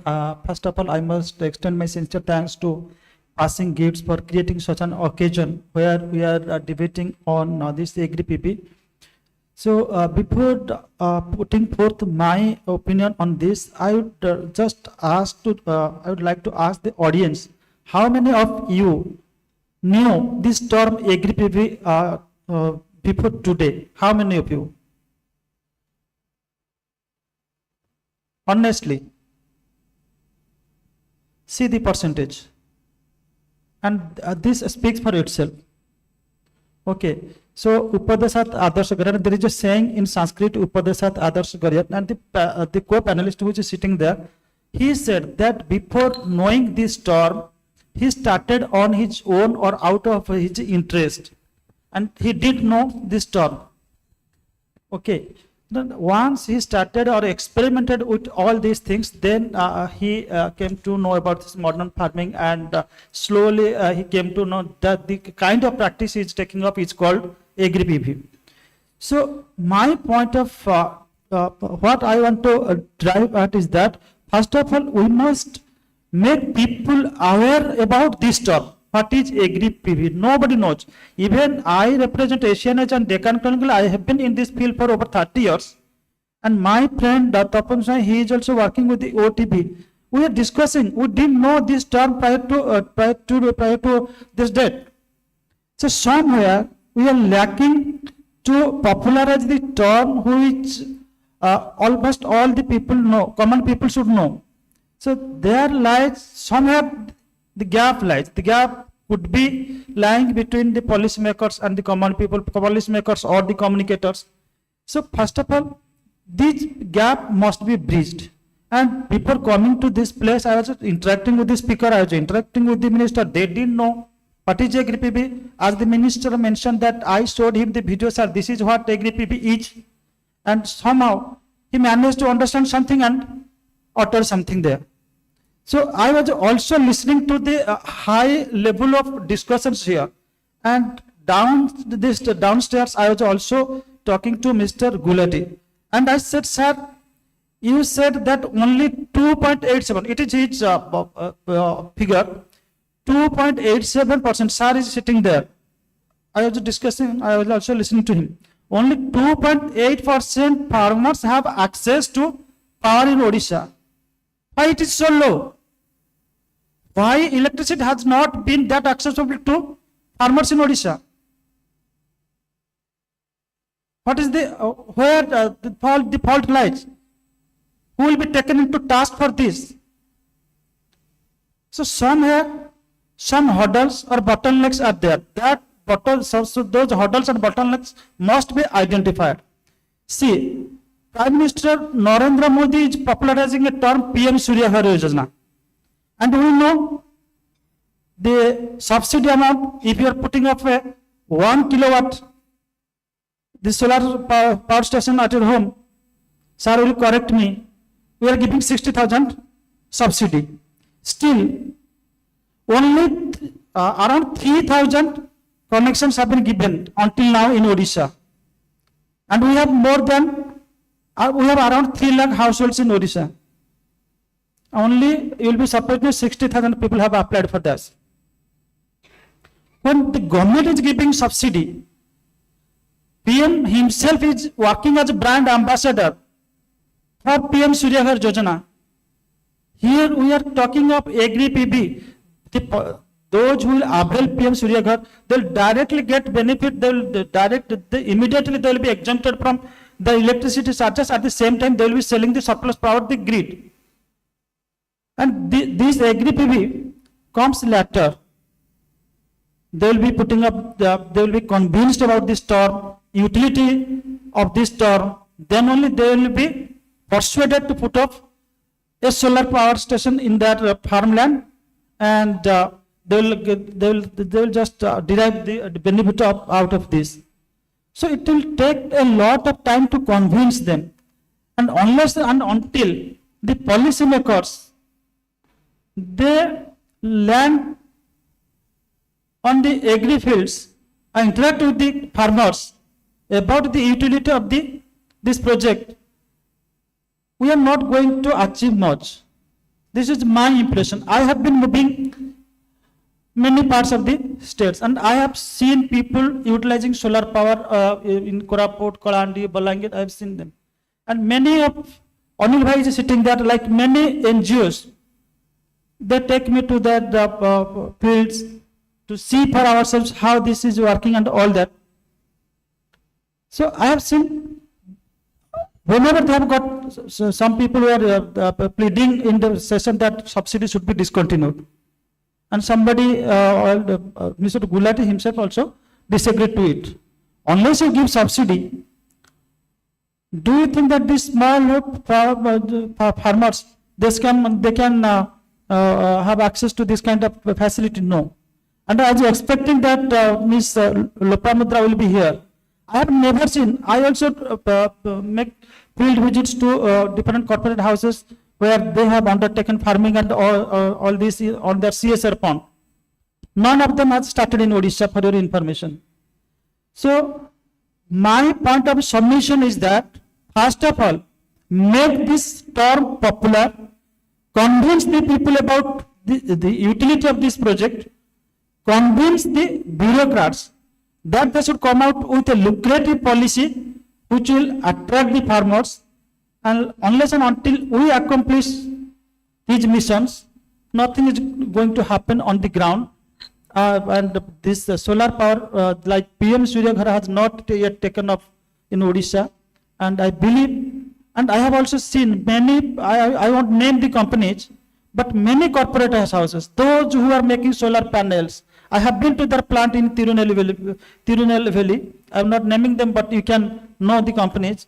Those who are making solar panels in the large scale, they are coming to Odisha and they are spending huge money on advertisements to, in a way to convince people that you go for this PM Surya Ghar. And Odisha government, if I am not wrong, has also entered into an agreement with some farms that, for large scale this Surya Ghar Yojana. Still it's not happening. They are giving good, commissions to the agents. But just imagine, if that is the case, how much labor you will be putting in to convince the small farmers to go for this ABP. Thank you, Mr. Akshay. Certainly, we need to do more in terms of communication. The alliance started with the workshop for farmers, what we did. I think there is a lot to do in terms of that. But just a follow-up question, that what role do you see for journalists like you for widening this? I got your point. First of all, I can assure you that tomorrow morning or even today, people of Odisha or people of India will get to read or get to hear this term ABP on national and international media as well as local media. That I can assure you. Okay. Then I will also take up this matter with the government that you popularize this term, because this is in the greater interest of the farmers, especially in backward areas when we desperately lack electricity. And I have seen that how solar energy has worked in Koraput, in Mayurbhanj and all that. And this is really this will really be useful to the farmers, especially those who are residing in hilly terrains and forested areas. Thank you very much. On PM Surya Ghar aspect, what you told, yesterday we had a meeting with Gridco officials, and I was told that Odisha is giving the highest top-up subsidy for PM Surya Ghar. So central government, under central government scheme, 30,000 is given per kilowatt, and on the top of that, state government in Odisha is already announced for 25,000, I think. Yeah. So total is 55,000 per kilowatt in. Yes, that is for 3 kilowatt. Yes.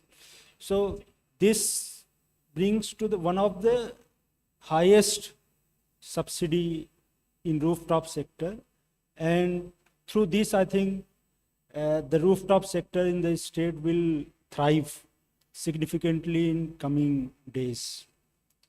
With this, now I request Dr. Silp Verma, Deputy Country Representative IWMI, who has ground level experience with water, energy, food nexus and solar pumps work in Jharkhand and Bihar. So sir, drawing from these learnings, what are the significant risk and widespread solar irrigation adoption in the country? And with respect to Agri-PV as well, your views, the challenges you could identify, and please suggest the suggestions to this audience. Thank you. Well, I'm representing an organization called International Water Management Institute. It's basically an international research center focusing on water management. So why are we working on solar? And our reason to work on solar actually, or our work on solar started way back in 2012. That is because India is the world's largest groundwater economy. Dr. Gulati mentioned in the morning, we are the largest milk producer, but we are also the only country in the world which uses so much energy to lift water to provide it to irrigate the crops. Every year, our farmers pump about 300 billion cubic meters of groundwater and apply it to their crops to grow our food. Now, all of this pumping requires energy, and about 20% of our overall country level energy use goes into pumping of groundwater, and some, I think, small 2 or 3% of this is for pumping surface water. Now, if all of this, most of this is run by subsidized electricity, right? Farmers in states like Punjab and Haryana get free power. In states like Odisha, they get less power, but it's subsidized. Except for West Bengal, which doesn't subsidize farm power supply to agriculture. Every state in the country offers subsidized power, and the annual subsidy bill is about 1 lakh crores. If all of these pumps, these about 25 million pumps that we have, if they were to be solarized, this alone would be about 200 gigawatt of solar installed capacity, which is a very high proportion of our national target. And that's the reason why we got interested in solar, because this can completely reconfigure the agriculture and the irrigation sector of this country, which is very important for agriculture.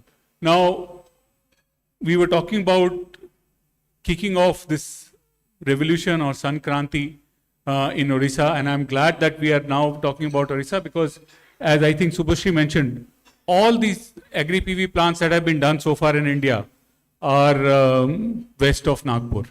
There is none on the eastern side, and I'm glad that Odisha is going to take a lead in this.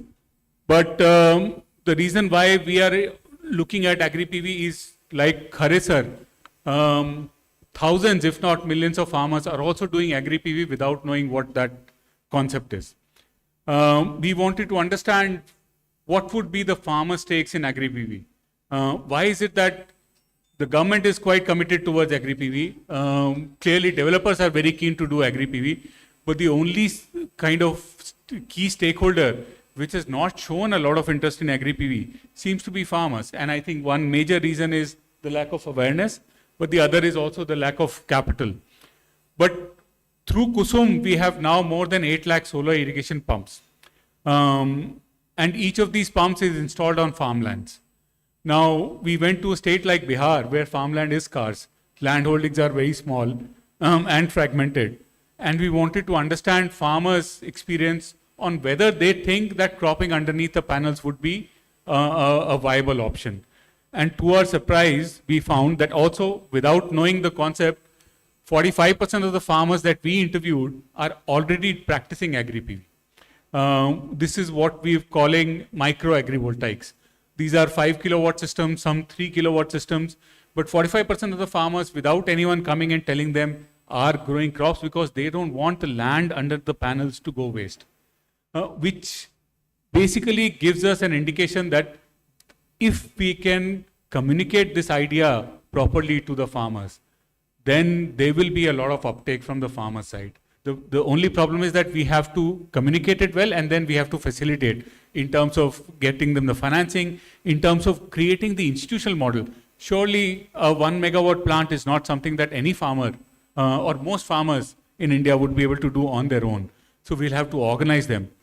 Now, on this organization of farmers, I would like to invite all of you to come and visit a small village called Dhundi in Gujarat, where in 2015, we organized 9 small farmers into the world's first solar cooperative. Now, each of these farmers has 5 to 10 kilowatt systems on their farm. But they are not only using those systems to run their pumps. Any power that they don't use for pumping, they are selling it to the grid. And they have a 25-year power purchase agreement with the local utility. And we've been observing what they are doing for the last 10 years now. And what we find is that only 1/3 of the energy that the panels are generating is used for irrigation. 2/3 of the energy is evacuated back to the grid, and now they're earning as much from solar as they're earning from farming. which basically is the seed of the SunKranti that we are talking about. So I would like to invite all of you to come and see and learn and talk to these farmers and learn from them. The government of Gujarat has scaled up this through a program called Surya Shakti Kisan Yojana, and now there are 4,500 farmers who are doing this.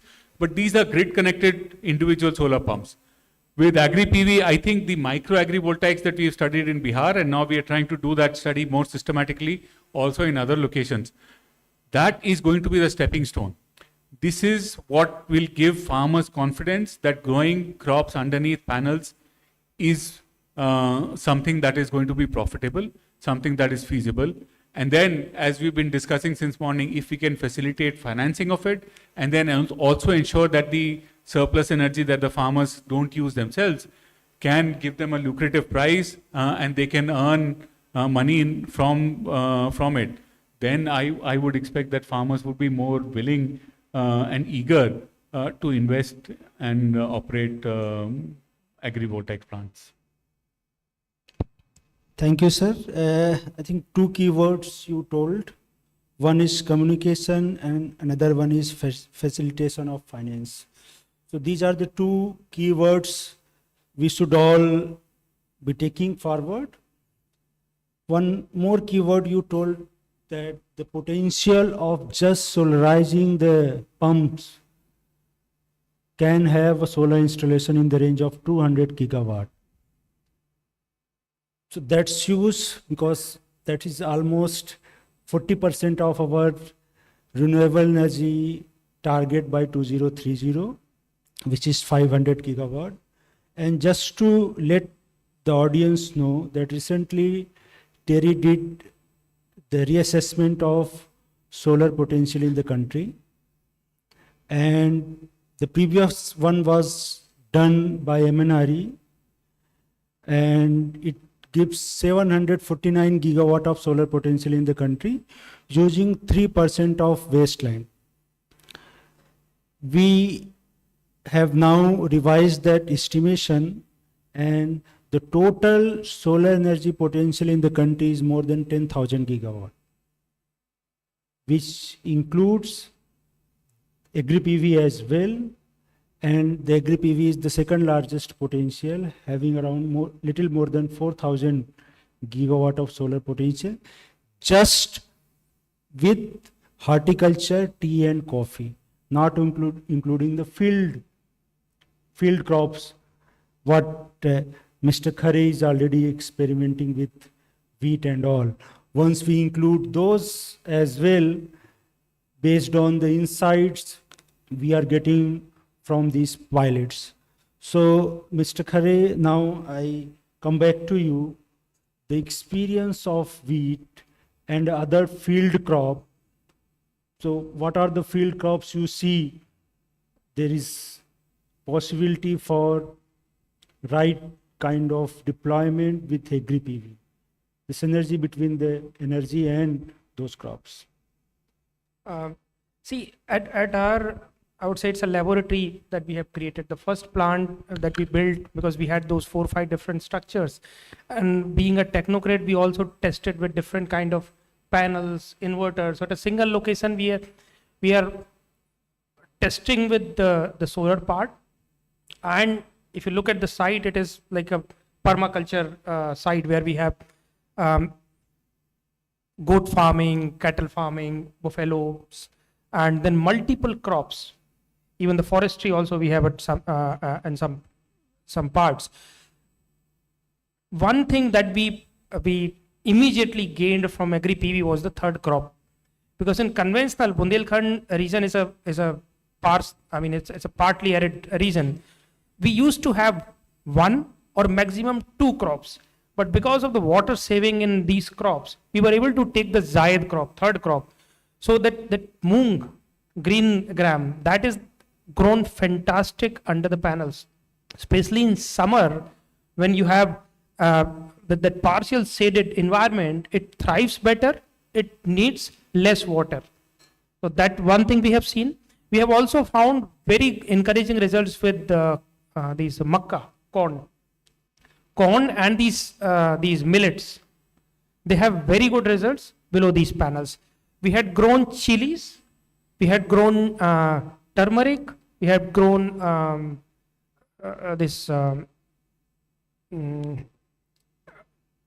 wheat.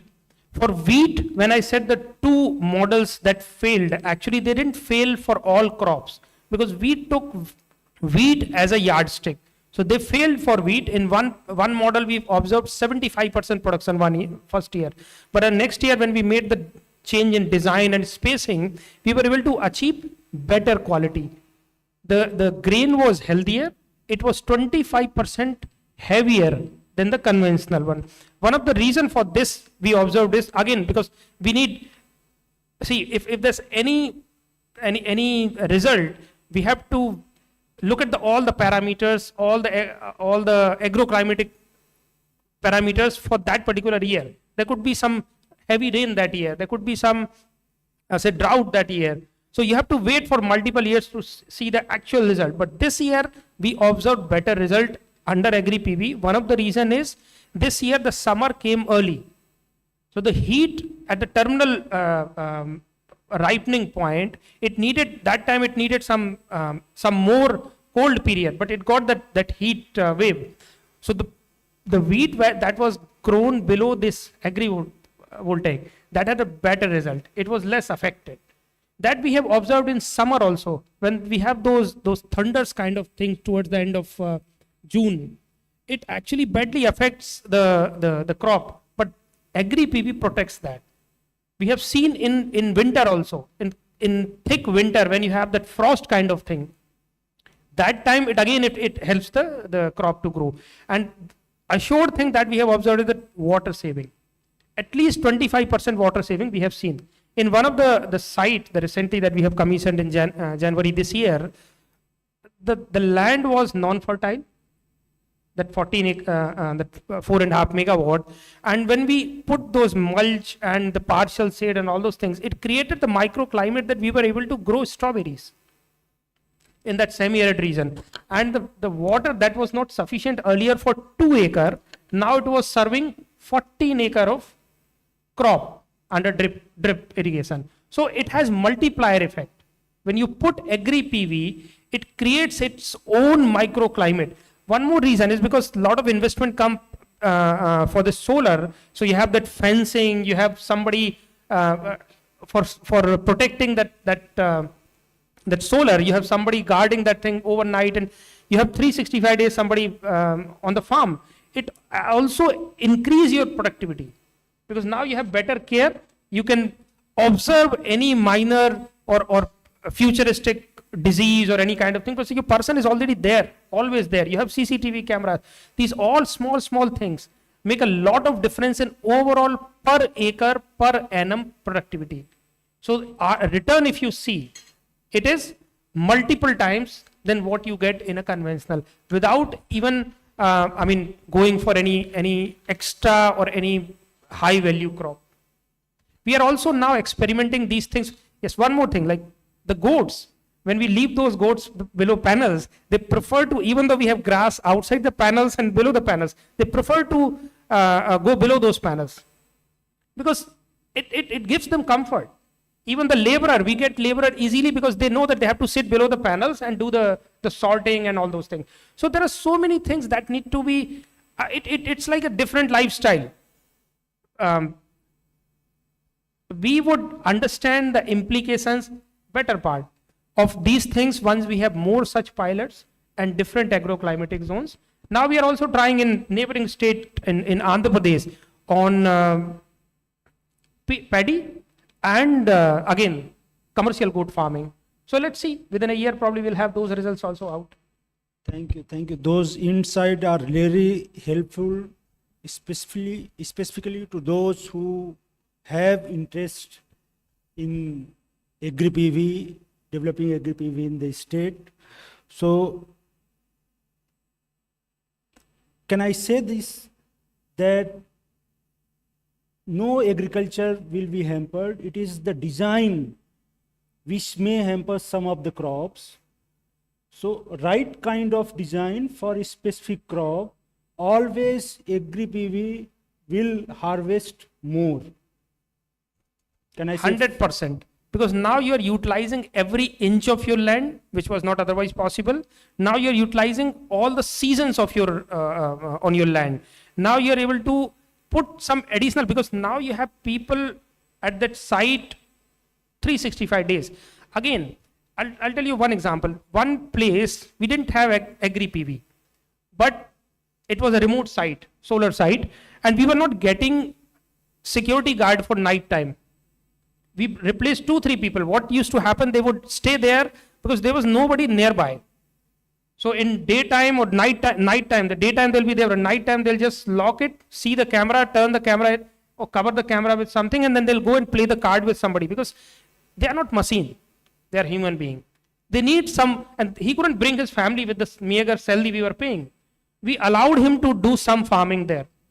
We changed the design of that particular section. We removed the cables from bottom. We just marked them separately and told them that don't do agriculture in this area. You do some activities in this part. He brought his family. And now his family is staying there. He is there 24/7. I am able to reduce my maintenance, and he is able to increase his income just with that small change in the design. So it's all about specific design and the thinking towards agri side. Yes, sir. Actually, this point is very important. So I just want to add to this.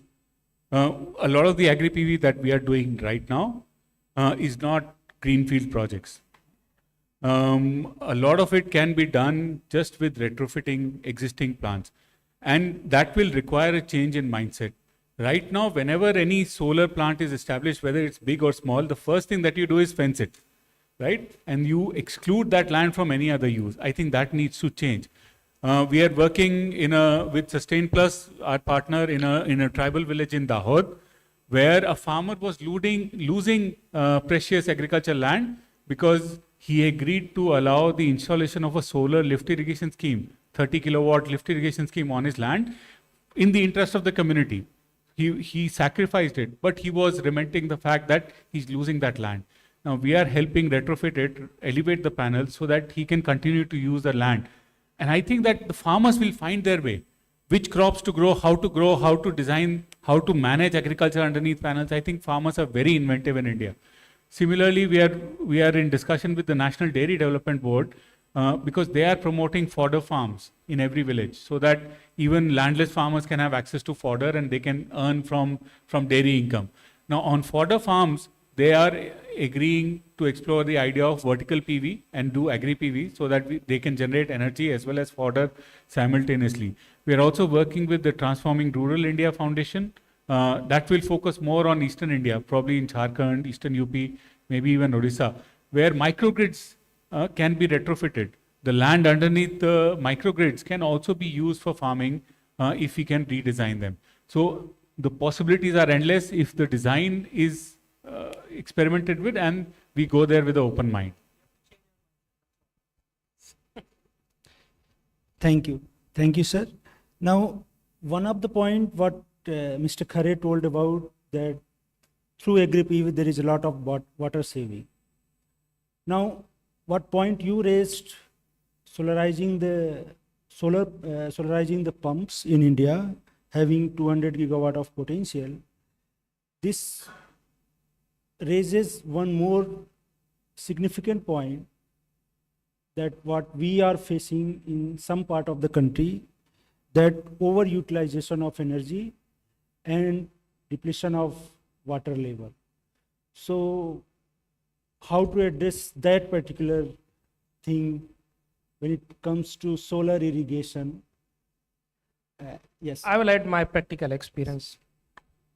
In our region, whenever somebody, the farmer, how he measures his water requirement for the crop, he says, my well dries in 3 hours. Somebody says, my well dries in 4 hours. So they don't measure water requirement by the need of the crop. The reason being, because they get the limited 5-6 hours electricity and they have to exploit as much as possible from that. The same applies to solar. See, when you give them permanent solar and they know, they come from that mindset, but slowly because they have come with that kind of habit. When you, I'm sorry, I mean, if somebody, please don't take offense, if you come from Mumbai local train, you would have a different way of boarding some other train. So the similar way, because they have come from that mindset. Once you have reliable 24/7 electricity, once you have reliable solar 8 hours, 9 hours power, definitely you will see the change in the farmer's mindset, and this the exploitation of the water. I think that question will not arise. So I just want to agree and also point to the fact that the farmers, I don't think that the groundwater depletion can be blamed at all on farmers. Actually, it's the fault of the populist policies that we have. If you are going to give free power to farmers and then you cannot go and lecture them, please use this efficiently. That's just not how human brains work, right? But if you can create an alternate use for that energy, which is what we do if we do grid connected systems. Now, if you have an off-grid system where the only thing that you can do with the energy that the panels are generating is pump water, then you will likely have over pumping of groundwater. But if you say, okay, you have two options, you can use this energy to pump water, or you can sell this energy to the grid and earn. That's a much better way of earning a livelihood, because farmers' demand for water is not a direct demand. They are pumping groundwater so that they can grow a crop and sell it in the market and earn an income. If they can earn an income by using solar energy as a third crop, right? Then why would they not do that? Thank you, both of you, for the insights. Now, I have been asked to close the session. So just last question to the two of the speakers. According to you, what are the enablers and barriers to Agri-PV adoption at community level? Just try to be brief. Thank you. Yeah, so enablers are many, because we will always try to look at the positives. So there's farmers who are coming in saying, we can give out our lands to you. That's the major thing that we want today, because land is constrained. We need clean energy acceleration. Distributed is the way out. We all know. Coming from the solar energy perspective, I always try to have a neutral perspective to how we are trying to scale up agrivoltaics. But yeah, challenges are only two. If I see, the first one is the policy thing that has not yet come in, which is why the finances don't come. If the policies are here, finances will easily come in. The second is there is a division between the regions of the country. While the western and the southern parts are very much aware of what agrivoltaics is, or the solarization of the agriculture sector is, eastern part is not that aware. Northern part, to be specific, the hilly regions are still not at all aware of what benefits agrivoltaics would bring to their land. Having said that, there are only two pilots in the hilly states of India. One is in Himachal Pradesh, another in Uttarakhand. Very new, very recent. One NRI person came back, leaving his job, and he wanted to set up his farm. He came in contact with us. We proposed that let us experiment with agrivoltaics, and just near Tehri, he set up his 2.5 megawatt of a agrivoltaic site. So this is very new, newly commissioned, only 15-20 days since its commissioning. We are yet to understand how the things are going to be done. He said that he has brought in women to the network for the operations and maintenance of the site. We are yet to get more information and more data from that. Northeastern states is again a very difficult region to penetrate. Assam has very recently, like 10 days back, has set up their first agrivoltaic pilot in the Barak Valley region, Hailakandi. It's a small experimental site inside a college, installed with the help of IIT Guwahati. Odisha has, I think, now two, one that we are here for, and the one is in OUAT. I think Professor Mahanti is here.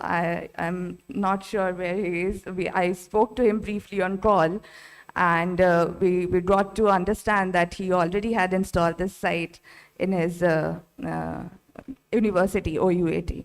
So yeah, while eastern part of it, part of the country needs a lot of awareness, a lot of a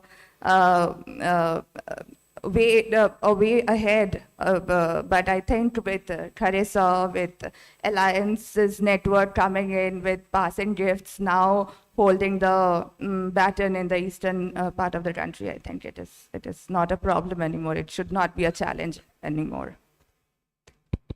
Thank you. I have been asked to wrap up. Just a concluding remark. The demand of electricity. Yes, please.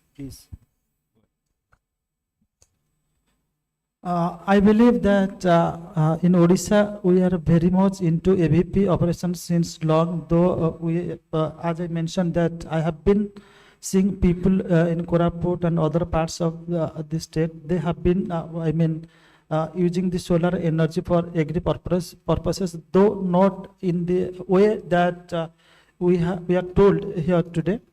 And we need to, first of all, we need to reach out to them through collaborative approach, like we can involve NGOs and government agencies.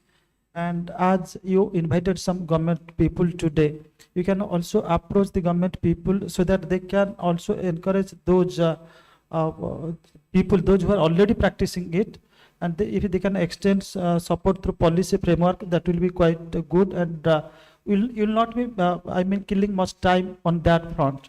So it's already very much in operation. We need to tell the story in a more vigorous way by using media platforms, and there is need that government agencies like OREDA or like OUAT or for that matter energy ministry, they also need to tell success stories to the people through media platforms. That policy advocacy should also start from your side. Thank you. Thank you, sir. Just to wrap up, the demand of electricity is growing in India. Few years back, Terry did one estimation, mid-century demand projection. And to meet that demand projection, country needed approximately 1800 gigawatt of solar energy to meet that demand. Now with the words data centers coming to in India, the demand is further increasing. And for that, by 2050, we may require more than 2,500 gigawatt of solar energy to meet that particular demand. Now, with the Agri-PV, what the potential it has, it only if we can trap the Agri-PV, we can meet the mid-century demand only through solar.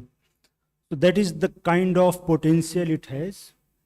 Few years back, when we started researching on it, we thought only horticulture would be possible.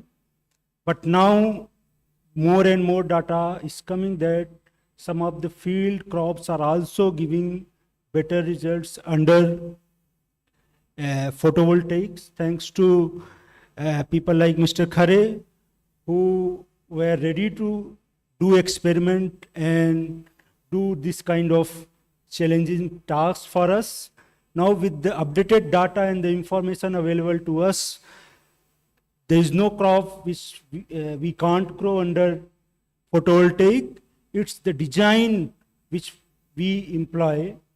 So the design of the Agri-PV photovoltaic will define that which kind of crop would be suitable or not. So thank you all for the inputs. A big thank you to all our panelists for bringing the ground realities to this discussion. Thank you all. Thank you, Hyper International, for inviting us. Thank you.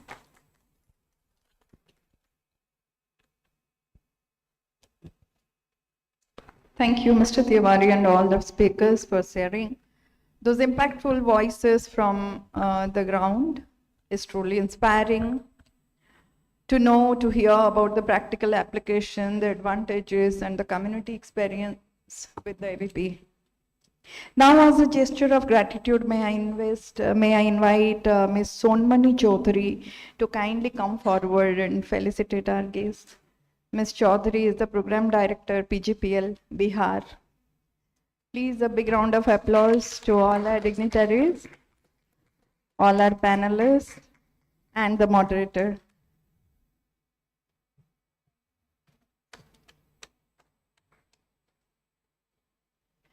I hope the lunch was enough to invite a big round of applause. Thank you again.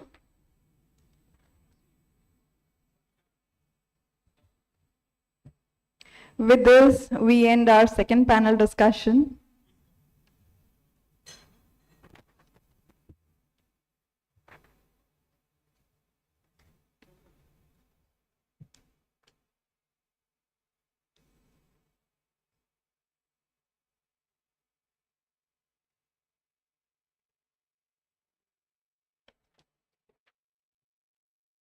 Thank you all.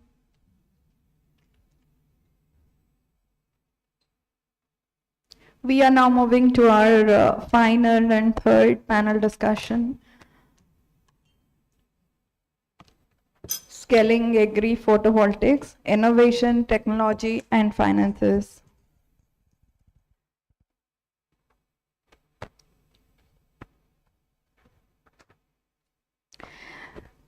This discussion promises to be equally engaging. The session is titled Scaling Agri-photovoltaics, Innovation, Technology, and Finance. This discussion will explore how we can effectively scale up APV solutions through technological advancements, innovative approaches, and crucial financial mechanisms. It is my distinct pleasure to introduce the moderator for this session, Dr. Mahendra Kumar Mahanti. Dr. Mahanti, Professor in the Faculty of Farm Machinery and Power Engineering, OUAT, with over 28 years of experience in teaching and research in agricultural engineering. Dr. Mahanti specializes in biofuels and renewable energy, focusing on conversion of agricultural residues into sustainable energy sources. Its scholarly output, comprising more than 60 publications, reflects significant advancement in lignocellulosic biomass. Dr. Mahendra Mahanti.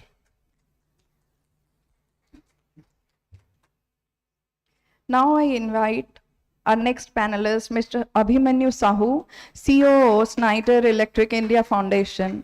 Is a result-driven business leader with 20 years in the electrical industry, combining technical expertise, entrepreneurial spirit, and management skills to lead global BOP initiatives and CSR programs.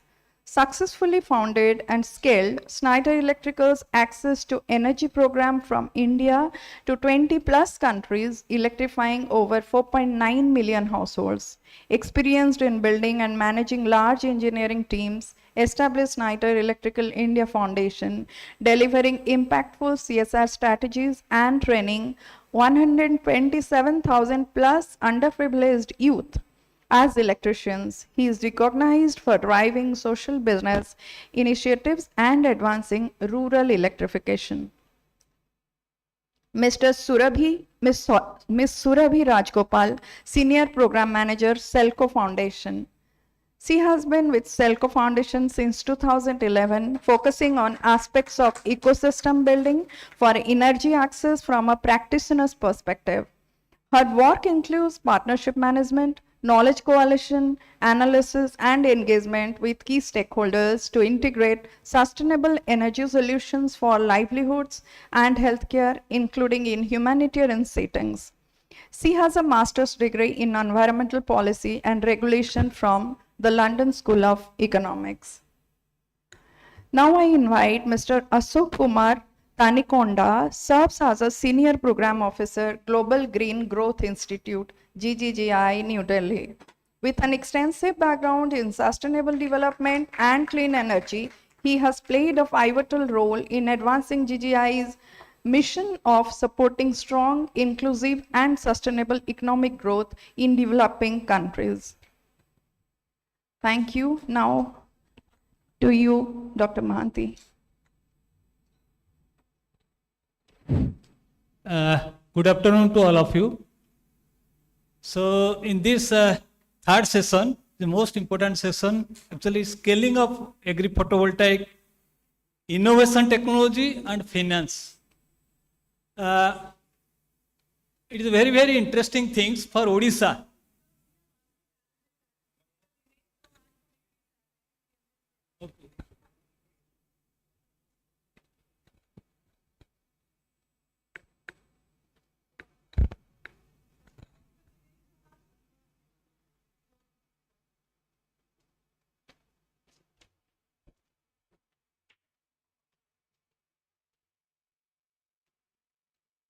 We have another panelist. I would like to invite Mr. Dinesh Chauhan, Head Agribusiness and Innovation Platform, ICRI SAT.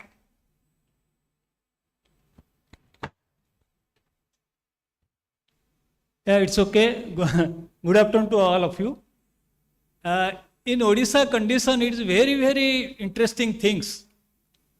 If you come to, do you know how much agri-climatic zone in Odisha? There are 10 agro-climatic zones. So very, very interesting things. And about the farmers, there are 4 types of farmers. One is marginal, small, medium, and large. If you come to small and marginal, 93%. Only 1.1%, 0.1 or 2% is large farmer. So if you come to agrivoltaic, we are always telling agrivoltaic. If you, what actually in last discussion was there, we can tell agrivoltaic as if a mini, micro, or maybe large or small. Mr. Akshay Sahu was telling that the term of agrivoltaic, actually we started agrivoltaic system in OUAT, a 40 kilowatt agrivoltaic system. It's I cannot tell that it is a large. It is actually we cultivated pineapple, leafy vegetable. Then we produce some of the dragon fruit also. If you come to actually very, very, very peculiar condition in Odisha, you cannot, you can tell we go for megawatt. Megawatt is very, very difficult for us. First of all, actually tariff, again, tariff is in solar tariff, your electric tariff is also interesting, Odisha condition. I think up to 150 unit, 3 rupees. Iske baad 4 rupees something, then after that 5 something, then 6. So it is very, very difficult for us. So policies should be introduced like micro, medium, large. These 3 type of solar photovoltaic can be, or agri photovoltaic can be introduced. And a policy is introduced like that. Otherwise, it is very difficult. So in my actually panelist, we have Dinesh Chauhan sir, then we have Abhimanyu Sahu sir, then Ms. Surabhi, then Mr. Ashok. So may I ask something to you? We'll discuss again one by one. I'll ask Dinesh Chauhan sir. It's very, very because he is from agri business in ICRISAT. International level, you have done some good work. So can you suggest something for Odisha condition? How can agri-business incubators or innovation hubs enable FPOs to lead agrivoltaic enterprises from design to monetization? Yeah, first of all, I would like to congratulate Passing Gifts for organizing a very relevant workshop, a whole day workshop, and it has been very informative for me as well since morning. and I came to know a lot of information about agri-photovoltaic, and I can connect the dots, the kind of work which we are doing in this space, and how because I come from incubation space largely, though I have spent a lot of my career in the entire food and agri value chain for last 2.5 decades. But my role here at AgriSat is like I take care of agribusiness innovation platform. We do work along with startups and largely these startups work around agri and food value chain. We also engage a lot with a lot of farmer producer organization and self-help groups, not only in India, but also in almost more than 12 plus countries in Africa as well. So AgriSat has been like the only international organization, CG organization headquartered in India. We were created in 1972 headquartered in Hyderabad. So coming to your question, like what is my view, like how we can, all these incubators can play a role in this initiative. So what I feel that we engage all these, most of the agri and food incubation centers or incubators, they work very closely with a lot of these startups, and also largely we work with a lot of these FPOs and self-help groups at the ground level. Doing various interventions. So we can play a very significant role in capacity building of these enterprises and making them aware about what this technology is all about and how it can be beneficial for these groups, and how we can create a sustainable enterprises around these models, right?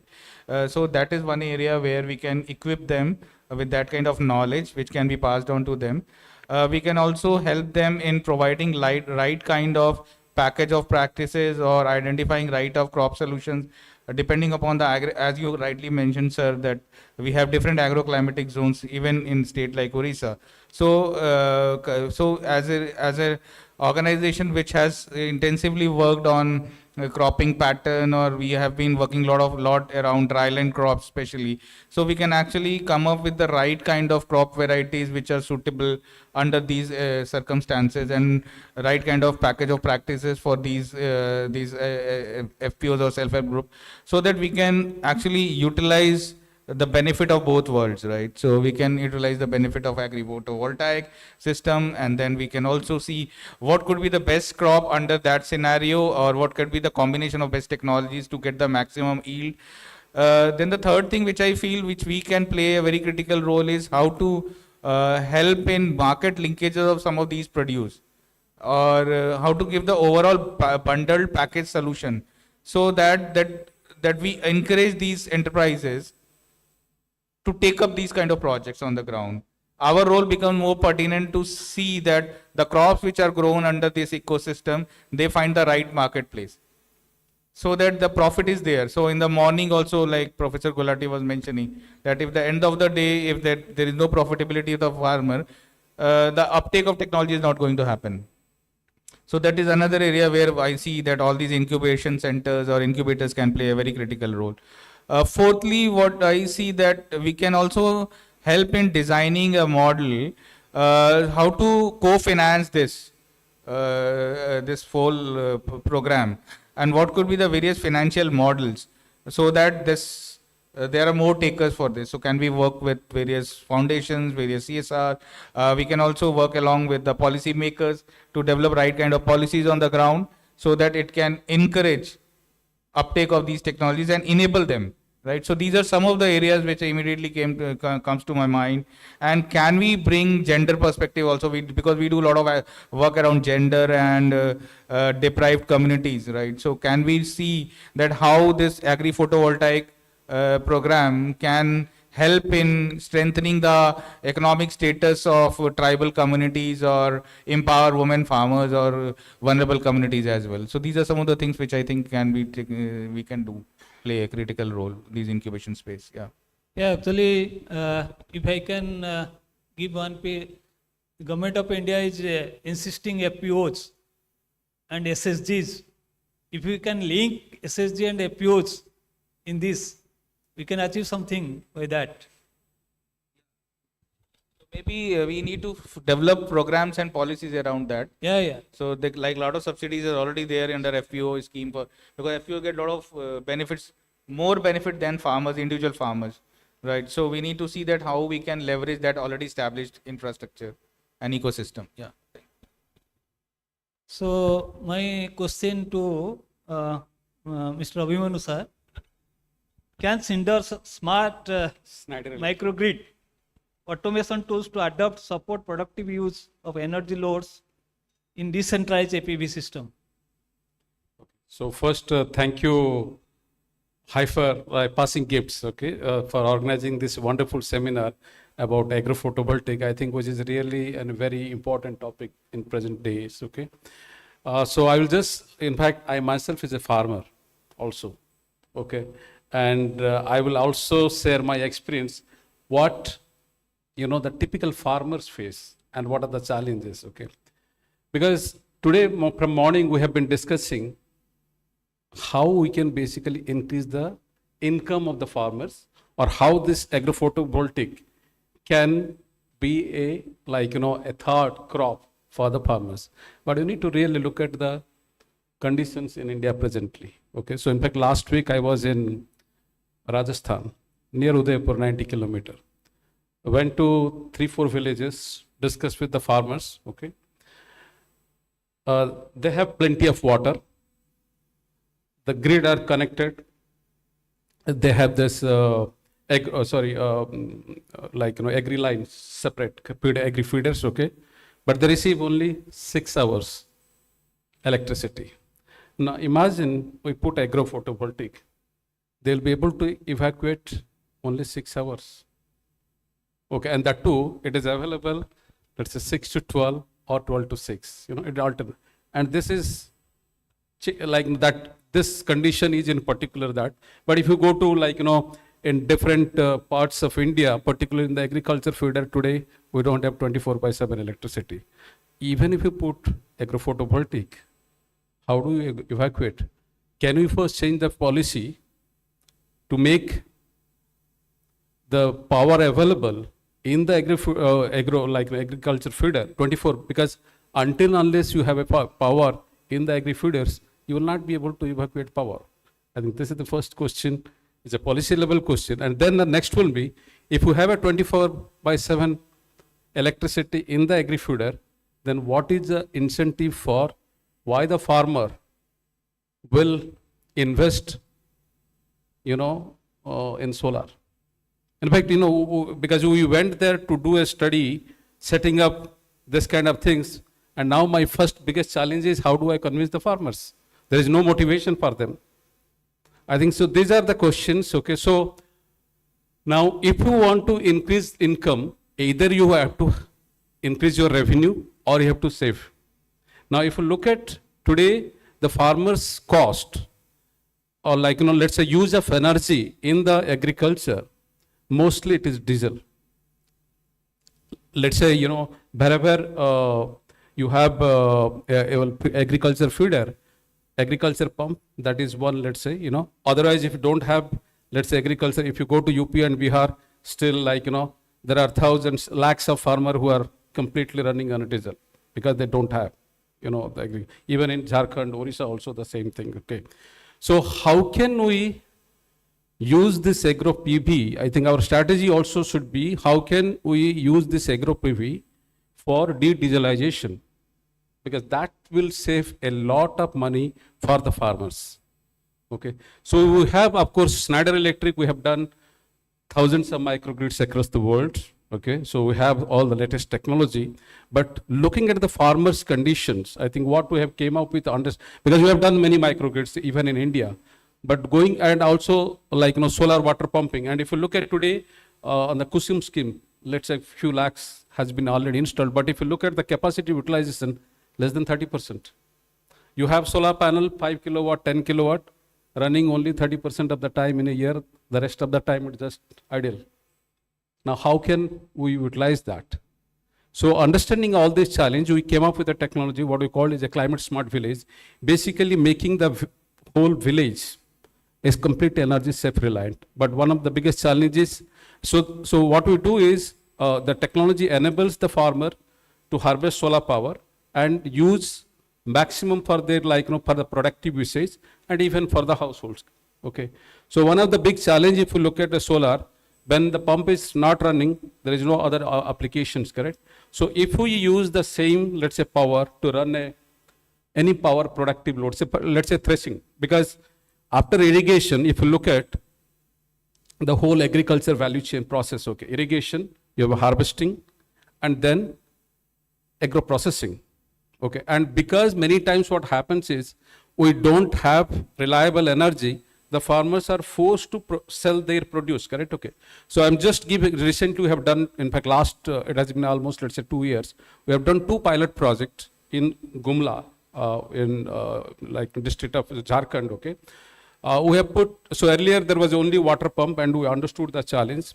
So then what we did is we put, and they were growing mustard, groundnut, rice and everything, okay. So, but there was no processing which was happening. So we put a system where, like, now they are having this, which one, an oil expeller, a groundnut seller, rice mill, and even turmeric, because they are growing turmeric, like turmeric powder, packaging machine. So now all those, like the energy which is used, so when, let's say, they are not using energy for like water pumping, the same energy you use for this application, and particularly harvesting, during harvesting time you don't require water, correct? Okay. So the same energy is used for this, let's say, agro processing, and they are able to do value addition, and then they are able to market. I think that's where, and this is all managed by an FPO. Because at an individual, when we are talking about smallholder farmers, putting, even if we are thinking about 100 kilowatts also, I don't think any farmer will be able to afford. So it has to be done at a cooperative level. So based on these 2 success stories, we have now done around 9 such, in fact, like projects across India. And in fact, next, we are planning to do 2 in Odisha also, like the same thing. So I can say that we have this technology now. The technology should be, how can we come up with a very affordable solutions, which will not only power, let's say, let's say typical solar irrigation pump, but even the complete, agro value chain, where, farmers are now forced to use diesel. See, for example, threshing application, we can even replace tractors also. Now there are tractors, which are like, now there is some experience, already some pilots are going on. So we can use even solar to run that, then that will save significant. So that's where, we are working. Of course, we are not working on the tractor, but how the energy could be used to power those things, I think that's where we are having the technology. So thank you. Next question to Surabhi. What Selco tested finance or service models that can help de-risk APV adoption in tribal and low-income areas? Thank you so much. I think just for context, Selco Foundation itself looks at sustainable climate smart solutions, largely for livelihoods and healthcare. And within this, we look at working very closely with local NGOs and organizations whose focus is agriculture itself. So you can put in, the energy solution, but unless, and the technology, but unless there is relevant input practices and market linkages for the producers, it's completely obsolete to have put that technology in. So a lot of our work happens in partnership with training institutions, with agri and livelihood core NGOs that are working on the ground, and with market linkage partners that are enabling the rest of the aspects of the value chain. I think, a lot of what Abhimanyu sir said is kind of the track that we are going on as far as looking at micro agrivoltaics. We do feel that we've ourselves not implemented anything directly. I think Mr. Shilp also brought up the program that is happening with Sustain Plus and partners in Dahod, and that was another example that we're learning from. There is definitely a clear opportunity to look at where PM Kusum type initiatives are already being implemented. You're not adding too much additional risk to the farmers in that context, and really using those as spaces to try out the kind of cropping mechanisms and crops, cropping patterns, water resource requirements, which will anyway be there for the panel, which will anyway be there for the pumping system, using that for drip irrigation. And I think adding layers into that itself, which is how can we use some of these systems where a PM Kusum is being installed, which is much more micro scale, and using that to innovate also on the kind of technology. So a lot of our work has happened on innovating on farm technologies. So for example, nano tractors, de-weeders, threshers for small and marginal farmers looking at mechanization.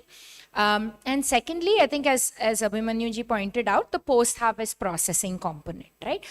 So under the PMFME scheme, for example, which is the Ministry of Food Processing Industries, Pradhan Mantri formalization of micro enterprises. Now, every PMFME entrepreneur is accessing technology at 35% subsidy from the central government, potentially a 15% subsidy from the state government, and the remaining 50% is what they get as a loan from the bank.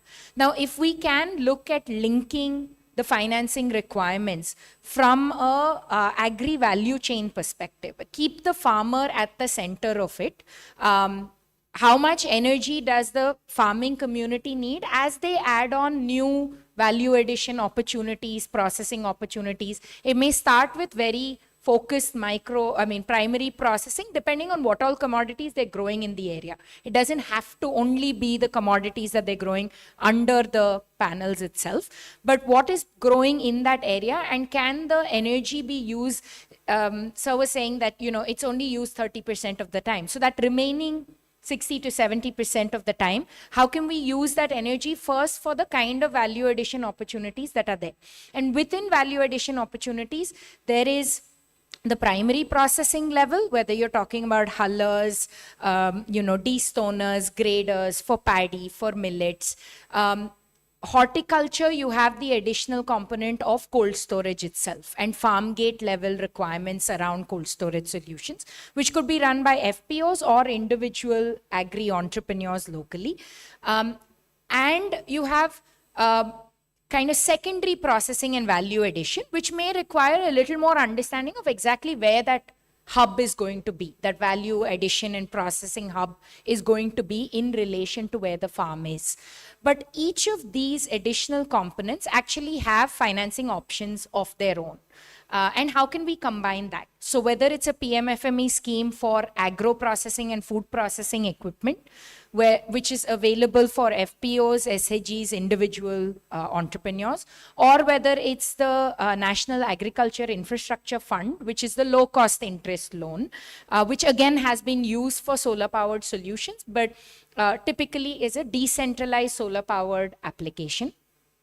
Third, the mission for integrated development of horticulture, which provided its recent updated guidelines in February of 2025, has actively put in 30% subsidies towards solar powered solutions for horticulture, right? So that could include pack houses, cold storage units, dryers, insect traps, on-farm mechanization. Now, these are opportunities where we can link it back to what are the kind of loads to be powered using this agri-PV voltaics, how much of that can be localized, and then consider what needs to be fed into the grid, rather than simply thinking about that as the third income source. Maybe this is venturing further from what we had discussed, but I think there is a very clear opportunity there to think more strongly at all that the farmer and the farming community needs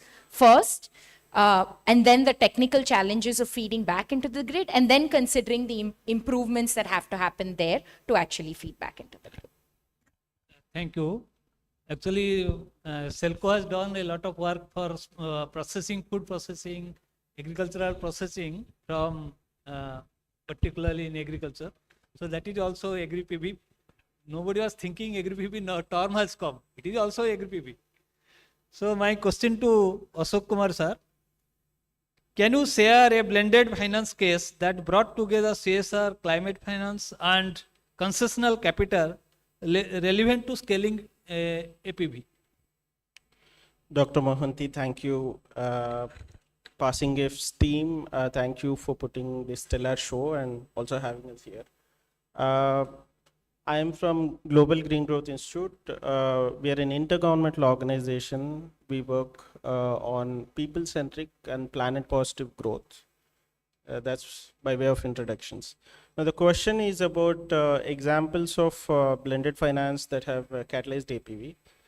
I think barring a few examples that Dr. Khare, for example, has quoted about, progressive large-scale farmers doing APV on their own, most agri-PV pilots around the world are either funded completely by grant money, government grants, or developmental agencies doing some pilots, right?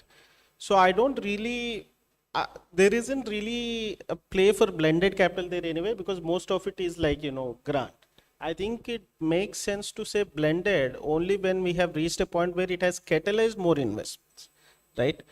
With that background, I just want to focus on a couple of, points that I really want to bring to this conversation.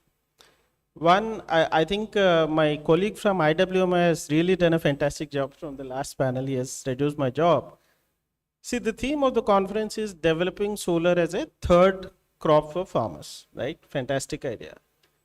Now, Kusum scheme has been largely talked about, right? I want to say that Kusum scheme primarily is not solving the problems of the farmers. It is solving the problems of discoms. Because for the longest time, because of these electricity tariff subsidies we have for farmers, the electricity distribution companies are bleeding every year. Lots of subsidies are flowing out. It's been very inefficient. And somehow technology came along and we figured out, okay, if I have to give subsidy every year, I might as well put a solar panel there. So it costs me a little bit more capex in the outgo, but it will solve my problem of annual payments. So Kusum can only optimize for plugging the loss of subsidy money. Kusum cannot optimize for additional third income, because the discom has no interest in doing it, right? At least the state governments or central governments do not have the models to do that just as it. Now with that background, but Kusum gives us a excellent example of a model how to scale the intervention. Let's take an example of a small farmer, 1 acre land, right? See, if you're talking about a 5 kilowatt elevated PV, then I don't really think we are looking at a big APV kind of transition, right? It only makes sense we're talking about, acha, pura 1 acre mein we are doing, elevated solar. Now for that to happen, even nominally, if I take 200 kilowatt at the cost of 50,000, it's coming around 1 crore.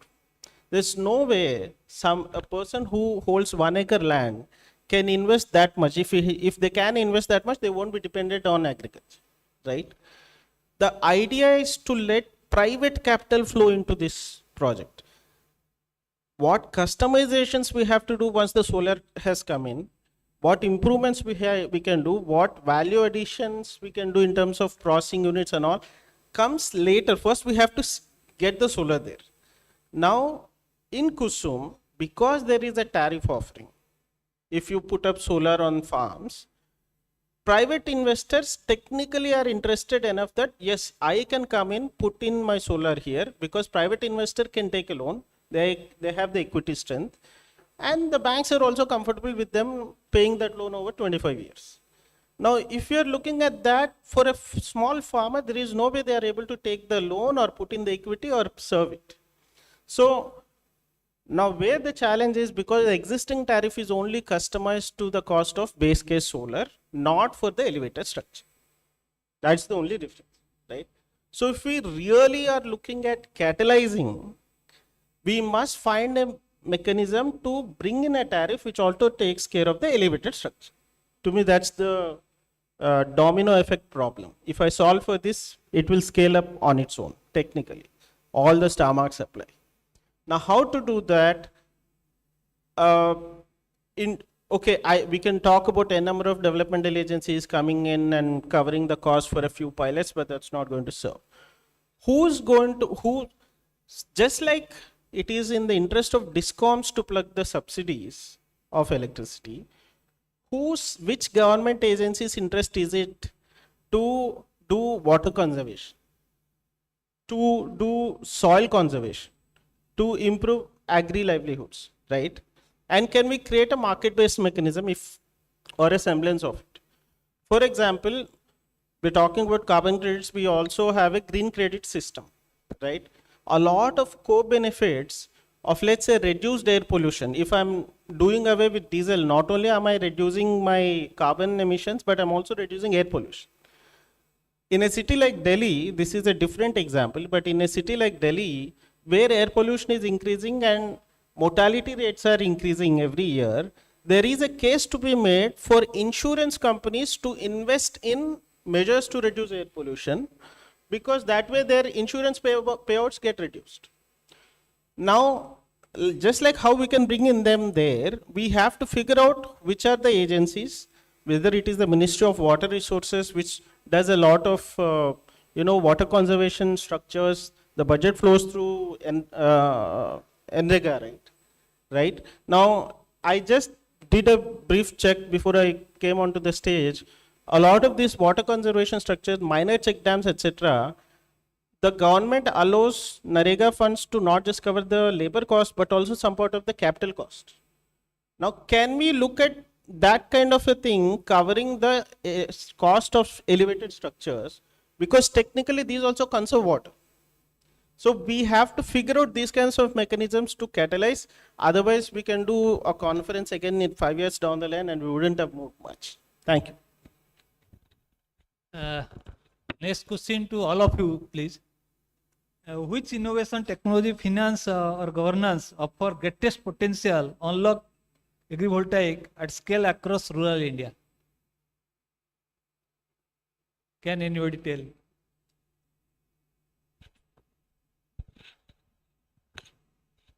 I think, see, when at the beginning you clearly told there are, even in Odisha, there are different type of farmers, correct? Okay. You have marginal farmers, smallholder farmers, and then, large. I think if you look at the Kusum scheme, like, where fiber, it is not done by marginal small. It is like, the investors, correct, who has a large land investment money, and then they are just doing that. Okay. Now, if we wanted to increase the, the income of the smallholder farmers through photovoltaic, I think we need to find very innovative solutions where they will be able to sell this electricity at a much, not even 4 rupees. I don't think it is going to, if we do, in fact, morning itself, I was doing the calculation, if you do investment, even let's say 10 kilowatt, 100 kilowatt, and then with the current, this thing, it will be 8-9 years to get your ROI. Even I have not taken the, other factors, okay. So I don't think any farmer has that much capability, when we're talking about, I think.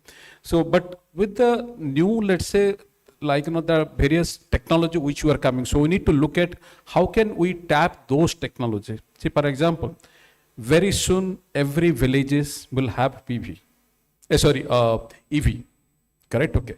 Now, when somebody is having EV, definitely the electricity bill will go double or triple, correct? Okay. And even if you look at the highway of India, correct? Okay, all the national highways, now EV charging stations are coming up, correct? Okay, and you have the lands. So that's where we need to convince, can the farmers sell electricity to the charging stations? I think that's where, if we do that, that's where it will really, because those EV, charging stations, they will not, for them, the cost will be, when they're buying electricity from the grid, it is at a very high level, correct? Okay. So they don't mind paying the farmers even 7-8 rupees or even probably 10 rupees because they are charging, the customers also, it's a much higher rate. So we need to try, we need to really think about unlocking this kind of innovative, let's say, think about these innovations, which will help the farmers to get much better price, and in their local areas also. Okay. I think otherwise, I will say that we'll be discussing about this one. Because what I'm saying is, Last year we did around 9 projects. This year we plan to do another like more than some 15. Okay, and it's not easy, because definitely no farmer has right now. What we are doing is we are using CSR fund, correct? Okay, so we can do, let's say today also, if we look at in India, the CSR fund we are talking about 3.5 billion, correct? Okay, that's the dollar. So that's also, so maybe you can do some pilot to using CSR funds, correct? Okay, mobilizing CSR fund, but it cannot be the financing mechanism for large scale deployment. It has to be a commercial model, okay?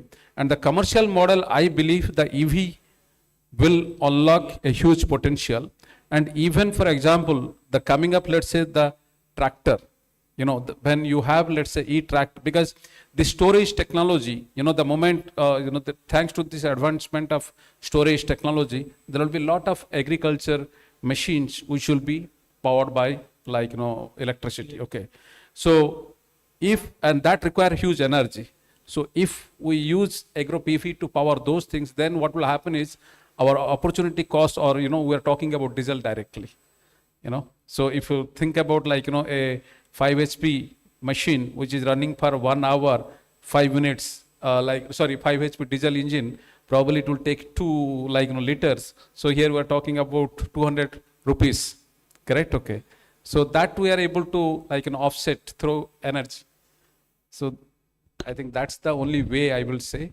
But if we only think about exporting to the grid, then it will not really going to be, let's say, viable options, and nobody will also the finance.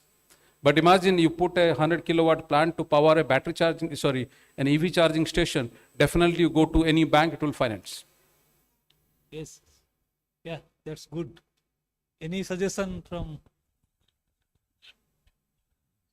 I will just add one more thing, that according to me, what I feel that financial innovation is very critical here.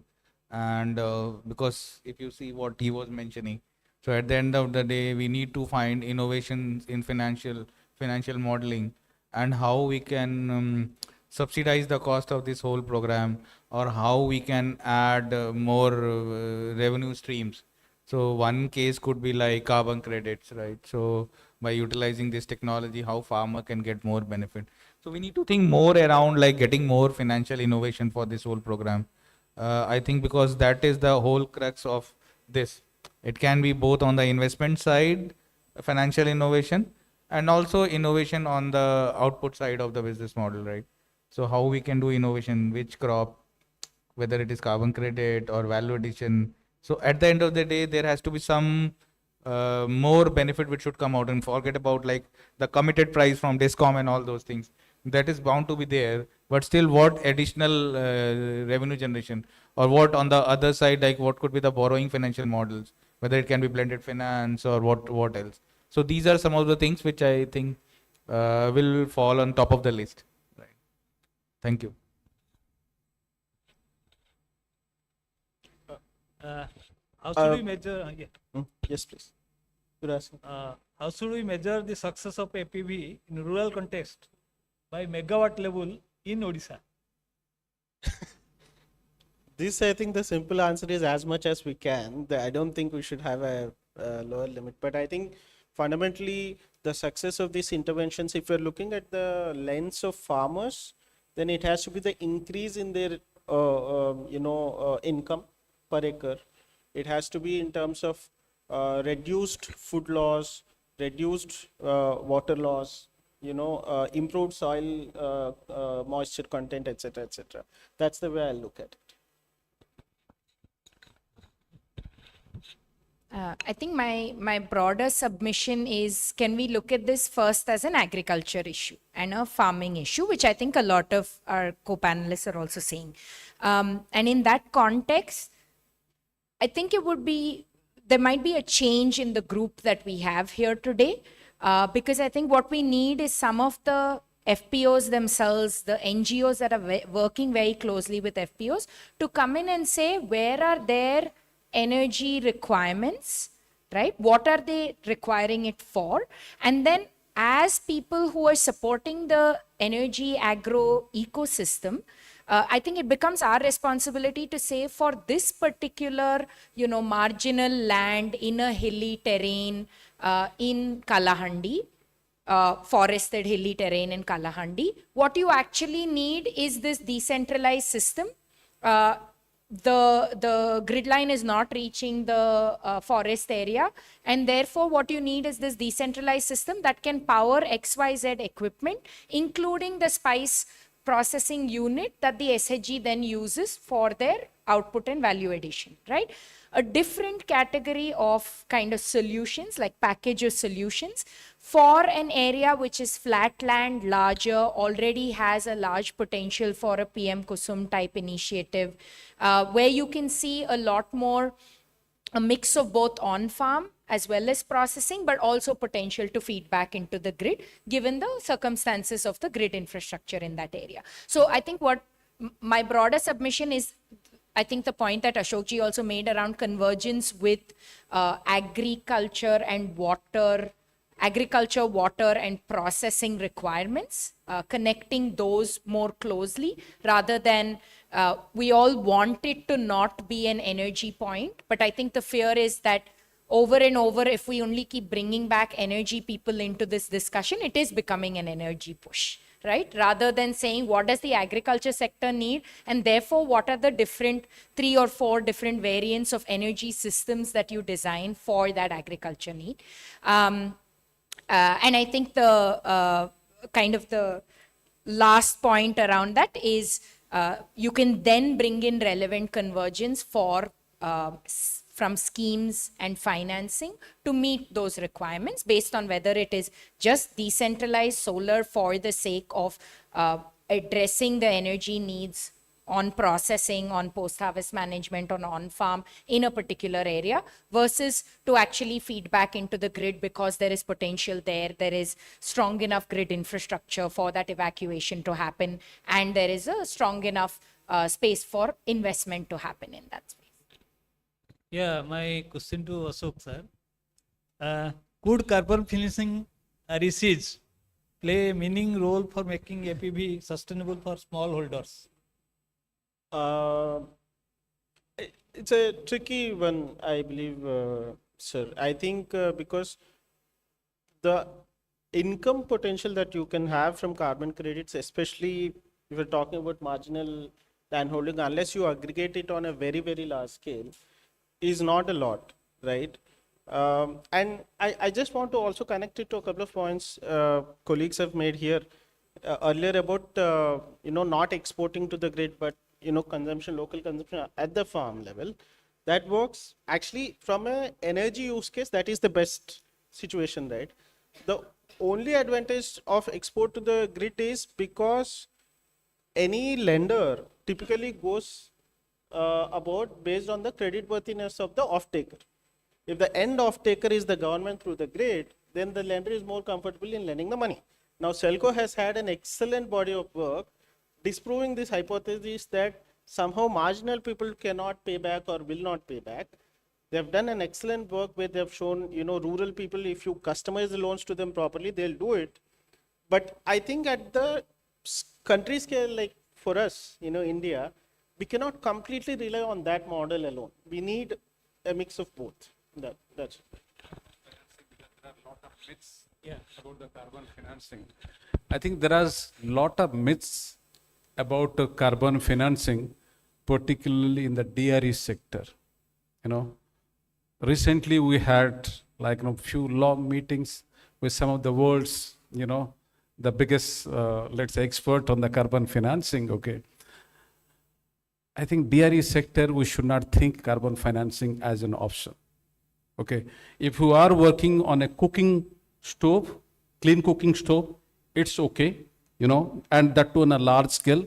But even solar, we were thinking solar home system, solar irrigation pumps, okay. And again, solar home system, when you deploy in millions, that's okay. But even you are deploying few thousands or even few lakhs, okay. Or solar irrigation pumps, the amount of money which you will invest in carbon like, to get that, and the money what you will get, it's not worth. Okay. It may be discouraging, but I'm telling the hard truth based on our just recent, discussions. We were trying to explore. Now, if we combine 10 people or 20 people, can it be? Even thousands, not okay. Okay. Just want to add 2 more points also to this. One is, as much as we're thinking about, revenue from carbon markets right now, there's this whole issue that we have our own indices, right? So at some point, we wouldn't want to let other countries, which are likely the source of this carbon money, claim credits for our carbon, and then we have somehow we are struggling to figure out how we achieve our net zero. There is the entire CBAM restrictions that are going to kick in a slightly different context. But so that may not be a very long-term solution is also what I feel. In addition to that, I think a probably much more better way to go is, once we have cracked a scalable model, getting in patient capital through, say, impact bonds. We have done, let's say last year we have supported $500 million green bonds for renewable energy projects. I mean, where Agri-PV is right now, maybe we won't see scales like that.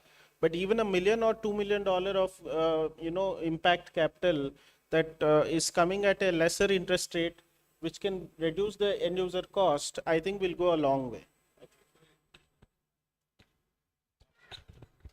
So then actually my last question is, in your experience, what training and institutional support to rural communities need to effective management of APV system?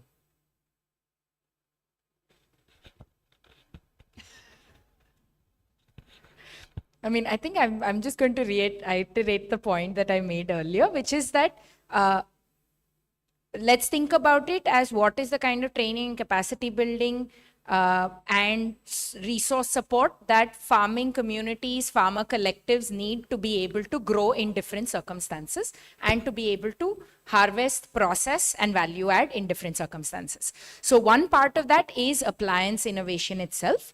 And when we think about appliance and technology innovation, thinking about where mechanization can happen on the farm in circumstances where you have an elevated structure, where you're trying to work between,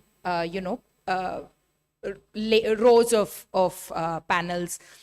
So I think appliance innovation can be looked at for different kinds of on-farm activities to integrate these kind of requirements. I think thinking about the cropping patterns and training and capacity building around what it takes to actually grow in these circumstances. And I think a lot of our previous panelists have also spoken about what all they have tried to grow, right, in different kinds of pilots. What has grown well, millets, certain kinds of grams, certain kinds of horticulture commodities. So I think building a base of that, what kind of soil requirements, water requirements, and cropping patterns make sense for growth in these circumstances is a very relevant kind of capacity building and knowledge resource. And I think like what Dinesh sir was saying around agri-business and incubators, their role around facilitating to what extent an FPO or an SHG should take this on as a business that is relevant for their farming and income requirements rather than simply from the energy requirement side of it. So I think that's my... Okay.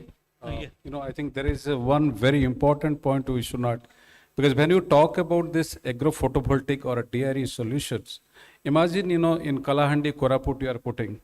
Now, who is the guy who is going to install and even maintain? I think that is one of the major, let's say, we did a study, one of our PhD student, in Africa is the graveyard of microgrids, okay? And even if you look at India, you can count in how many microgrids which has been deployed which are not working, okay? And one of the biggest challenges, who is the guy? There is no local person who is really competent enough to do that, okay? So I think that is where the capacity building of the local community is very, very important. So what we have done is, in Jharkhand, we have done around 1,000 solar irrigation pumps, So what we have done is, we have established a training center where we are training the women who are basically operating those pumps. It's a very small like training, so their job is just to operate it, okay? And then what we did is we brought around 28 youths to Bangalore.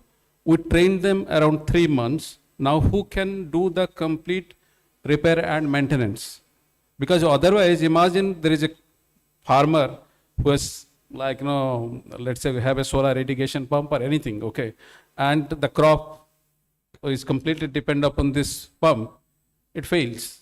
It may like, even if a BMW car you have to take, it gives problem, correct? So now if it fails, if he waits 3 days or 5 days to get the service person comes, then the crop is gone, okay? So it's very, very important to think about this community or the capacity building at the community level if we are thinking about large scale, this agro-photovoltaic, okay? And we need to create even lot of, so we have a program, what we call like, it's a clean energy entrepreneur incubation program. So we have an entrepreneur incubation center in Bangalore.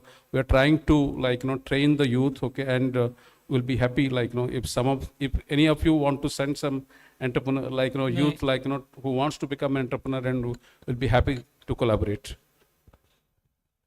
It's actually very interesting things. Actually, I'm just telling about this capacity building and training section. I'm just giving one example.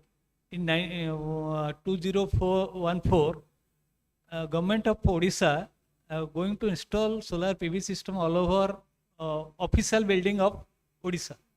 2 megawatt from Cuttack and Bhubaneswar. Very interesting is actually no body of Odisha, no technician available in Odisha. All people came from that Delhi and Rajasthan.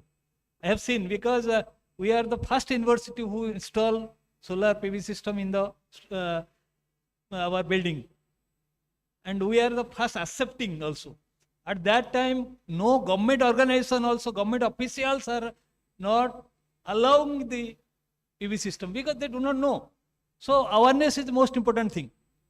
Second is capacity building. Awareness, that what actually this our journalist was telling, APV, don't know people. First, awareness is most important. Second thing is capacity building. Same thing happened. You know that government of Odisha install around 150 solar cold storage in different part of Odisha, 5 ton to 10 ton.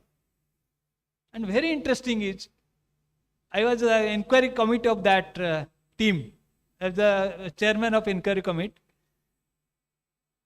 People do not know solar cold storage.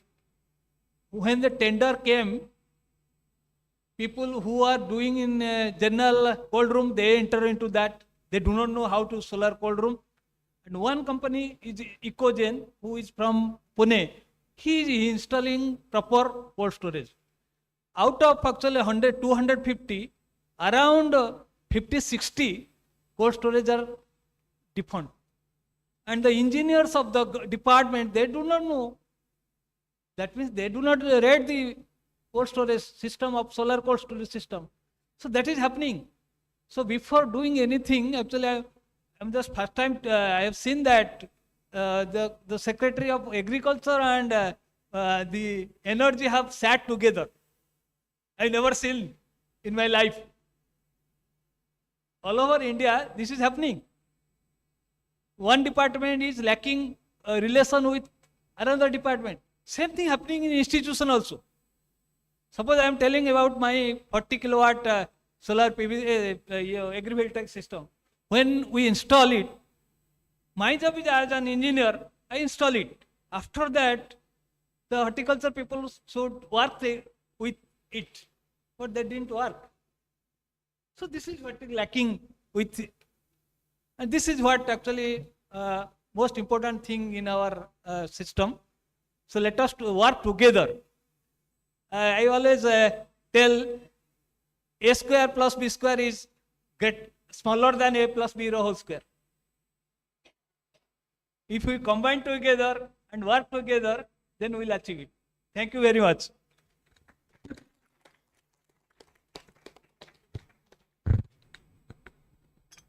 I have given one presentation. If your team can seat or time is required, you can.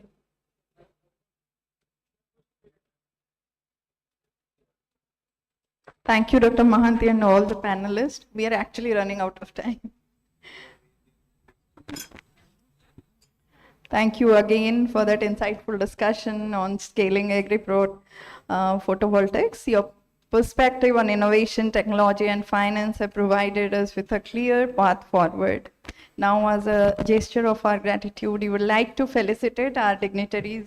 May I request Dr. Shyam Katta, Program Director, PGPL, Andhra Pradesh, to kindly come forward to felicitate our guests.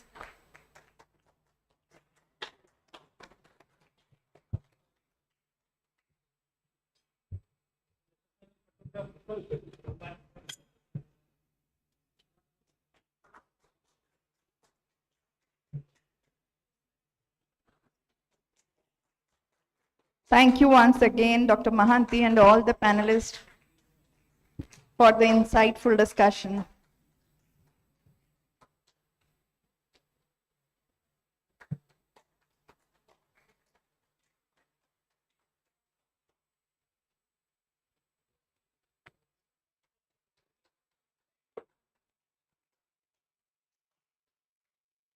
As we approach the conclusion of this highly informative day, it is fitting that we hear from the guiding force behind today's summit. I would like to once again invite Ms. Nina Joshi, Senior Vice President, Haifa International, to deliver the closing remarks. Ms. Joshi.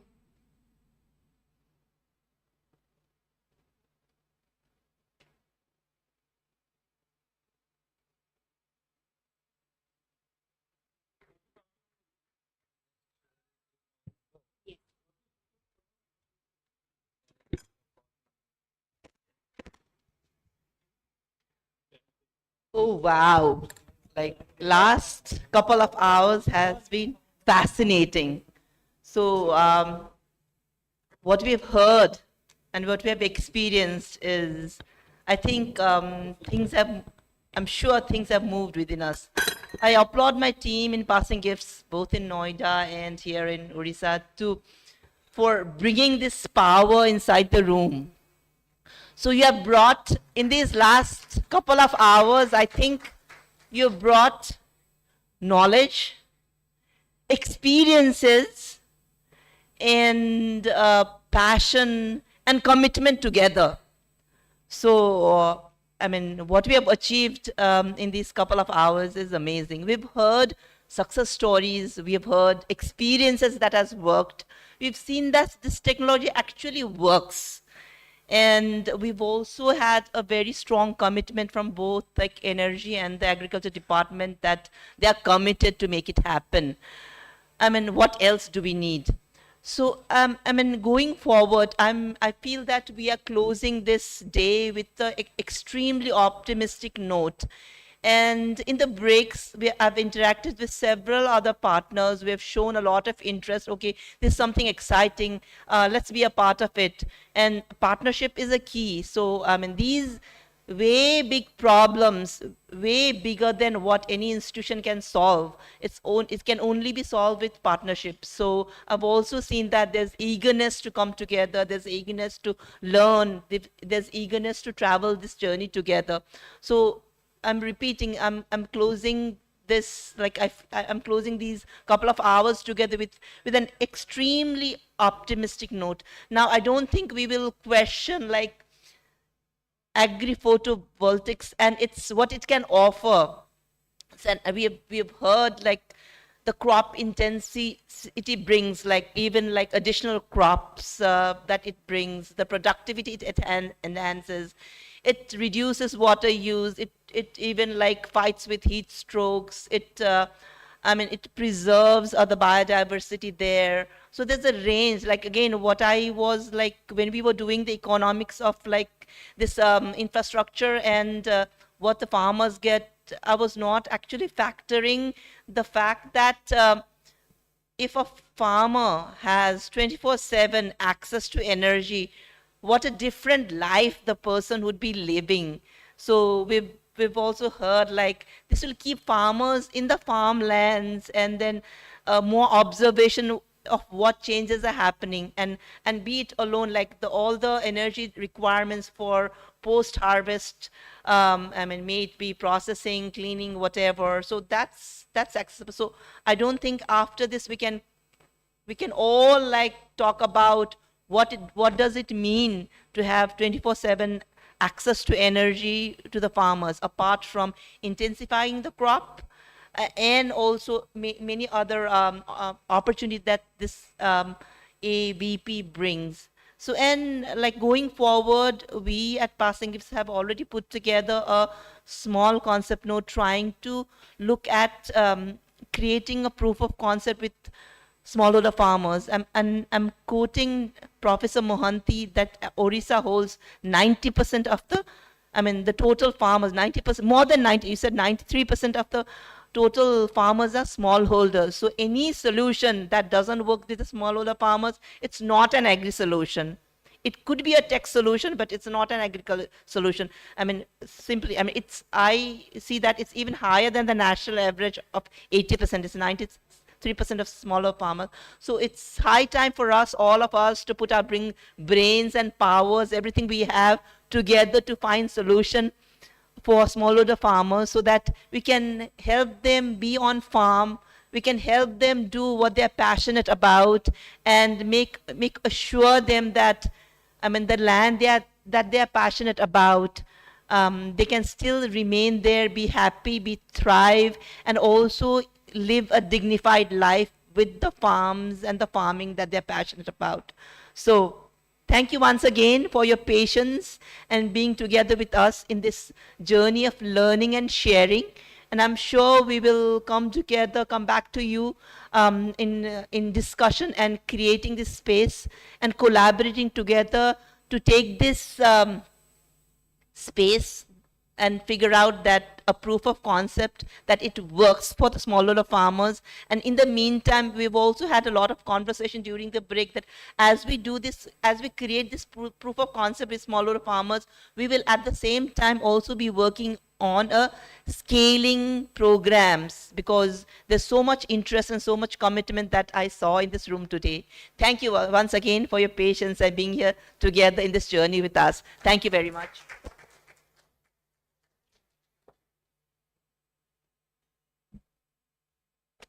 Thank you, Ms. Joshi, for your kind words.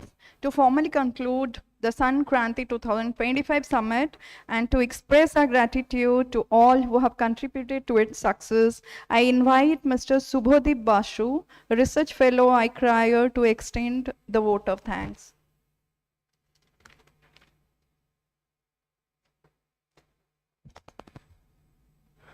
Good afternoon, everyone. Yes, it's been a long day of discussion and discourse on agrivoltaics, and I guess we have enough food for thought for all of us to introspect and retrospect on this topic and how we can all collaborate and take this innovation forward. I'll take this opportunity to thank HIFER for organizing this wonderful event and creating this platform for all of us to come together and engage. I would also like to thank all the participants, because considering that all the participants have come from different fields, different organizations with different expertise, without your presence here, without your suggestions, this event would not see the light of day. I'll take this opportunity to take you quickly through how this collaboration actually happened between the two organizations, ICRIER and HIFER, two organizations with very different expertise on way of work.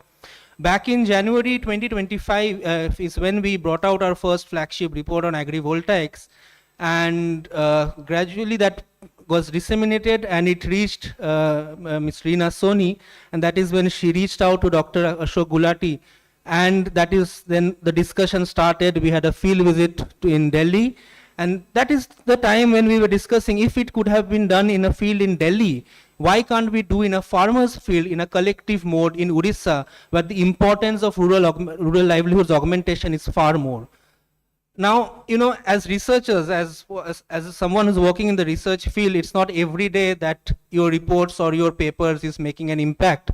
But Dr. Gulati keeps on saying that do not underestimate the power of dissemination and publication, and that is something, a big learning for me, that if the dissemination reaches the right quarters, with the right institutions with whom you might have different way of working, but they might have similar principles, similar way of operating and similar ethos, then it could create impact. Now moving on from publication, in recent years, the way we do research in the country, especially in the rural livelihood setup, is changing. Grantors, philanthropic organizations are placing, in or investing in action pilots or demonstrative pilots more. Publication still has its importance, but end of the day, seeing is believing, and that is where the importance of demonstrative pilots come into the picture. Shilp sir mentioned about the Dhundi pilot. I have had the good fortune of seeing it up close, and that is also a pilot brought about by a group of researchers. So the transformation in research in the rural livelihood sector is happening, and its transformation is there to stay. However, to ensure the success and sustenance of this transformation, it might not only be it might not be done effectively only by researcher, and that is when the collaborations with organizations, and particularly I would like to say civil society organization, is extremely important. It is the civil society organizations like Passing Gifts, HIFER, and other rural organizations working in rural livelihood who have their ears to the ground, who are much more connected to the grassroots. So you create a platform where your research expertise or the technical expertise is integrated with the grassroots expertise, and that is when you can have impact at scale. Like already stated, agrivoltaics is operating at a nascent stage, and because of the nascency, the possibilities are endless, but those possibilities can be reaped, and we can reap dividends of those possibilities in the future only when we all probably work together and work together in an effective collaborative fashion. I am sincerely hopeful that this event marks the start of SunKranti in not just Odisha, but the entire Eastern India. I'm personally from Eastern India, so naturally I have my personal sentiment attached to it. I would like to also thank Ms. Surya Kapatar, the MC, who has been anchoring throughout the day. Big thank you to you, ma'am. That is all that is from my end. Thank you all for taking out time from your busy schedule and making this a success. Thank you, everyone.